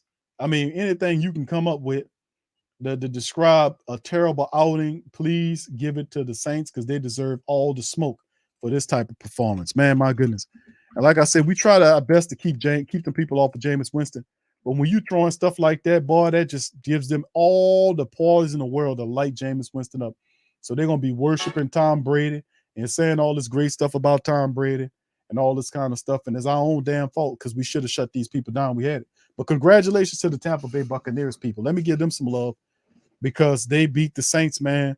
And listen, the offensive line did a fantastic job of keeping the Saints. Them people had 1 sack allowed against the Saints defensive line today. Why they sacked Jameis 6 times. 6 times. And usually when you get sacked 6 times like that, you're gonna stink. The quarterback gonna have the deer in the headlight look, and that's not looking good for the Saints right now. So 10, my goodness, I'm thinking about that. They had 6 sacks today on Jameis Winston. 6 of them. 6 sacks. He was hit numerous times. They had 6 sacks on him, and they had 4 sacks last week. That's 10 sacks in 2 weeks on your starting quarterback coming off a major injury. My goodness. My goodness. This is terrible. This is not how he ain't gonna make it through the whole year with that. This ain't gonna last, family. This ain't gonna work. He ain't gonna make it through the year like that.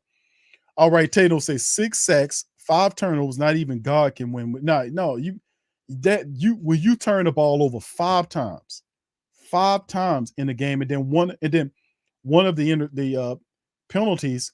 I mean, one of the interceptions was a pick 6, so that gave them the extra score, which really kind of took the Saints up out of here. So that was a nail in the coffin.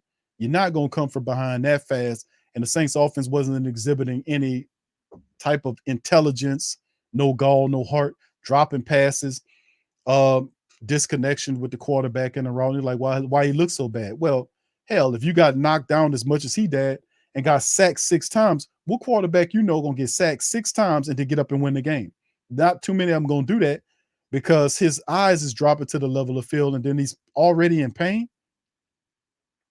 And I know people, they're gonna blame Jameis Winston and say that, oh, Jameis Winston is this type of third, but they never, because a lot of them people don't look at things like full spectrum. If your quarterback gets sacked 6 times, more than likely you're gonna lose the game. He can't absorb 6 sacks and get up and win the contest. It don't work like that. You got to keep him upright, because when you start putting him on the ground like that, it's a whole nother thing. And then, of course, it's just not a good look. They did a good job of running the ball. And then when the Saints tried to run the ball, then Ingram fumbled. They went away from it. I'm like, damn it. So when Ingram fumbled the ball away, the Saints went away from it because remember there was a point in the game where they were building on the momentum. And when Ingram fumbled, that just killed what they wanted to do. And I was like, well, what the hell would it take? Ingram ass up out of there. Get him out of the way. That's 2 fumbles in 2 games. Let him go sit down on the bench and think about it. And give Latavius Murray, give Dwayne Washington, give Tony Jones Jr. Give them a shot. Give them a shot at it. Put Ingram ass on the bench if he can't hold on to the ball. 2 fumbles in 2 weeks. That can't fly. That cannot fly. That cannot fly. So I can't let them all smoke Jameis. Jameis was terrible, but you better bring his offensive line with him. You better bring the wide receivers with him too on those plays with them and all this kind of other stuff. So terrible loss in the dome, man. And the worst part of it is all the Tampa Bay worship that's going to happen this week. Oh my goodness, I can barely stand it. All right. So, you know, we're gonna get ready to play some post-game stuff momentarily, fam. Let me get y'all commentary. Before we get to Dennis Allen, we're gonna play him. So stick with y'all. We're gonna put on the we're gonna play the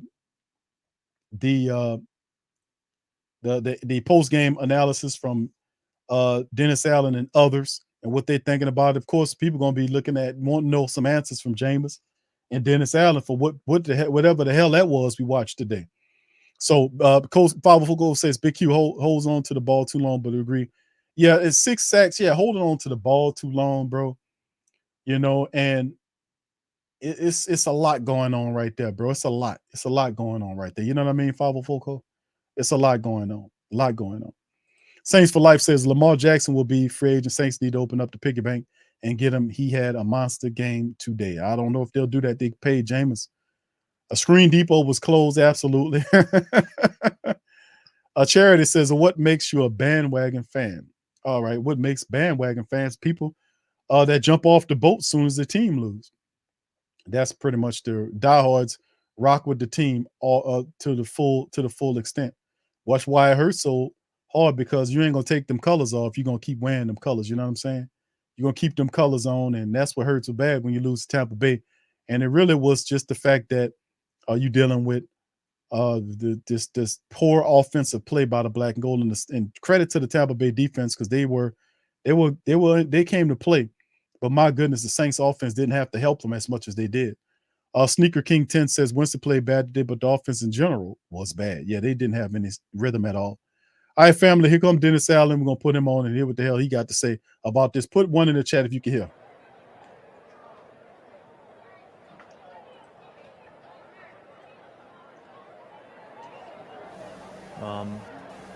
Or the team that takes the ball away is the team that wins, and we were on the other end of that.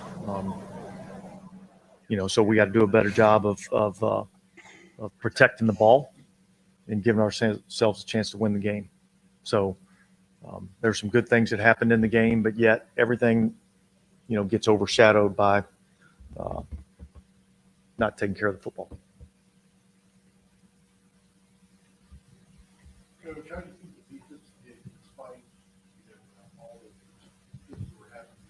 Yeah, look, I think the defense battled.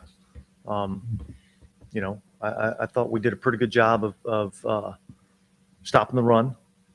I didn't think early on we were as good as we needed to be on third down, but yet I felt like that got a little bit better as the game went on. So yeah, look, I think the defense battled, but certainly, you know, we didn't do enough to win the game. Yes, an explanation on the personal foul on Bradley Roby on that extended that drive. Not really. I'm not sure I like the call.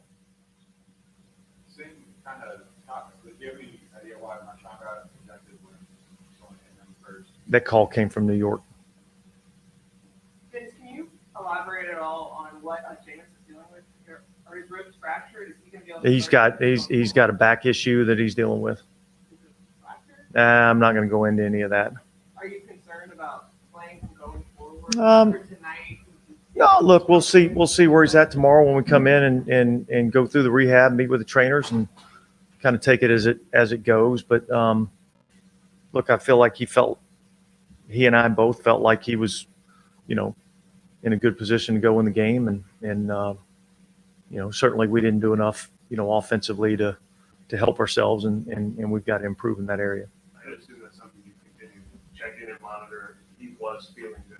Yeah. David didn't start anything. Yeah. Look, you would have to ask him that question. I mean, that's a better question for him to answer. But yeah. What is your takeaway on the interaction, obviously, between Lattimore and I mean, did you, from what you could see, were you upset at all what your team did, or did you think? Well, look, I mean, you know, you see those things happen all the time, and you know, what I'd like to see is Marshawn not retaliate.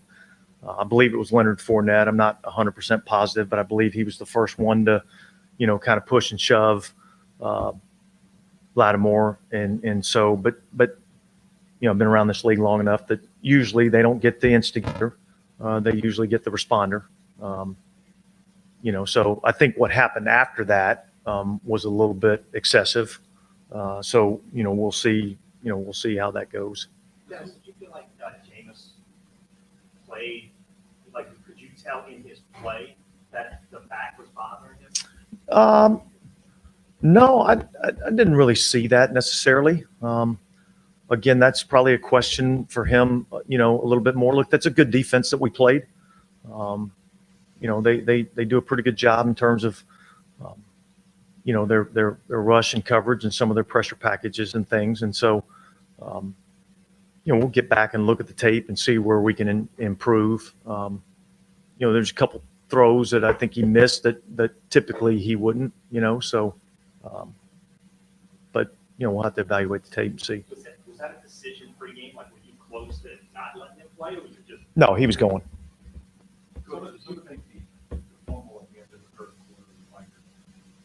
It was a game changer. I think the ball's on about the 10-yard line at that point in time. We're in a good position, with how we're playing defense. That if we're able to put some points on the board, I think I think it was about a minute left to go in the third quarter when that happened, and so, I thought that was a momentum changer in the game. Yeah. After the two players were disqualified, did you feel like the team totally lost momentum, or at any point? I don't think that was a factor in. I mean, yeah, we lost momentum. We lost momentum because we turned the ball over. I don't think that was the factor. Some things, offensive rhythm, is taking a little while. Is that more about how campus playing, or is that internal stuff, or is it a little bit of both? Probably a combination of both. It's kind of unfair to come off the field and have a true evaluation of, what we did well or what we didn't do well. I thought we actually ran the ball fairly decently against a pretty good run defense. I don't think we got as much going in the passing game as what we would have liked to have gotten going. And so we'll go back to work, see what we can do better, and try to improve.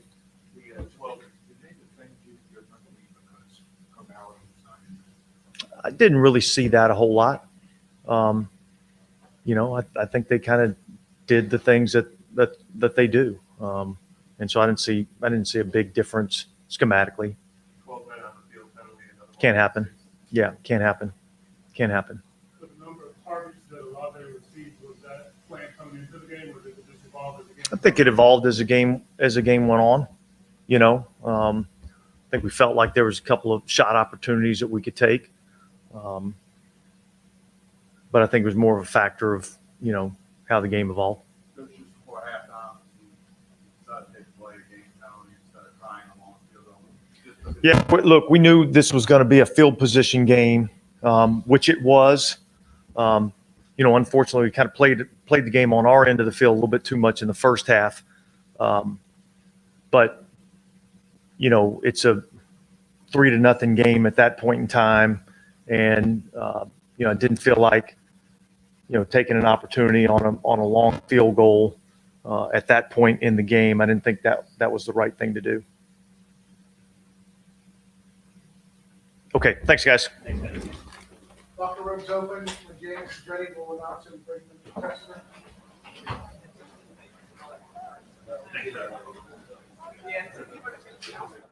That was head coach Dennis Allen. The first thing he talked about right out of the gate was the turnovers.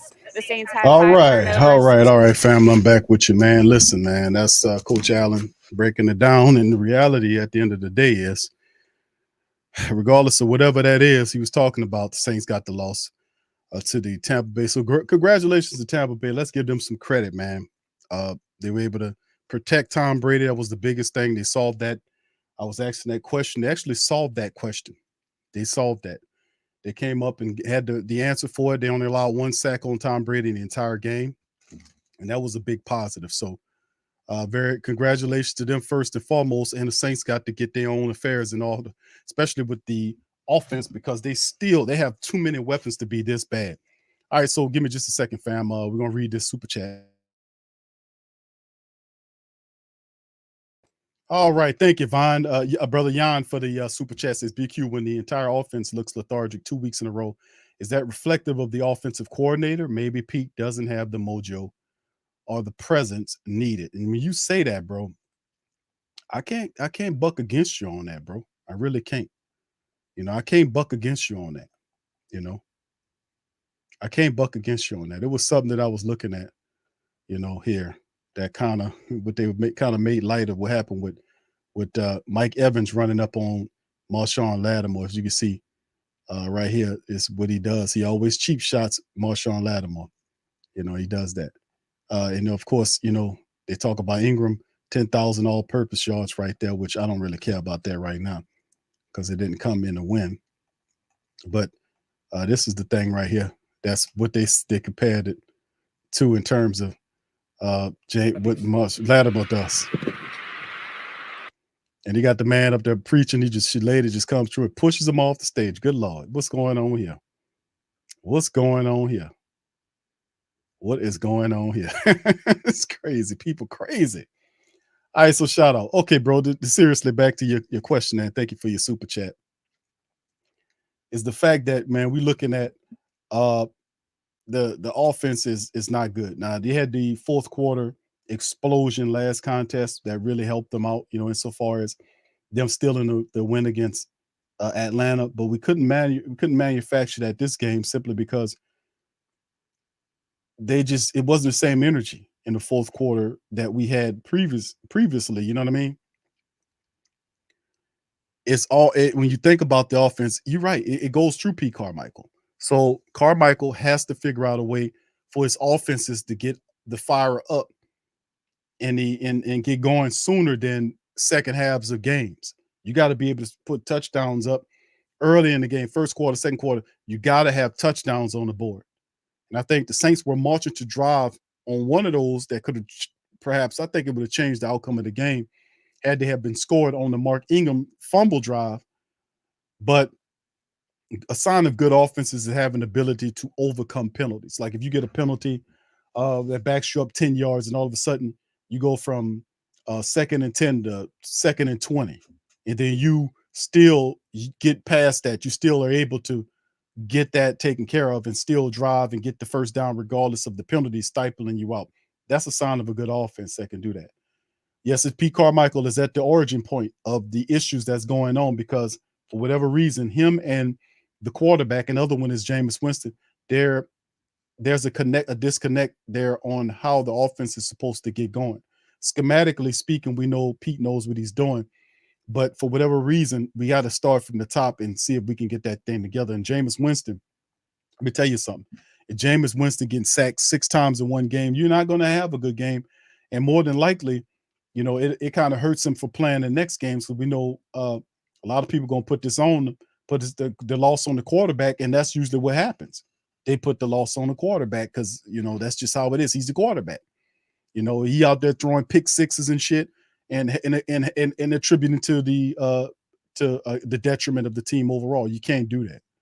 So anyway, like I said, the 6 sacks, all of the foolishness. And I mean, they were having a lot of positive stuff going on with the running game. The Saints just went away from that. They were averaging over 5 yards per run.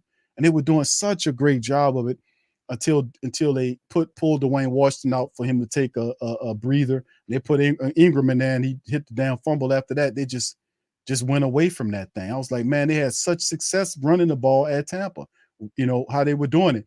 Great success right up the center of their line. So as Dwayne Washington exploded, he ran right up the center on those carries. All right, so thank you, Jan, for that thing. He said, doesn't Pete have the mojo of the president? I think he does, bro. But I think they all got to get on the same page, man. They got all those offensive weapons out there, and I think they'll figure it out eventually, bro. I just think they eventually will. Thank you. Devin says Ingram fumble weirdly similar to the Cook fumble. Yeah, Ingram, that's 2 fumbles in 2 games that must be addressed. That must be addressed. You can't have a veteran running back on your team fumbling the ball like that in 2 back-to-back contests in NFC South matchups. That's not going to work. He knows better than that, and he got to do better than that. Bottom line, he knows better than that. All right, so anyway, man, fumble, that pissed me off. That when Ingram fumbled that ball, that absolutely pissed me off because I knew the Saints was going to drive and score in that game. When he fumbled that damn ball off, they actually scored on that drive. They went down and scored on that drive. They scored on that drive on his dumbass fumble. So at some point, they got to address this guy fumbling issue. So hopefully we get AK-41 back, but Ingram, that's why, he was actually prior to, if you remove the fumble away, Ingram was averaging 6 yards a carry. He had 10 carries in the game for 60 yards. That's 6 yards per carry. He was doing a phenomenal job. And we could have leaned on him to win that game. And then he fumbles the ball, and then they have to pull him up out of there. So that's that. Them veterans the veterans got to get their heads out the and they got to play better. They got to play better. Ain't no ifs, ands, or buts about it, fam. They got to play better. All right. So, like I said, I got to give a credit to the Tampa Bay, and I congratulate the Tampa Bay family members for being up in this thing. You got to congratulate them. I ain't no sour grapes ass dude, but I got to give credit where credit due. Congratulations to the Tampa Bay people. The Tampa Bay team, defensive wise, did their business. They sacked Jameis 6 times in the game, and the offensive line, with 4 of the 5 starters missing, kept the Saints off their quarterback, but 1 sack, while our line gave up 6 of them. So I'm asking the question, could the offensive line for Tampa Bay keep the Saints defense off of the statue known as Tom Brady? The answer was yes. For 1 sack, and then our team couldn't get they gave up 1 sack, and our offensive line gave up 6 of them. Now you can throw Jameson and say he was responsible for 1 or 2 of them, but still in all, if you take them away, that's still 4 sacks. That's too much, especially in 2 games. That's 10 sacks in 2 games. Don't you understand? He ain't gonna make it through the season like that. He already hurt right now. Jameis is not gonna make it through the season. If the man is sacked, if he got 10 sacks on him in 2 games, he not gonna make it. It ain't gonna work. Oh, anyway, here go Jameis Winston. Let's see what he got to say. Ball. Feel like my back. What's the most important thing is, like, our team fought our tail off. Defense played a great game. Offensively, we just got to get better on 3rd downs and protect the football. Myself, I have to get better on 3rd downs and protect the football.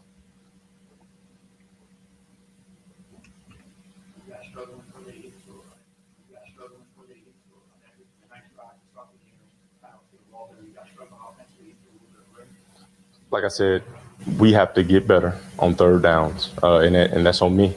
We had a great chance in the red zone to end up with 7 and not 3, and I missed Chris. We just got to continue to get better.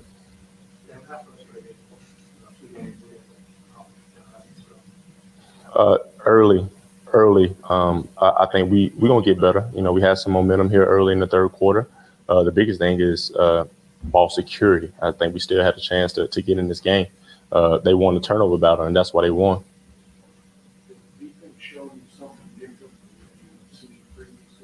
No. We were prepared. It's just on me. I got to take what the defense giving me, and keep the ball. Like, keep the ball in our possession, because when we keep the ball in our possession, a lot of good things can happen.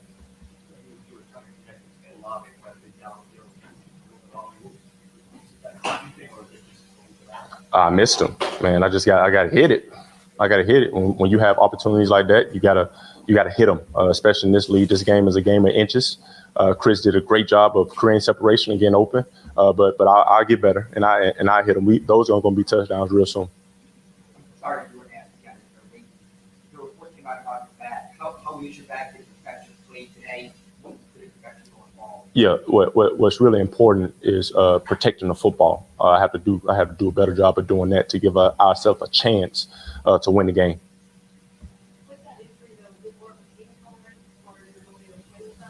Yeah, everyone in that locker room is playing with some type of banged up or something. But like I said, what's important is offensively, I have to do a better job of executing on 3rd downs, and I can't give them the football.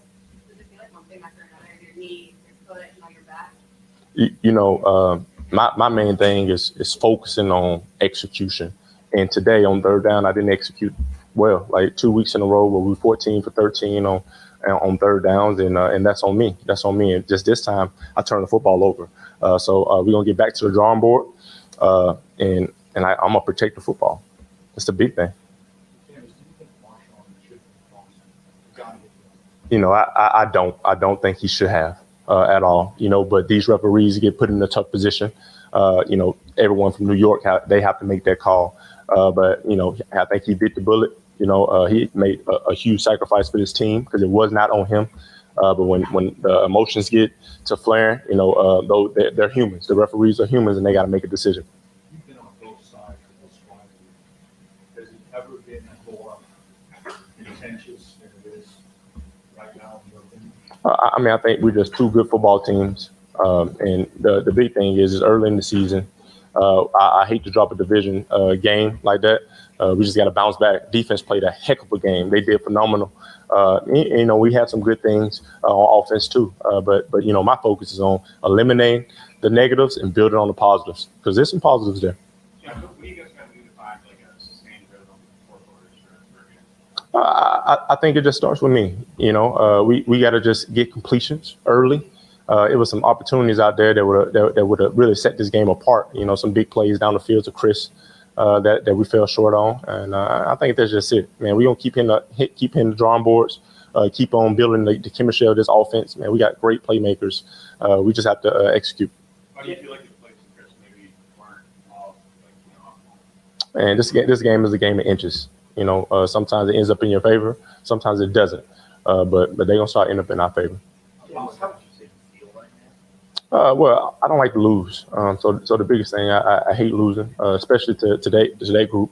But man, they competitors. They compete too. And I just hate to let the team down by turning over the football and not giving us a chance to win. I had a bit on during the week that you thought I may not be able to do that. Yeah, no, I never think that. I'm so focused on preparation and how can I execute. I think DA does a good job of putting it on the team. Like the team is bigger than yourself. So as a team, we were preparing together and we were ready to roll. James, were there any decisions that maybe you took the back into account? Like maybe you had a lane to run, but you decided not to. Were there any times that you felt like the injury sort of affected your decision making at all? Well, I think that I have to do a better job of protecting the football. That's the most important thing. And when we get in those situations, and when you play against a good team like that, whoever wins the turnover battle is going to win. Our head coach said it. Win the turnover battle, we win this game. And when this team has won the turnover battle, we won the game. And when that team has won the turnover battle, they won the game. Thanks, James. Thank you.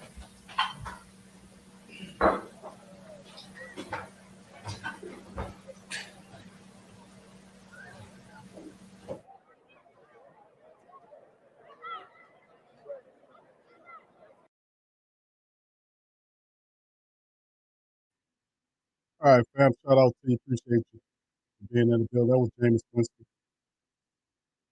You heard what he said, fam. You got to get it right. He was taking up for the referees. Jameis, one of them dudes, he don't want no smoke. Brian Russell said, "What's up, fam? Do we know if Jameis and Carmichael are the answer? Why did they take Washington out? We all know Ingram fumbles the ball. Don't even know why they brought him back.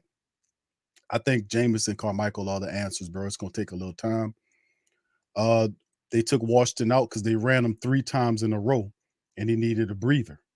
That's why they pulled him out of the game.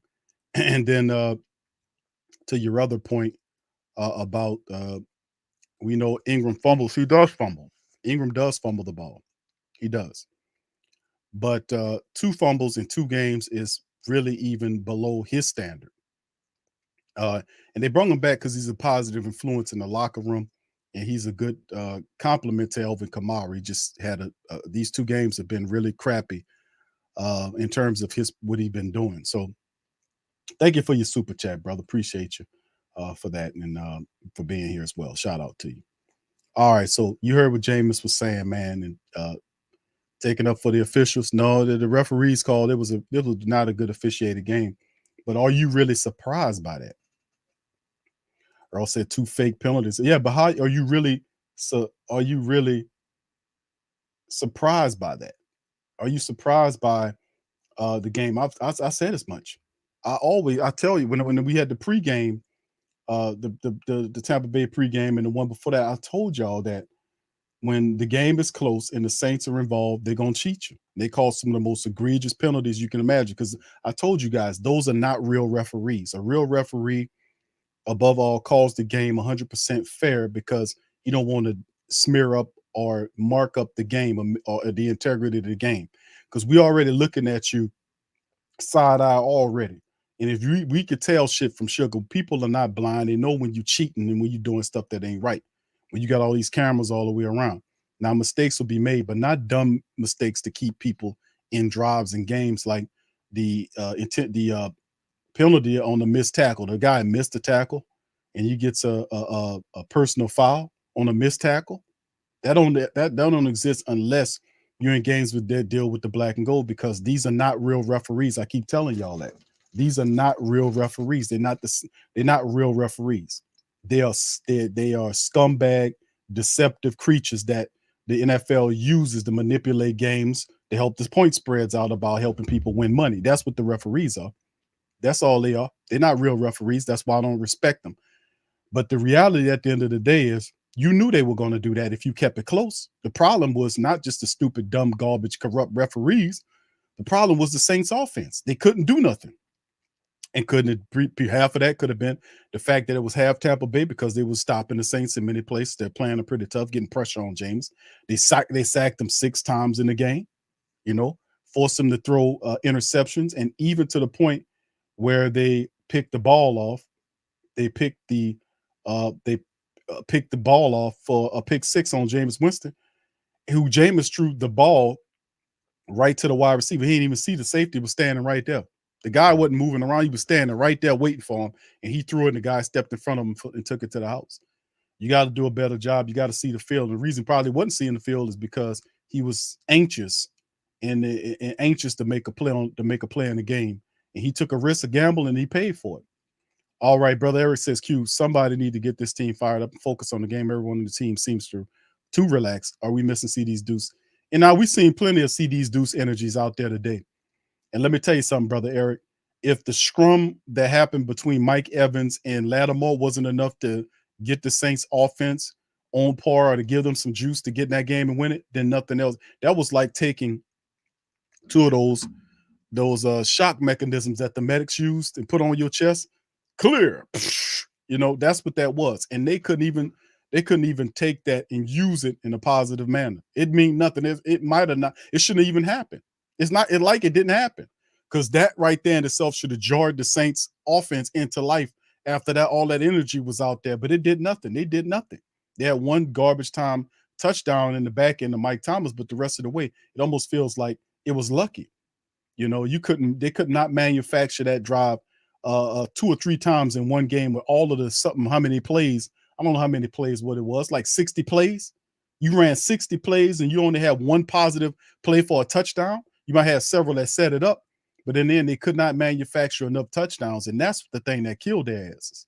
And it's due to the fact the Saints had 5 turnovers. Now you take the one where the guy caught the interception and it went through his arms and hit the ground. They didn't challenge that.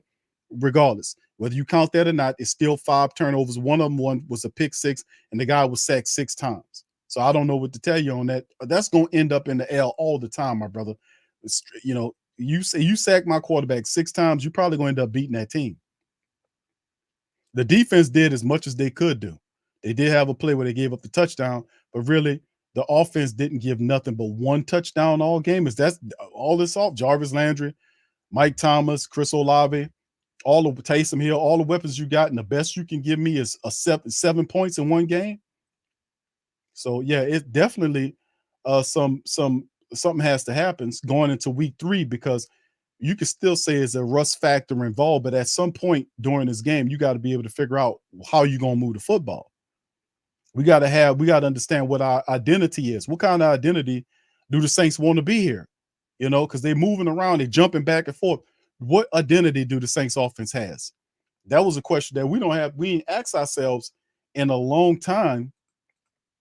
We haven't asked ourselves that kind of question in a long ass time, because we had Coach Payton here. We knew what we were doing. But in Pete Carmichael's era, what are we doing? What kind of offense is this? Are we going to be the ground and pound that Dennis Allen wanted, that he didn't stick to in the game? Or are we going to be a guy that throw it all over the field? So it's just one of those things we got to ask. And don't worry, they're going to get answers. But one of these type of losses really spurs the Saints in the right direction to get those answers. So just be patient, fam. All right, YB Forever says, just discovered your channel, love the content. Thank you, my friend. Appreciate you for stopping by. Thank you, and much love to you. All right, so Devin says we got Cam lining up against the best OT when they got a backup on. Yeah, I know the back of the backup on the other side. Cam on. Yeah, I know. That's why I say, man, listen, I got to give it. Well, I mean, Rich, if it was the Saints participated, it didn't have to be. Thank you for your super chat, bro. It didn't have to be. It didn't have to be. Big Sean says, Q, we know the refs will really eventually start cheating. We had 3 whole quarters to run up the score while on the offense, while on the defense kept Tampa Bay at bay. That loss ain't on the refs. I agree. I was saying that, bro. You can't. Thank you, son. You cannot. And I'm gonna say this. You cannot blame this on the garbage referees. You can't. Even when they threw Lattimore out the game with Mike Evans, it still benefited the Saints. The Saints offense pretty much had Mike Evans on shutdown. He wasn't making any big plays for him. The only touchdown came on with Perriman beating PJ Williams. And we know PJ can't cover nobody. We know that. Well, the Saints defense couldn't get to Tom Brady. He had forever and a day to make that throw. He went from left to right and then looked back right again and threw the ball. Come on. You know? So, no, this ain't on the garbage referees. We know they're going to cheat when it gets down to the nitty-gritty. We know that. It's the Saints' job to take the game out of the referee. Where was the offense today? That's the question. The defense held this team down as long as it could. You mean to tell me all the money the Saints spent on the offense, the best they could produce is 7 points? That's all we can do as an offense? You know? So the question is you let Jameis say he don't want to let the teammates down. But not just Jameis leads the offense, but it's just Jameis and the offense too. They let the entire team down today. Special teams and defense, they let them down. They couldn't do their job. They didn't score they only had 1 garbage time touchdown. They scored when the game was well out of hand. You know, where was the rest of it? Like you say, Sean, for 3 whole quarters. Where were they? Had me up in here saying, knew this, like, man, had me up in here doing this.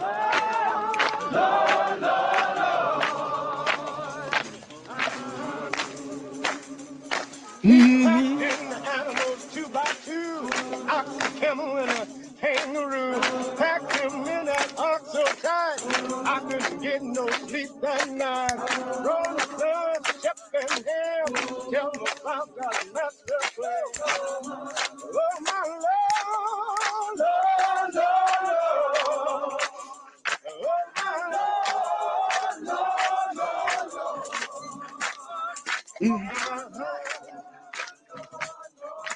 That's what they had me doing. That's what they had me doing up in here. You heard what I said? Them people had me up in here. Oh my Lord, all that kind of stuff going on. That's what they're going on. But the Saints, they let down some people today, man. But that's on the Saints offense. They let it down today. They did that. They did it. They did that. They did that today. That was on the Saints offense, not the defense. The Saints offense did that today. They're gonna say we lose as a team, but you know when somebody ain't carrying their weight. The Saints offense wasn't carrying their weight today. Shout out to the fam. All right. So anyway, man, you know, we got a lot of football left to go in the season. So we got to do what we got to do, man. We got to do what we got to do. Yeah, hell yeah, Maul. Hell yeah, we gonna need that. We got to go back to church up in this joint, man. Thank you, brother Tom. It says, Q, I believe Carmichael and Jameis has to work on the quick strike offense to keep. Oh, yes, right. Absolutely, bro. Absolutely. Oh, absolutely. You are 1,000% right. You are 1,000% right. You are absolutely 1,000% right. The Saints they got to have an offense. You call it the quick strike or the hurry up, or I like to refer to it as a 2-minute offense. When you see your offense stalling out, jump into the 2-minute offense to create rhythm. That's the problem. The Saints will have to find all of the quick rhythm plays that they have and learn how to institute them into the package, mix them up where if they feel like they kind of stuttering around a bit, that they can fire into that thing and make something happen. So you're absolutely right. Thank you, brother Thomas, for that, man. Yeah, indeed. Indeed, bro. That's a big part of it. Bishop, shout out to you. I'm going to be patient, but the writing's on the wall when they call offensive pass interference. MT right away after the play, but they did throw the flag on Davis when he was clearly holding. Yeah, I know it was But they're gonna cheat you, bro. But you didn't lose today because of the referees cheating. They cheat you all the time. And you got Mocha says 4 fractures in his back. That's the word on the street. Now your boy don't want to talk about that. Dennis Allison, I ain't gonna get up and call all of that. The word on the street says that. The word on the street says that. It's on the street. But let me ask you this: if you got 4 fractures in your back, Mocha, will a son bitch stacking you 6 times help it? I mean, seriously. He got 4 fractures in the back. It don't help it. It ain't like you taking an aspirin when you got 6 heavy humans throwing you down on the mat and he get knocked around. And not only the hits that he took, you got 6 sacks. That man was sacked 6 times. It don't help your back when you've been sacked 10 times in 2 games. Let me tell you something. That is not supposed to happen.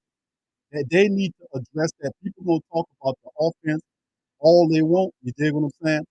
But at the end of the day, I'm telling y'all that the problem is we're gonna have to figure out ways to keep pressure off of Jameis Winston because he will not last a full season by getting by 10 sacks in 2 games. It was 4 in the first game and 6 today. That's 10 in 2 games. That's way too much, fam. That's way too much. Way too much. Way too much. Thank you for that, bro. Shout out. All right. Yeah, I had to put the glory on, man. That's what they were like, man. What's going on here? I had to put the glory on, man. All right, brother Eric says, Q, do you think we need to run more of a rhythm tempo? I think so, bro. Wouldn't hurt. But the positive, I think, in the losses, the fact that the Saints ran the ball really well. Like if you go to the statistics, had they stuck with the run, they would have had success. Look, when Mark Ingram fumbled the ball away, they went away from the run. But they should have just went away from Mark Ingram and just used Tony Jones and Dwayne Washington in tandem. You get what I'm saying? Because if you look at the statistics here, the rushing attempts, look what the Saints had. The Saints only ran the ball 20 times. They could have ran it as much as Tampa Bay ran it 30 times at 10.4. Really, truthfully and honestly, the Saints ran it 20 times in the game. They could have ran it a lot more than that. They really should have ran it because they were averaging 5.1 yards per rush against Tampa Bay. 5 point, that's 2 rushes first down. So every 2 rushes nets me a new set of downs. So if that was the case, why go away from that? Just because Ingram fumbled, and Ingram, if you take away his fumble, he had 60 yards on 10 carries. That's 6 yards per rush. So if you take Ingram away, you still could have used the rushing attack because the Saints was about running today. Why did we go away from that and only use 20 and try to force Jameis to throw the ball 40 times? That's the question. Should be under a certain amount. Now, he had 40 attempts. Jameis had 40 attempts today. He was 25 of 40 today. We didn't need to do that. We could have stuck with the run and we could have dominated the clock. We could have took some of them possessions away from Tom Brady, yada, yada, yada, and we could have made something shake. We could have stuck with the running attack because it was running. It was working. We averaged over 5 yards a carry. We did. Check the stats. I got them up in front of you. So, I mean, a lot of stuff you can go off here. It just sucks, man. Rich says, where was Taysom? Once again, the Saints kind of went away from Taysom, didn't they? You know, they kind of went away from Taysom after he had that play where he didn't get much yardage. They kind of went away from Taysom on that play. So we got to go with what works, and they're going to figure it out, family. They got nothing but time and opportunity to figure it out. Trent says, so if the refs cheat the Saints all the time, it's just okay now. Well, I mean, no, if they, bro, you know what it is. The only thing you can do, Trent, is just call it out, bro. Call it out. The referees cheat the Saints all the time. This is a fact. We know that. You know it. You done seen it all the time. One of the most egregious calls in NFL history happened in the Saints several years ago in the NFC Championship game. You don't have to be reminded of that. But the reality is that they do cheat. Like the call, the play that the referee, matter of fact, I think I got it on here. Like the referee play here, like we can get past all this other junk and get to the referee play right here, where the referee called the Saints right here a personal foul against the Saints for a missed tackle. I've never seen that before. Look at this. This is one right here. Look, he misses the tackle, missed tackle. He kept going, and they called him. They called him for on that. Never seen that before. Never seen that before. Never seen that before. Never seen that before. But the point is, that's what they do. We know that's what they do. So what's the answer? The answer is, and Coach Payton knew it, Demario Davis knows it, you have to play above the referees. You have to take the game out of the opponents. When you playing close and it's a 3-point game, a 7-point game, they're going to operate within that gray area. You have to put points up on the board and remove the other team from the equation. That's what it comes down to. That's how you beat the refs. You're not going to go to the NFL office and complain to them about it, because they're going to pretend like they don't know what you're talking about. We don't be, no, that's not you. We're doing the best we can do. While behind the scenes, they're helping out the owners and the people that's investing in the NFL, making money off of manipulating things. That's how I go. So how do you beat the manipulation? You got to beat the referees and the team that you playing by taking them out of the game. We've done that for years. This ain't nothing new. They've been cheating. People just starting to understand, because the cheating is getting more egregious. But they've been cheating. I've been documenting them cheating. For years, they've been cheating the Saints. For years. And now when people see what happened in 2019 and then they see what happens today, they're like, man, y'all might have something that, well, we don't need for people to say, well, y'all might have something there. Your blind ass didn't see it. You see what I'm saying? But for the rest of them people out there, man, they understand what time it is when you watch football, and the referees, they're not real. They're not real referees. They don't uphold the integrity of the game, unless the integrity is actually corruption, and they uphold the corruption to cover spreads and all that. We've been knowing. They got people wrote books on all this. They got people wrote books on that. Then they got these people that come out from the NFL and ESPN that discredit these people when they're telling the truth. So, I mean, at some point, we as people got to understand that that's how I go. When you got billions of dollars into your sports industries, all of it is corrupt. All of it is manipulation. All of it is. When you got billions of dollars flowing into it and it's controlled by Vegas, and you know who runs Vegas, right? Hell, most of the owners, some of the owners that run these teams come from mob backgrounds. The Bidwells down in Arizona, and I mean the Rooneys in Pittsburgh, man, this ain't nothing new. People directly clicked in. So yes, indeed, the centers that happen there, manipulation all over the place. The thing you can do about it is call it out. Call it out and bring it to the light. Bring them roaches into the light. That's what you do. And that's what I do here. I don't play no games with nobody. I tell the truth. Brother Eric says Pete Werner has been playing like his, Pete Werner, the Saints defense for a large result have been playing positive, but my goodness, the Saints offense need to get together. Brother Prime says, who that nation boycott the national shows this week? Yeah, you got to do something, man. When we boycotted that Super Bowl, they lost a lot of money, and that was the least watched Super Bowl since the very first one. That put them on notice that we ain't playing with you. You're not gonna sit around here. If you're gonna pretend to be a football league, you're gonna play football and do it the right way. You're not gonna sit around. Now you change that NFL to the NFLE and say we about entertainment. Let us know that, because that's really what they're supposed to be doing, to be real with you. James said the quick strike offense that Pete and Peyton tried when they had Drew with Drew's quick release. I thought about that last week. That's why James timing this off. Well, Mike, good comment, brother James. Shout out to you. Big Low, shout out to you, my brother. Appreciate you being here. Yeah, Big Low said they cheated. Well, of course they do, Low. Shout out to you, my brother. But listen, we didn't lose the game because of the referees, my brother. We lost the game because the Saints offense couldn't manufacture enough touchdowns for whatever reason. Whether it's the offensive line that gave up 6 sacks today, people dropping you got guys dropping catches. You had guys catching the ball, dropping it to fumbles. Whatever you want, whatever the maladies of Three Stooges-like behavior that you want to pinpoint on offense, they deserve it all this game. So they got to come correct. They got to come correct, because they're gonna feel it this week. They're gonna feel it. All right. So anyway, fam, let's keep this thing going. Let me get one more. I think I got one more super chat in this thing as well. All right, Soul Fingers, what's up, bro? Says facts. Q. Stephen won and Ray Charles could see that BS call. They gave Tampa Bay a stimulus package on that drive. All those bogus calls in quarter 1. Saints against the world. Who that? Thank you, brother. Soul Fingers 12. Much love. Thank you for the super chat. And with Low in the building, I guess I gotta say that's that's a Superman chat. So that's what's the Low in the building. When Low up in the building, I got that's Low's thing. So when he in the building, I gotta bust his move right quick. All right. So anyway, yeah, family, this was a tough one watching it, but like I said, I'll tell you, listen, the referees do what they're gonna do. We know that. The issue is, to be honest with you, the Saints offense did not step up. They didn't play like they were supposed to, and they have to fix that, regardless of whatever that is.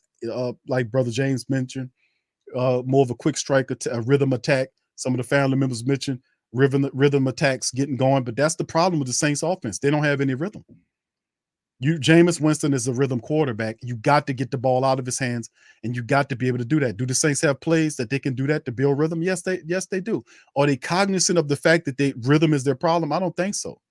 I don't think they see it totally that, but when they put that tape on, they're going to see, because it's different when you win the game with your follies than you think, when you come from behind, like you came from behind with 17 points in fourth quarter against Atlanta, and you said to yourself, man, I think we might have figured it out when the pressure was on, and then you come back in the next matchup against the Tampa Bay Buccaneers in your building and they get the win. Then you get a scrum on the field and all that, and that's not emotional energy enough for you to charge the offense to do nothing but a garbage time touchdown. It's underlining issues right here that are real. We're starting to see the rust roll away, and now we're not seeing rust, because the first 1 or 2 contests, you would say is a rust factor. Q. The first game, I would give you the rust.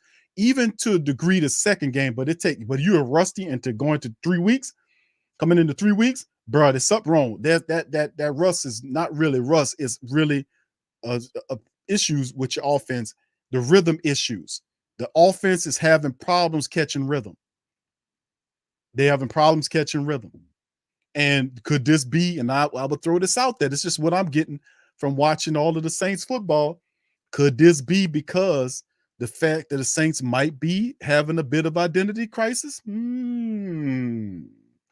we going to pass? Are we going to run? What are we going to do here? You see that? That's what my number one commentary is, family. I think the Saints have a bit of identity crisis. Are we a passing team? Are we a running team? What kind of team are we? If we was a running team, we'd have run today, because we was averaging 5.1 yards per rush. We could have worked together, stuck with the run, and operated the play action off the back of the run, and at least put up 17 points in the game. 20 carries, and you averaging 5.1. Tampa Bay was averaging less than 2.5 yards per carry. They still ran the ball 30 times in one game. Saints have identity crisis, family. I know people ain't mentioning that, but I'm going to tell you, all the stuff that I've watched in football, especially with the black and gold, the Saints have an identity crisis. You heard it here first. I'm going to tell you, they don't know whether they're going to run or pass. That could be the reason why the offense looks so despondent. So that's my take on it. But anyway, all right, much love. All right, big ups to the fam. Mocha says, this what happened when your quarterback gets sacked 10 times 2 games as a fracture. Yeah, it don't make it feel good, bro. I agree with you. All right. So anyway, Bishop, shout out to, even when we had Drew, we would start out slow. I'm not worried. Yeah, they just got to figure it out, bro. What usually you're either one or the other. Either you're a passing team or you're a running team. You see what I'm saying? Some people say we're balanced. Well, some of the better offenses in the league, I guess they could say that, but to a degree, you do one better than the other, and the other one sets up the other. You see what I'm saying? So if you're a running team and you run the ball really well, you use the run to set up the pass. If you're a passing team, you use the pass to set up the run. You could do that. So what do the Saints do? What are they? And remember, you said, like, well, Q, they have an identity. They did under Peyton, but this is Carmichael's system. What identity do they have when Dennis Allen telling you when he first took the job that they won't be a running team? They won't run the ball. You see what I'm saying? And then get vertical down the field. So what are we doing here? Are we listening to Dennis Allen? Are we a running team? Or is it Pete Carmichael's passing attack? What are we doing? What are we? And I think that's something they're going to have to figure out. All right, so shout out. All right, Brother Damon, shout out to your family. Says, what's up, Q? I have to say it, big dog, but that's why I stay away from your live stream, bro. Because, man, these artificial fans in here will run you out during the game. Just, bro, a lot of artificial. But listen, bro, thank you, Damien. Shout out for you. Listen, there's a lot of people right now that's upset by the loss to the Tampa Bay Buccaneers. Listen, a lot of people, I see it as patience. Like, a lot of people don't have that thick patience. A lot of people don't have the patience, But, my job is, bro, I've seen so much football and so have y'all. But I can't get up here every day. I have to kind of remain centered so that I can be able to see both sides, so I can be able to explain it to the best way I can to the Great Saint Think Tank. And what in being centered right there, I can see both sides. I can see what you're saying, and I can see the other person that you might be referring to. But a lot of people feel like they're upset because they think the Saints should have won the game. And they're putting a lot of pressure on Jameis Winston because he's the quarterback. The quarterback always going to receive the lion's share of pressure, especially Jameis Winston, because he has a certain reputation around the NFL circles. We know it's unfairly given to him because quarterbacks throw interceptions all the time. But he's tasked with this persona of being a turnover machine. He gave him 3 interceptions today, and one was a pick 6 that helped sink the team in the ground. The Saints offense only scored 7 points under his leadership. I think they threw the ball way too much throwing. He over 40 something attempts from Jameis today. That's too much versus just 20 rushing attempts by the Saints. And even if you knew you got a quarterback with back issues, you shouldn't want to get him to throw the ball 40 something times. You get what I'm saying? Because if last time I checked, you can't do nothing without your back. If your back is messed up, even if they're shooting you up with pain medicine, at some point it got to look something special to some people to notice Jameis is one of the more accurate deep ball throwers in the game. There's something going wrong with him from a physiology standpoint for him to be missing on Chris Olave that many times. You see what I'm saying? 1 or 2 times, maybe, but the 3rd or 4th times, he's one of the accurate guys. He gets you that ball. And that ball sailed on one of them. The other one, the other guy, the time he tripped them up, all that kind of stuff. But if that is indeed the case, and I'm Dennis Allen, not Big Q, but if I'm Dennis Allen, what makes me different from Dennis Allen? Or what if I'm Dennis Allen would make me different from you or Big Q or whoever else? The fact that I'm Dennis Allen, I have the inside baseball on what's going on with his medicals. Now, word on the street say he got fractures in his back. Dennis Allen knows for certain what's going on with Jameis Winston's health situation. He can go right down the way to the medical department and get the medical report and read it, or even have it sent to him in his email and read it and find out exactly what's wrong with my quarterback. Now, if that's indeed the case, then I don't have no business forcing this guy, if I know his medicals, to throw the ball 40-something times in this game, if that is indeed the truth of what the family members are saying on the street, that he got fractures in his back. If that's indeed the case, then there's no need for him to be throwing the ball 40 times in the game. That I should be operating more to a run style system. Am I making sense here? So that's what that's my rationale there. If I know that, then there's no way that I'm gonna force him to throw the ball 40 times in one game and only run it 20 times when I'm averaging over 5 yards per run. You know what I'm saying? You got that? So that's my thinking on the process. So I understand what you're saying. Shout out to you, Brother Damon. Also understand where the other people coming from, because they have a high expectation for the Saints. And even though I realize the Saints not going to win every game, but we are competitive enough to be in every game. You got that? We're not going to win every game, but we competitive enough to be in every game. You got that, baby? Baby, did you catch that, baby? So in essence, that's what my process of thinking is. So I might be a little bit more patient than most, because I've been doing this for a while, bro. I've been doing this for a long time. So I done seen a lot of games. You want to see me cut up? Go back and listen to the mold shows. Cutting up. But yeah, you get a bit of a thick skin, bro, with seeing it. And then you see things operate in forms of circles and rhythm patterns. So I've seen this happen before in many different circumstances. So that's what gives me even more patience and faith to understand that the Saints will work through it, as opposed to people who haven't seen this before. I think that's the big difference, if I'm saying that correctly. All right, so big ups to the fam. KK, shout out to you, Queen. Say 10 sacks. Y'all come on now. Yeah, 10 sacks in 2 games. That's what it was. 4 sacks against Atlanta on Jameis, and 6 sacks Tampa Bay today on Jameis Winston. 10 sacks, in 2 games on your starting quarterback coming off a major injury. It will have an effect. It will. Brother Prime says, Big Q, we should stuck with the run with our big backs. I strongly believe that the Yucks are weak against the big running backs. Yeah, Dwayne Washington punched them on through, man. So what can I tell you, bro? What can I tell you? The Saints got to improve, bro. And this is one of those situations where you ask me, Q, can they come back from this? Can they improve the offensive line? Can the Saints offense get together? And I would have to tell you, family, I believe that they can. I believe that they can. I believe that the Saints will adjust to this. Like I said, we've seen this before. We've seen incarnations of this where we've seen the Saints offensive line struggle. We've seen quarterback situations, even in the recent past, where we see them look despondent. Remember, if you go back to week 2 of last year against the Panthers, when Jameis came in and you had Eric McCoy got hurt in the Green Bay game, And Cesar Ruiz took over in the Green Bay game and played really well after McCoy got hurt. Came into the Panthers game, didn't look too good. Now, we were missing some people, and we were also missing some coaches, I want to say, too. I think they had some C-19 involved in outside of that. But even against the Carolina Panthers, Saints still had more than enough talent to beat that team. It wasn't about talent in week 2 of last year against the Panthers. It was about willpower. It was about heart. It was about going out and handling the business. That's what it was about. And Carolina came in there, and they had that element. They outplayed the Saints. They had more guts than the Saints. They had more heart than the Saints, and they had more intelligence than the Saints. And they beat the Saints in week 2 last year after we beat Green Bay, coming up off that thing. So it's all about what you bring. If you can bring it, you'll win the game. And that's what I always talked about with the Saints. If the Saints can bring it and execute like they're supposed to execute, no team can beat them. No team. The Saints beat themselves when they do this, like what you seen today. Unintelligent, the play calling wasn't all that, and it was vanilla. They didn't adjust like they were supposed to. Guys dropping passes, guys overthrowing guys, offensive linemen, giving up sacks. Stuff like that happened, man. It happened. So, and of course, you're right. And one of the family members mentioned the Saints wasn't gaining much separation.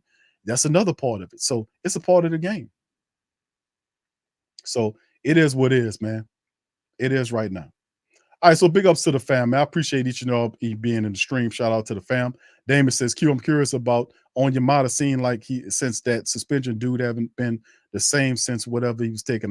No, he actually, if you put the statistics on, Onyemata actually had a pretty decent game, bro. As a matter of fact, I think Onyemata was Shy Tuttle today that played, who had the bulk of the tackles. He had 9 tackles today. And David Onyemata had 3. And yeah, but like I said, Onyemata had, not only Onyemata, but Onyemata got to step up. Cam Jordan got to step up. These guys got to step up, man. They got to step the hell up. So it is what it is. All right, Prompt says, if Big Q, if your O-line is better against the run, then run the damn ball. Hey, bro, you speaking to the choir. You talking to the choir, bro. I'm with you on that. All right, who else we got here chiming in? Well, was Davenport. He was good question, KK. Davenport had 2 tackles today. The Saints had 1 sack, and it was a half a sack split between Onyemata and King Tut, Shy Tuttle.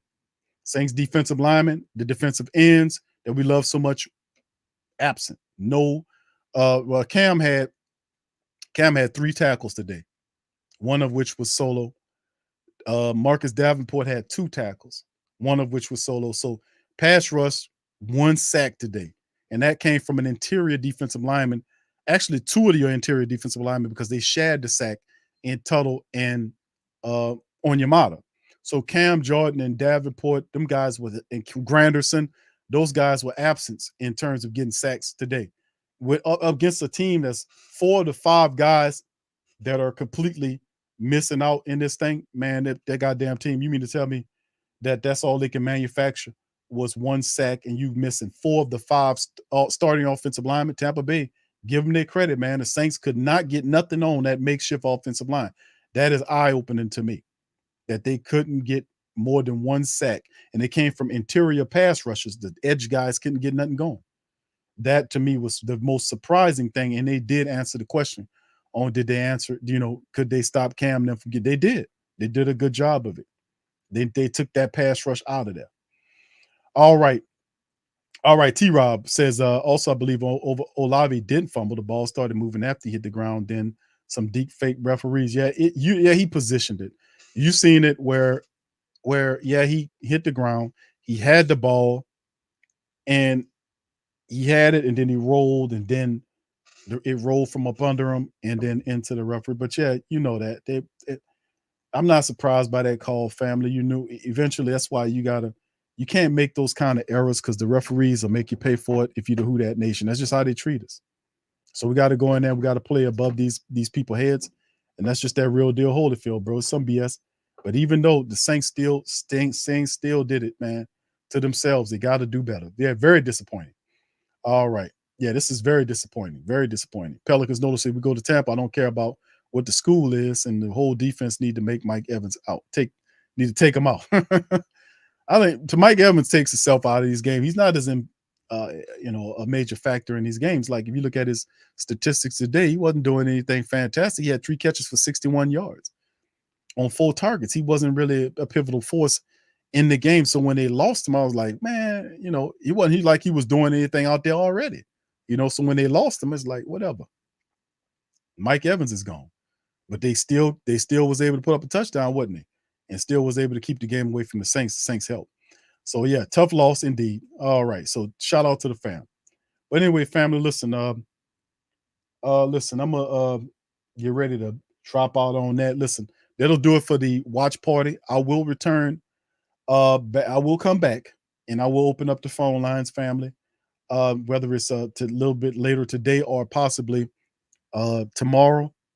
So just hit the notification bell. Please feel free to hit the notification bell.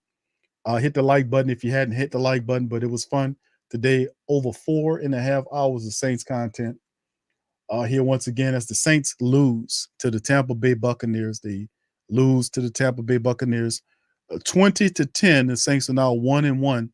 They're 0-1 at home, losing to the Bucs. Here the Bucs go up 2-0 and are now leading the NFC South right now. So there you go. Our next team that we'll get ready for will be the Carolina Panthers. They're the next up on the block. So I'll be back a little later on, family. If it's not later on today, it'll be tomorrow. We're gonna recap this thing. I'll open up the phone lines and we'll talk about why the Saints lost, and we'll let you vent. All right, yeah. Well, it's KB, baby. It's all right. We had a little fun. It's always fun with me. We get together, whether it's a win, lose, or draw. We always. I'm happy. I'm always happy to be with you guys. So, with that being said, fam, I'm gonna punch out on that. So, like I said, I'm gonna holler at you guys a little later. But keep your heads up, fam. A lot of football left to go. A lot of football left to go in this season. Saints 1-0. 1-1. We'll get back on top of that thing. Peace and who dat. Yeah. Boogie like Benson, I'm a who dat. I'm a who dat. Long as I'm living, I'm a who dat. Lose or winning, I'm a who dat. Sports coma, yeah, this is where we do that. Where we do that, where we do that, where we do that, where we do that, where we do that. Boogie like Benson, I'm a who dat. I'm a who dat. Sports coma, this is where we do that. Where we do that. Welcome, welcome, welcome. Somebody please better help. Running this thing like Elf. I thank God every day I'm not a Falcon. Go to YouTube Live with Big Q and the guys. If you ain't ride or die, the bandwagon get flipped. Been marching in, that was way for the ring. I was yelling out your shame for the championship. Bucking on Tampa, duck down. Falcons, pluck, get shut down. Panthers ain't much touchdown.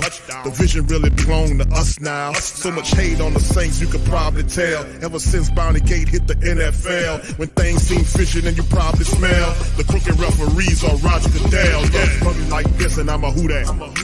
Every day I'm living, I'm a who dat. Lose or winning, I'm a who dat. It's the sports coma, this is where we do that. Where we do that, where we do that, where we do that, where we do that, where we do that. Boogie like Benson, I'm a who dat.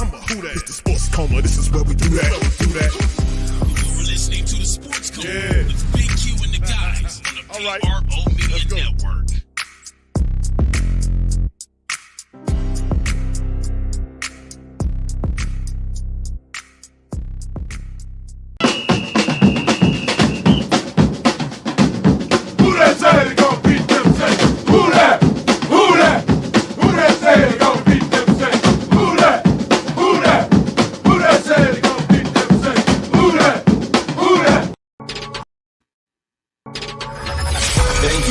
Saints Central, your black and gold home for the New Orleans Saints.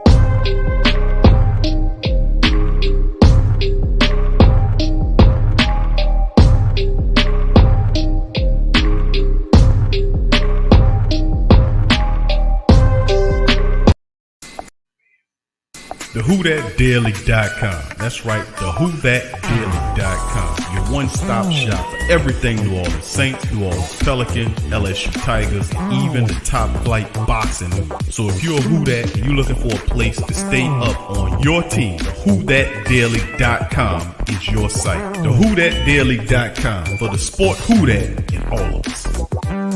Check out the Pro Shop. That's right, the Pro Shop is the platform stores where you can go and buy all the latest merch to support the platform. Available at the Pro Shops, we have dozens of hundreds of products available for you and your family. Unisex tees for men and women, hoodies and sweatshirts, tank tops, kids and baby items, long sleeve tees, mugs, pillows, wall art, bath bedding, face masks, phone cases, stickers, bags, fanny packs, socks, hats, and many other items. Please feel free to check out the Pro Shops. The link is in the description section below. And remember, it helps the platform continue to grow. So check out the Pro Shop and Who That too.